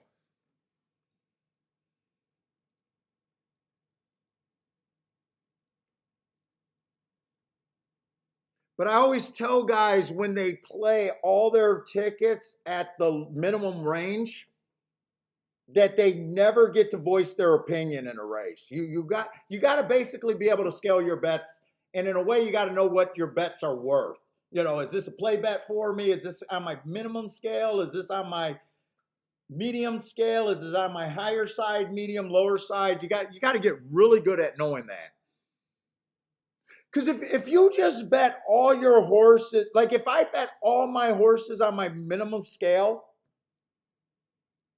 it'd be really hard to, all your bets are the same. I listened to one handicapper that said, when you bet at the minimum scale, no matter how good the ticket is, unless it's a sweep ticket, like $2 bettors, the problem with $2 bettors is they never get to where they can really voice their opinion. So even if you hit a nice winner or a nice combination, but let's just say you hit a really nice try. Let's just say you hit $1,000 try. This is how it was explained to me. You hit $1,000 try, which is a great try, but you hit it for 50 cents. Still a great try. You still won the minimum of what you could have won. So that was explained to me early on, like, if you were going after that race, you had to pay it for more than the 50 cents. Because even though it's a nice ticket, you hit it for the least amount that you could have hit it. And it's really hard to beat this game, when you're at that level. It's just so hard. The guys that take $100 at the track and they got 10 races in a day and they just want to schedule their play where they got, where they're going to play every race and it's going to be $10 a play. And, they might hit 2 races, 3 races, but it's very hard when you can't say that this is a play. This is a play that I got to make. It just makes it so hard to be a long-term winner when you play that way.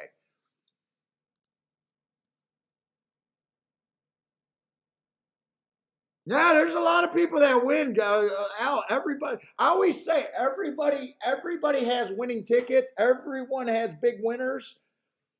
It's what you do with it. If you don't voice it, I say there's so many good handicappers out there, but the way that they bet and the decisions that they make, like once you get so good at handicapping. And I believe a lot of handicappers that have 5 years in the game are good enough handicappers to be winners. But they don't give themselves a chance to really be a good winner. They're betting horses that they like. They're not really thinking of the math. They're not putting together tickets that give them enough to overcome their bad opinions. It's so hard betting the minimum every race.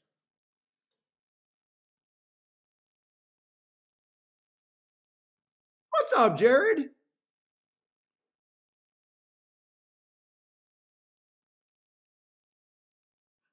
Like even like celebrating bad winning tickets are bad because every time you cash a bad ticket, it kind of like you can cash a bad ticket that made you a winner for the day. But it's so bad long term. And it's so hard for a lot of people to understand that concept because you hit a ticket, it bailed you out or it made you a winner that day. So it always reinforces bad habits that quickly can turn you into being a long-term loser.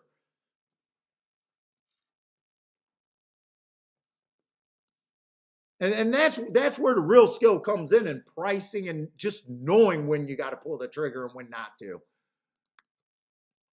It's okay to sit out winners. What did we sat out of a 9-2 winner that I could have got to, and then I had to be honest. Like, look, it would have been a minimum bet. I would have missed the exacta. I can't get upset about that because at the whole time when I was looking at the race, thinking it through, I knew it was going to be a minimum bet. And me hitting, a $20 win ticket on a 9-2, that's not what makes the day. The $69 exacta, the $101 exacta, or 100, So yeah, it kind of sucks when you sit out of a winner, especially if you don't get to play every day. But people that don't play every day don't need to listen to what I say.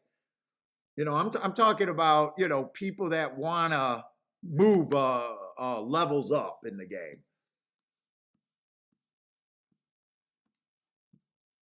There's a lot of like game theory kind of shit.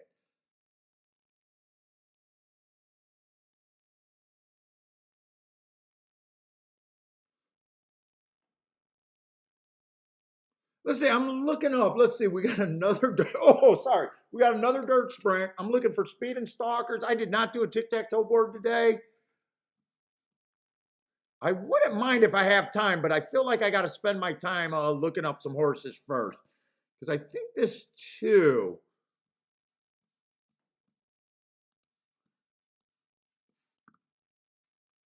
And I think there was another horse that I needed to at least look up.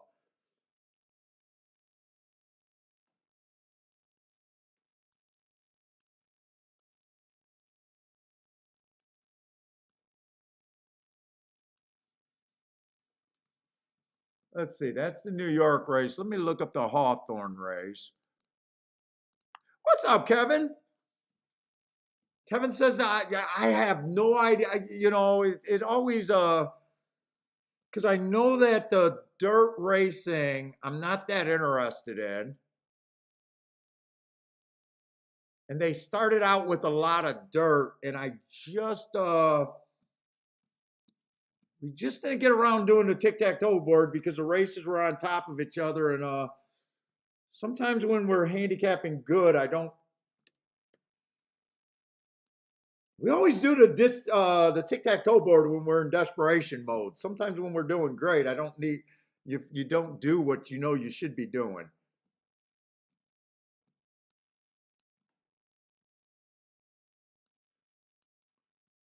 I'm not sure what I think of the two.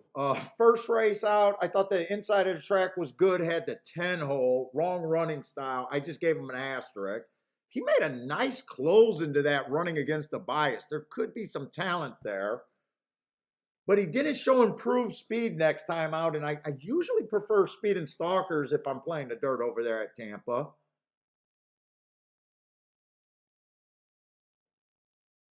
And he didn't show improved speed last out. That was an early. He still ran against the bias. He made a little middle move. Feels like there could be something there, but if he's 5 lengths out, I think he's going to have a hard time. If he that's the problem with lightly raced horses. You don't get enough running lines to get a real sense of what they are. We got a bunch of first time. We got about 4 first time starters in here, and I can't look up the 8.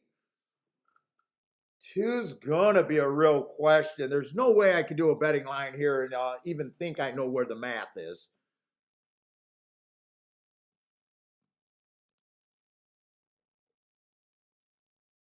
Let's see the one. That's at least the running style that I want.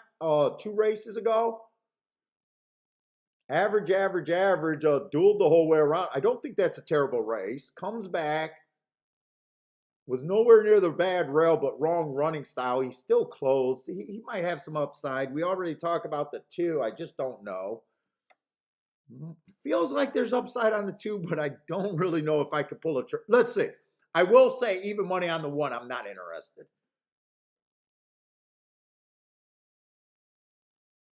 Don't think you should be living there. 3 and a 4. I'm not going to be able to say. All the first time starters, I got no clue. 5, I will say. It was a bad rail early pressing day. He was nowhere near the rail. He matched strides with the fastest winner, 1 tick slower than the fastest winner, stopped the clock as the slowest winner of the day. I don't think that's a terrible race. But overall, I just know this is a dangerous race. When I don't do anything with first time starters, there's no way I know what the 8 just looks like a front runner that may or may not put pressure. This race I just can't play here.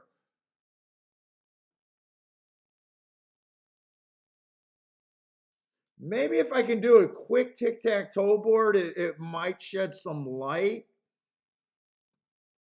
I'm only going to do the tic-tac-toe board for the dirt race, the dirt sprints. The turf sprints, I'm pretty sure they've been coming off the pace today. But the dirt sprints, I don't know. I just want to see if there's something there that could have helped here.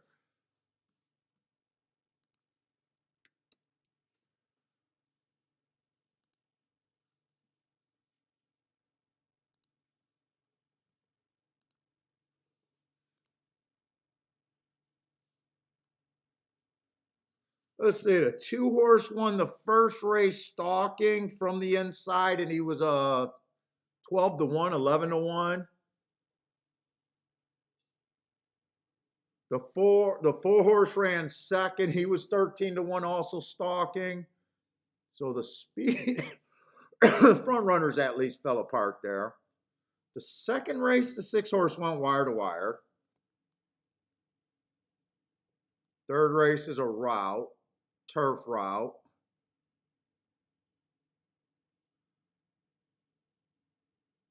Fourth race, the 6-horse won stalking.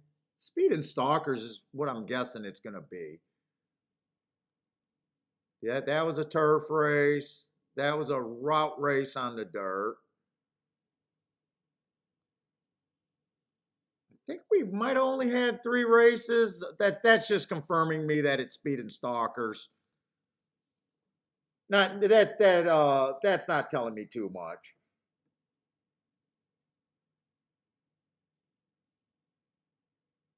What's up, BJ?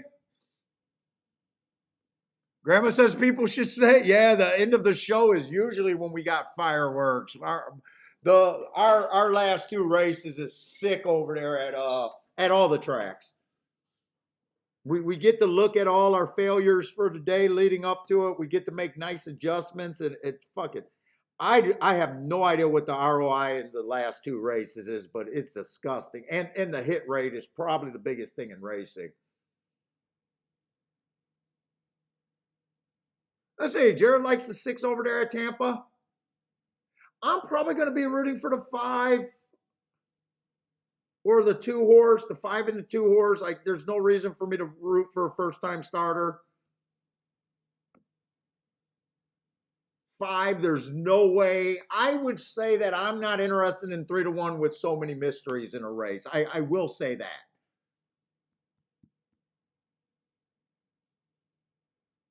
You know, 5's 10 to 1, I'll say, hey, it might be worth a play, but 3 to 1, fuck.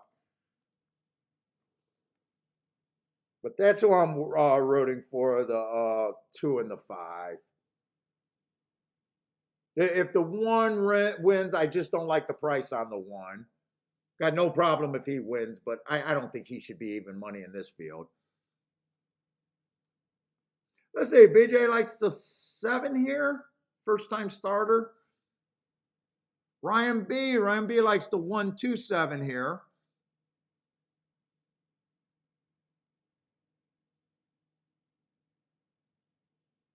Jared likes the 6 at Tampa, another first time starter, guys.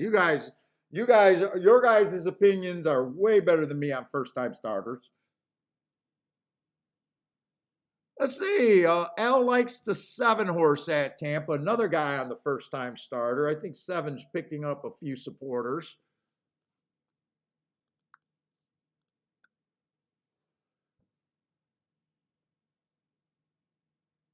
Two's already improving. He's showing more speed. 5 got the lead. Looks like 2 is the pressure.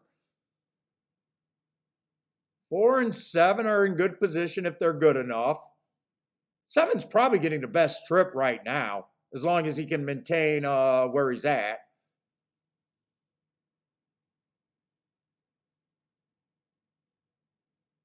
Having trouble maintaining where he's at. 4 is the danger. 5's done. I'm going to guess, just because they don't come off the pace over there at Tampa, that this is just between the 2 and the 4.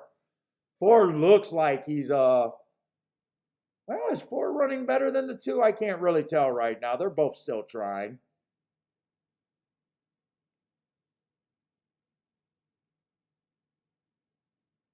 I thought there was something with this too. I don't know if the two is going to win or not.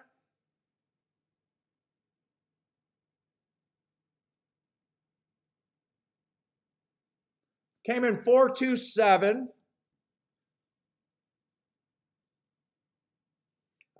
Pretty sure 4 was a first time starter. So I did the way I look at first time starters.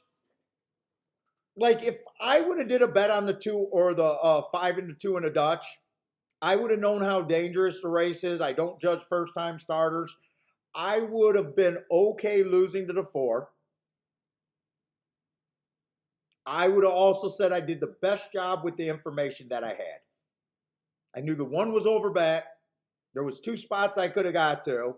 You got to take a mature view. If the 4 horse beats me here, there's no way I can complain. 2 ran enough to make me proud at a nice number. Got beat by a 15-1 that I know that I couldn't have got to.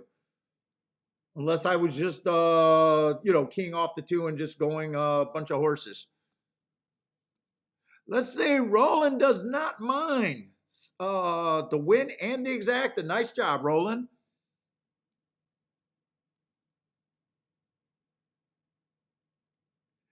People, Lloyd says people would stay for the end of the show if they had anybody. Yeah, maybe I burned them all up early. Austin with a big old pow right there.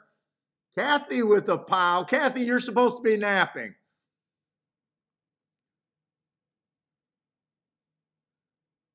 What's up, Charles? Charles, I barely seen you active today.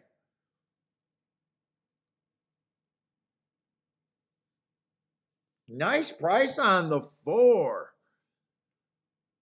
Oh, Javon. Oh, Javon. Jevin. Sorry, Jevin. Javon. I know your fucking name by now. Jevin with a boom there. Nice job.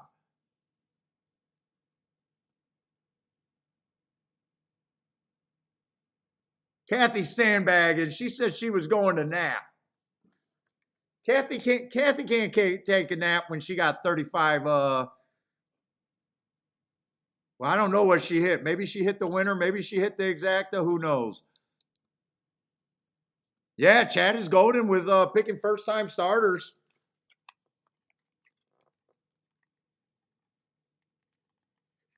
That would have been juicy exact, wheeling the 2 all around.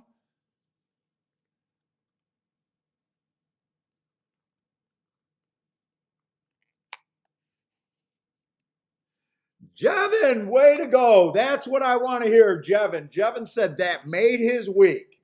So, Jevin, I'm going to take that. No matter what happens, you have no excuse to lose this week, right? That's how you're supposed to bet on horses. No matter what happens, your week is made. Unless you go off the rails.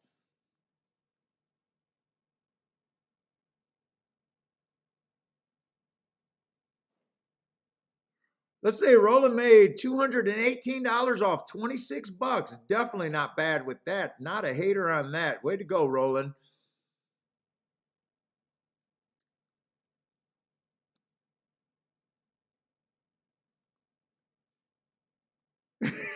Grandma said, "Look, Kathy can't tell us, I'm going to take a nap, guys, and go to work." And then she comes up here just booming away.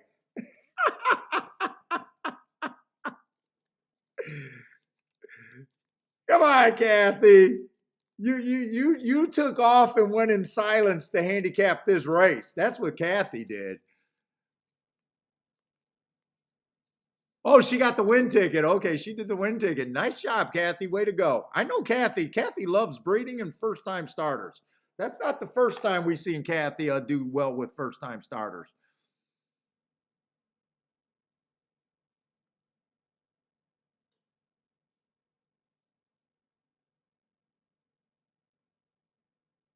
I'm going to go to the restroom real quick. I'll be right back down. Oh, my God. My legs are killing me.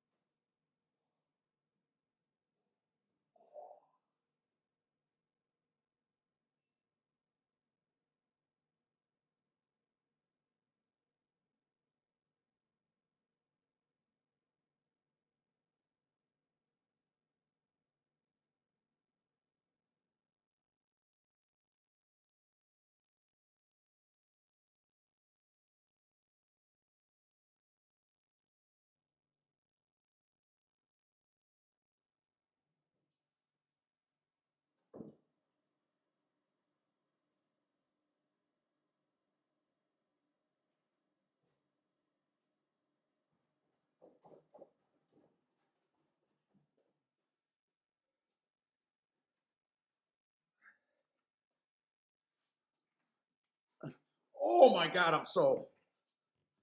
Fuck, I changed up my workout last night, and an old man should not be doing that many squats as I tried to do last night. All right, we're in the last race of the day. It's going to be a route race over there on the turf, and there's not going to be any maidens.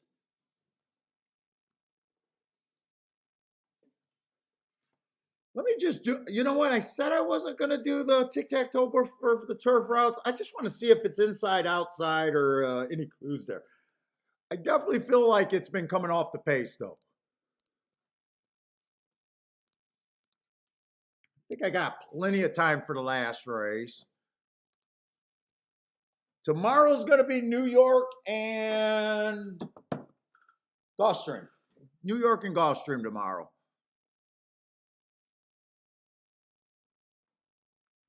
I don't know about Friday, Saturday, Sunday with the extra show. It might just be one track those days. It's definitely going to be all Gulfstream, but depending on how I feel marking up forms, do I want to spend 3 hours marking up forms?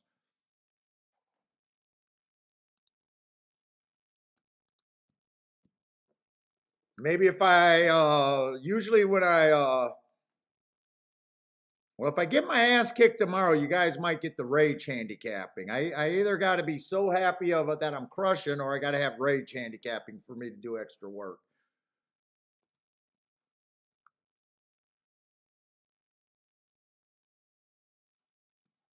Let's see, that first race, the one horse did win stalking. That was on the turf, right? Yeah, that was the turf.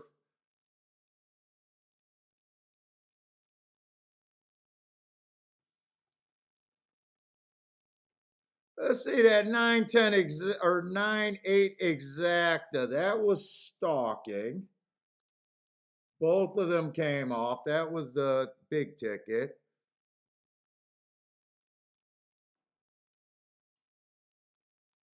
And there was one more. The 10 horse at 18 to 1. He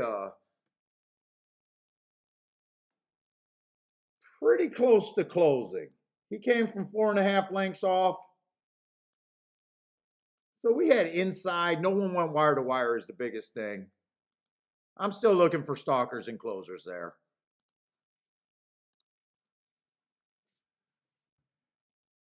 Okay, Kathy, I can't even read sire books. Oh my God, dude, that's whenever I used to buy books back in the day, that's always from day one. That was always a chapter that I just skipped. I can't even read.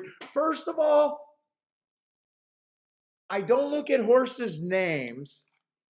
My mind, I'm a little punchy, so my mind just will never, it will never be capable of remembering as much history and names of sires and all of that crap.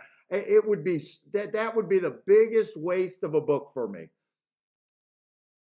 I'm not that bright, and my memory is so bad that I could, you know how there's sharp people, they could just retain everything. Oh, you said grandma, you're going to send her the book. Okay, that's a better place to send the book. That's a better place to send it. I thought I read that you were going to send me the sire book. Yeah, I cannot. Yeah, nobody asked me. Wait, nice comeback, Kathy. Yeah, I am so wasted on sires. That's actually that's probably the only fundamental or handicapping factor that a lot of people believed in and believe in, that I never even went down that route. It comes to breeding and I just, okay, next chapter.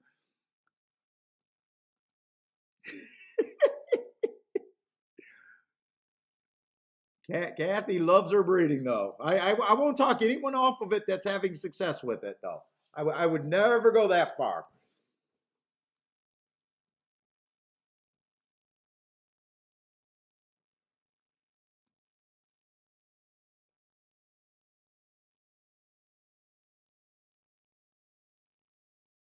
Let's see. I thought I had a bunch of gaps here. I don't have gaps. They're just, for the most part, races that I couldn't look up.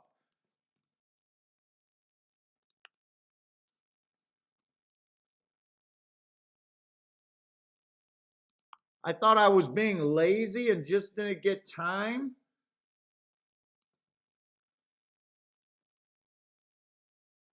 I see a couple, maybe one or two races that I can look up, but there's not many.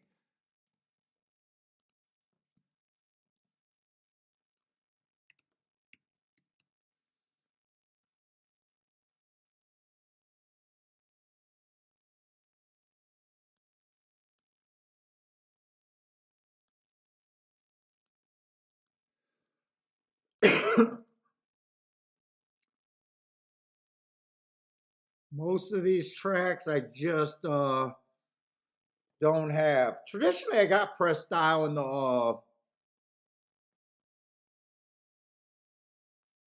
press style, and I usually have the Ohio circuit, but I'm behind on Ohio circuit.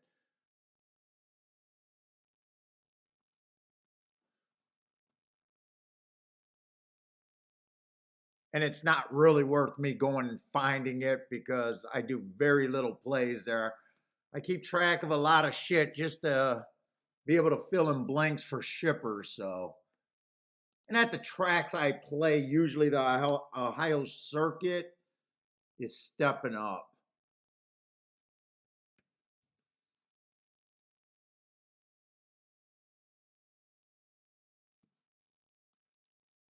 Yeah, that's all. That's all I'm missing that I could do. All right, let's take a look though. Oh,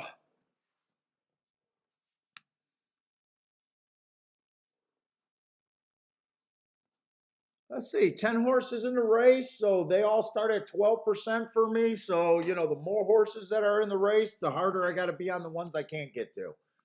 I'm mostly looking for speed and stalkers right now. Let's see, one definitely looks like or no, I'm looking for stalker closers. Sorry, I'm anti-speed, anti-speed. One kind of fits the bill as at least being a stalker or closer. Let's say 4 races ago, I gave him an asterisk because I thought the inside was good. Started out in the 4 hole. Did an okay job getting in position. Closers, I definitely think that you should be looking at the top of the stretch more than anything. Seeing if they get within that 3 lengths of the lead. Doing okay. Got in position 2 of the last 4 races. Overall, gets in pretty good position. Can be pretty far back there, so we probably need a decent pace here too, as well as thinking that the track's backing off. Well, I'll come back to him because kind of fits. Let's see. We got a couple tracks that I'm behind on notes, and then last race, stalking closing day. I got him as slow, but that's not the important thing to me. The important thing is he still managed to get within 2 lengths of the lead at the top of the stretch, so he got in a winning position. But don't love or hate right now, just kind of blah. Let's say the two's coming out of that same last race as the one and came from a mile back, just like there's not much difference between the one and the two. Just deep closers, gonna need a pace, probably gonna need the track to be favoring their running style too. I got to come back to both of them.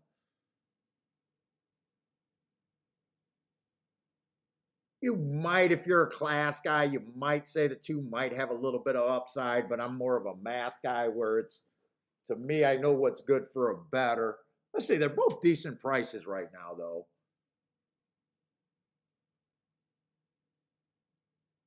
3, same thing. 3 has absolutely no speed.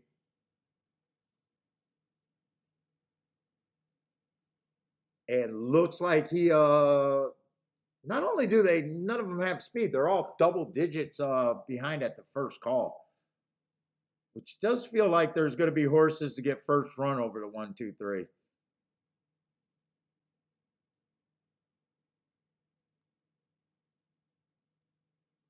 Let's see, 4 looks like a stalker here. Was closer to the pace on that December 10th race with the 1 and the 2. I already think I see a key race right here. That December 10th race. 2 races ago, inside of the track was good. Chased the slower pace of the day. Was a little slow at the first call. Matched the pace with the slowest winner of the day. Hung around, ran second.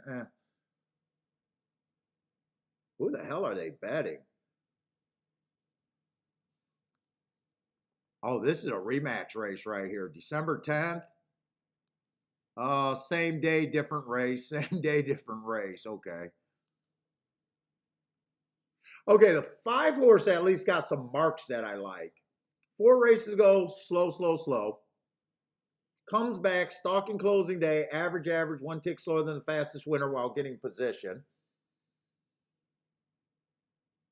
2 races ago, bad rail, early pressing day, gave him an asterisk there because he was a closer on a speed and stalker day. I think there's a little upside in last race, stalking closing day, exactly what he was. Match strides with the slowest winner of the day, match strides with the fastest winner of the day, average at the 6 furlong mark, got in position. 5 looks like he can be a little live here. There's not a lot of speed that I see. 6 got some speed. Went too fast to win on a stalking closing day, running against the bias. If there's no speed, let's see, what kind of price? 10 to 1? At a nice price. I'm not willing to throw anyone out yet.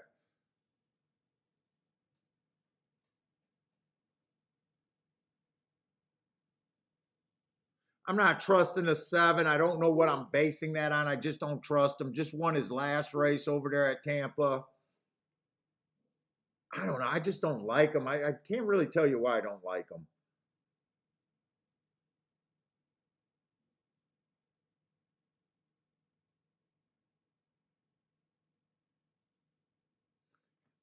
There is no speed in this race. 8 doesn't have any speed. 8 got some excuses that might make him a little interesting. 4 races ago, ran on a bad rail. Early pressing day had the bad rail and was a closer.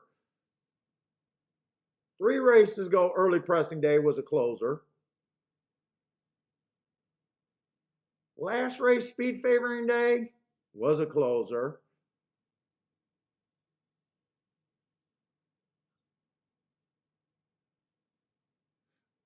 I don't think the 9 should be 25 to 1.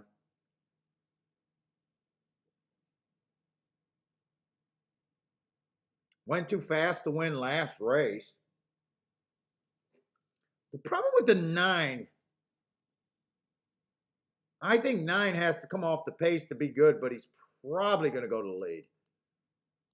I do like the marks last race, but I'm just leaning towards he probably goes to the lead. 10 probably got some speed. Okay, we do got a little bit of speed. Possibly the 10, the 9, and the 6 all got some speed. So we did end up getting a little bit of speed in this race. And the 7 might be kind of close. 7, I'm having a hard time. I just don't like the 7.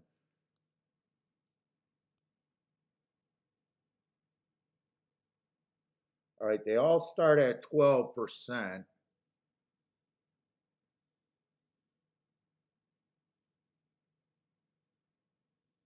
Ten is the favorite. Did I look at the 10?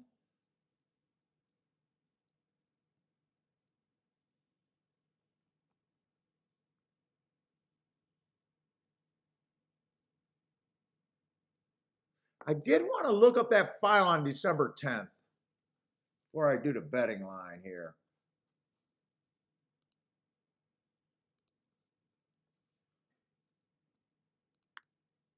Man, it takes work to win at horse racing. I never knew. All these goddamn files. I'm not going to show you the secret sauce, though.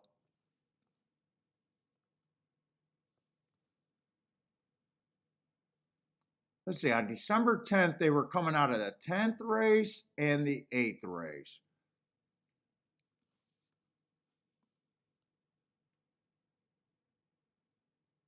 There's not much difference between both of those races.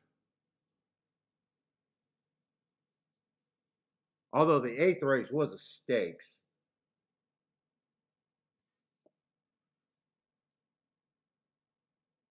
Oh, I'm looking at the wrong track. Hold up. I'm looking at Gulfstream results and not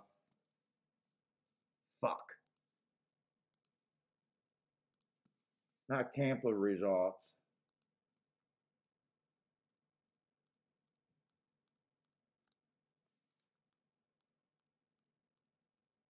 Come on.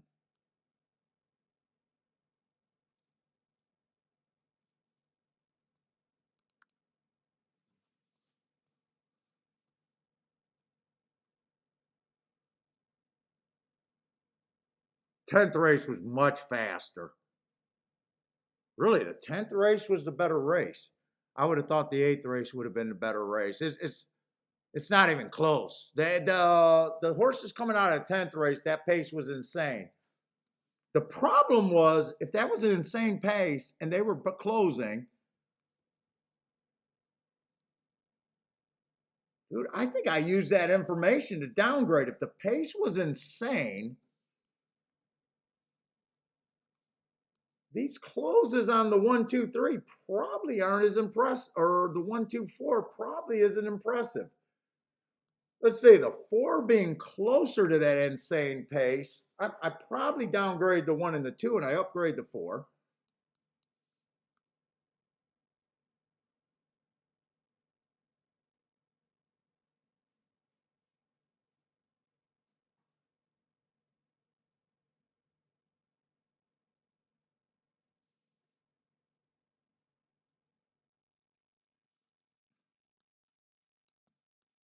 I'm gonna do that. I'm downgrading the 1 and the 2, upgrading the 4.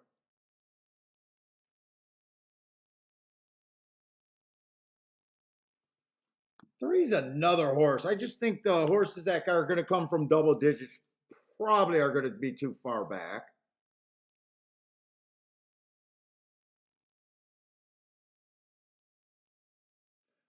I still don't like the 7. I might be wrong about saying I don't want to deal with the 7.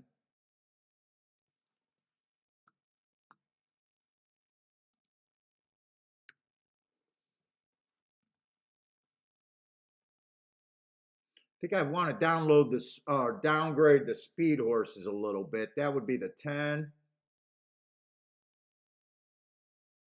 I think 9 still gets a decent look here for me.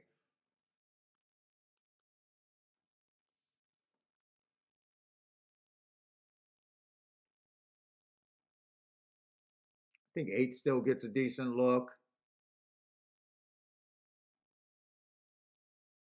6, I think I should be down.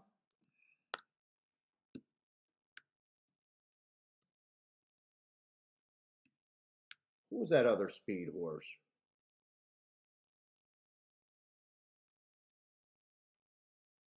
Yeah, this is a good race.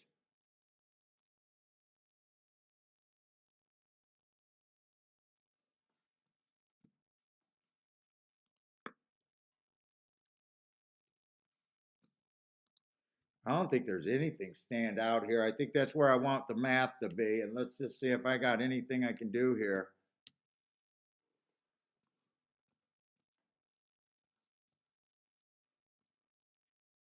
Let's see, the 10 I just think is a little over bet. If he wins, I don't have a problem with him winning. Let's see, 9's a pretty good overlay. I think I'd do something with the 9.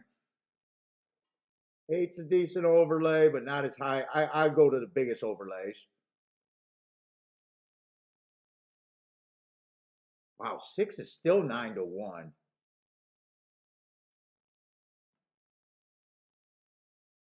4 is 7 to 1. I think I want to use 4, 5, 6, and 9 here. I think that's all I want to use. Oh, that's what I got written down.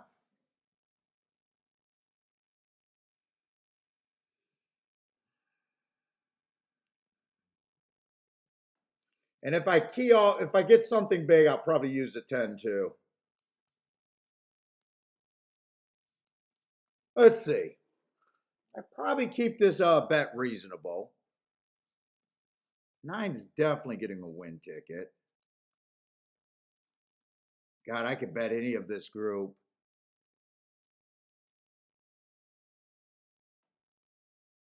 Let's see. I'm having a really good day. I got a lot of horses still.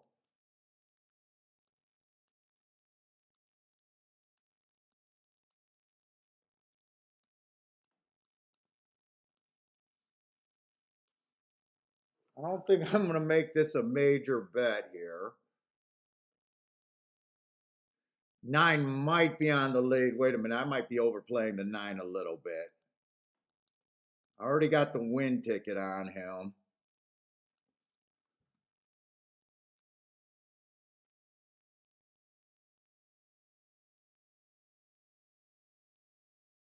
I could key off the 4 or the 5, I think. I think 4 and 5 makes more sense for the key. Could go both of them, but that I'll be spreading the money farther.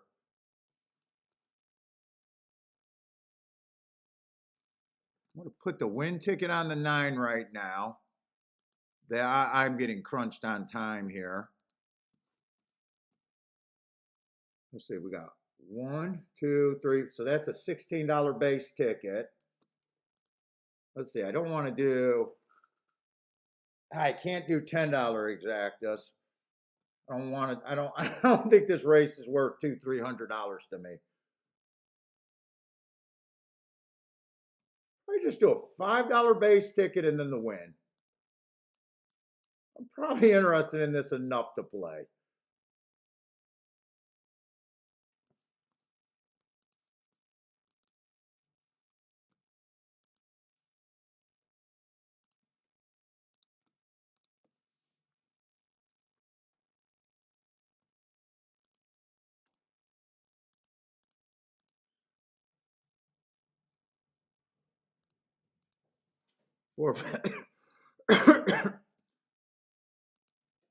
All right.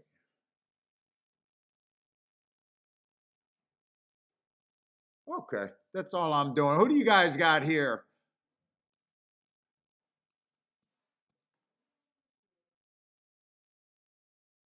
I don't know what happened to the weekend handicapper. He used to send me a few little tweets on Twitter. I don't know. He probably got into it trying to build a channel, and it just these channels just don't build. That would be my guess, because he was putting out a lot of content. He wasn't doing live shows. I think live shows were really that. He was doing like handicapping I don't know, lessons or thoughts. It's put it this way. It's very discouraged to get on YouTube, because it's just nothing's really popped off in the horse racing. So that would be my guess, is it's just not worth his time.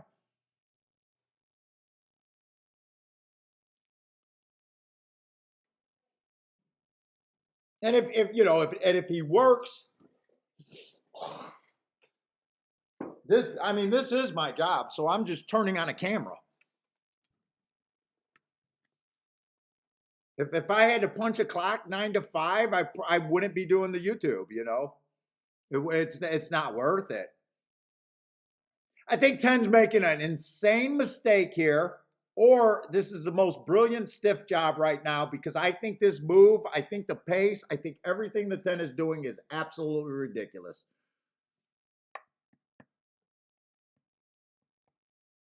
I'm just hoping a 9 can rate and just get me home free.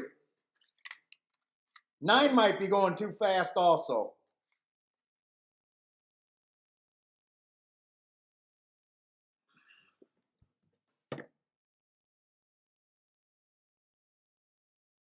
I think I got the wrong key horses right now, but this is super fast. I think even the 9's going too fast. Let's see, I need the 4 to 5 to survive this.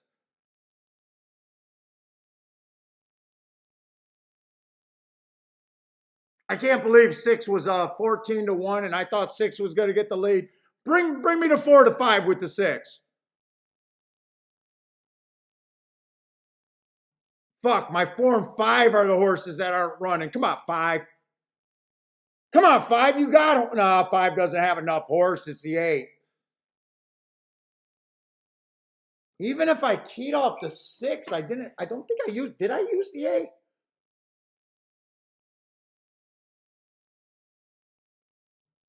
Six ended up being a huge overlay, but I thought he was going to the lead.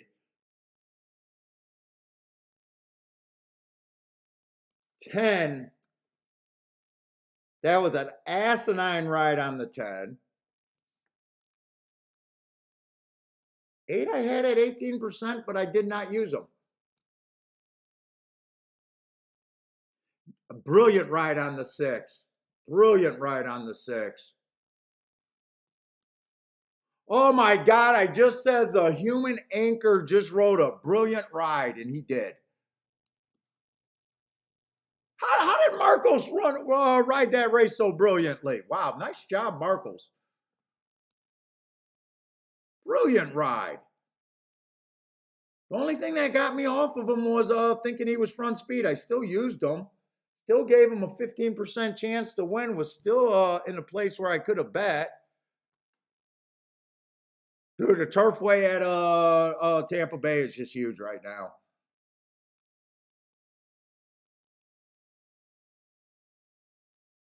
All right, first and third. 8 ended up being, let's see.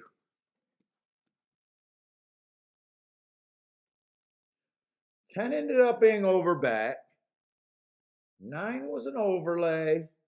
8 ended, I think when I was looking and I threw out the 8, I think 8 was not an overlay at that time. I think 8 was about 5 to 1, and I needed better than 5 to 1. I got no problem with this result. This makes me excited for the next turf day over there at Tampa.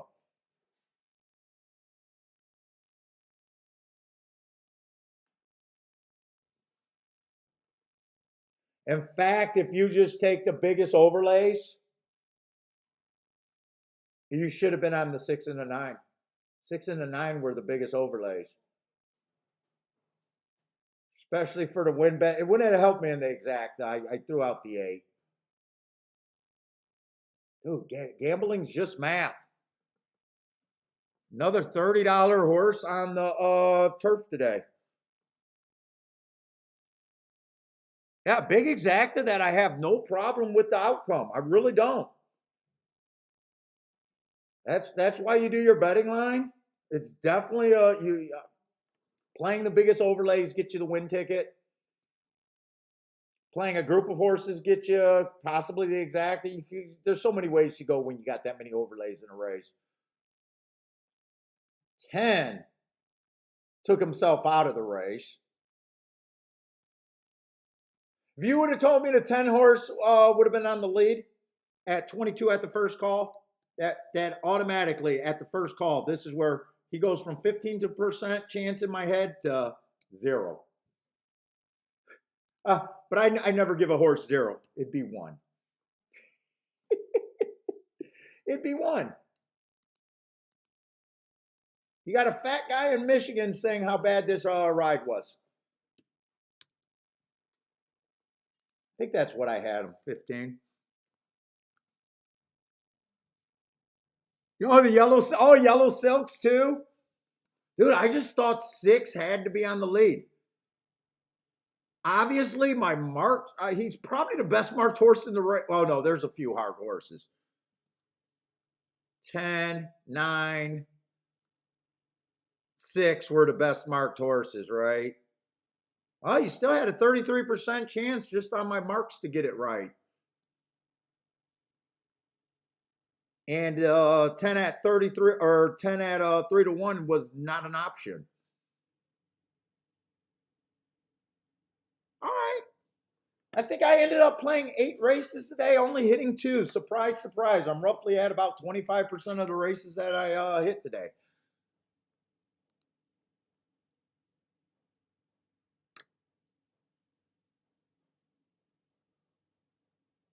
I cannot believe it was Marcos that gave what I just called a brilliant ride.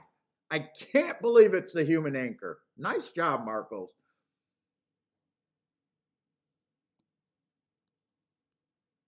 If a guy gives a great ride, according to how I see the track, I'm going to say it. Great ride. KC, even the human anchor got to eat. That's why you don't fall in love and out of love with jockeys. You know, yeah, fuck it. You bet the horse. If you could have got there, you could have got there. Parsons was afraid of the 80, ran second. Oh, thank you, Nathan.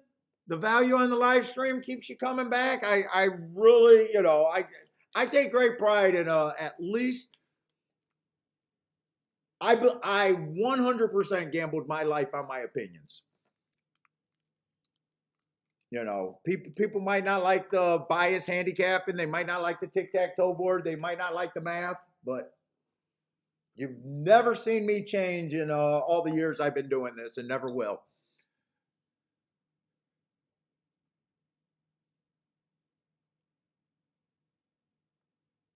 So 6 turned, or I'm sorry, the 10 turned every horse in the race into a deep stalker. 6 actually ended up being a closer in that race just because of what the 10 did.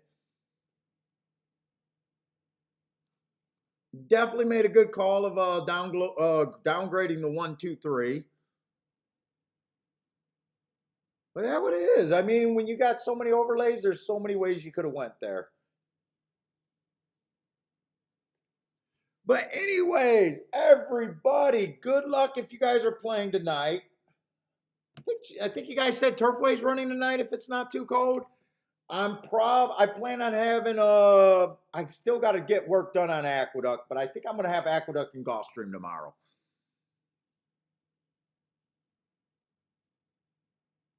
Oh, is that why Brother Man hates Marcos because of that? Oh, he got a personal grudge. I do think he's a bad jockey. It's amazing on how many times I end up on him without realizing that I end up on him.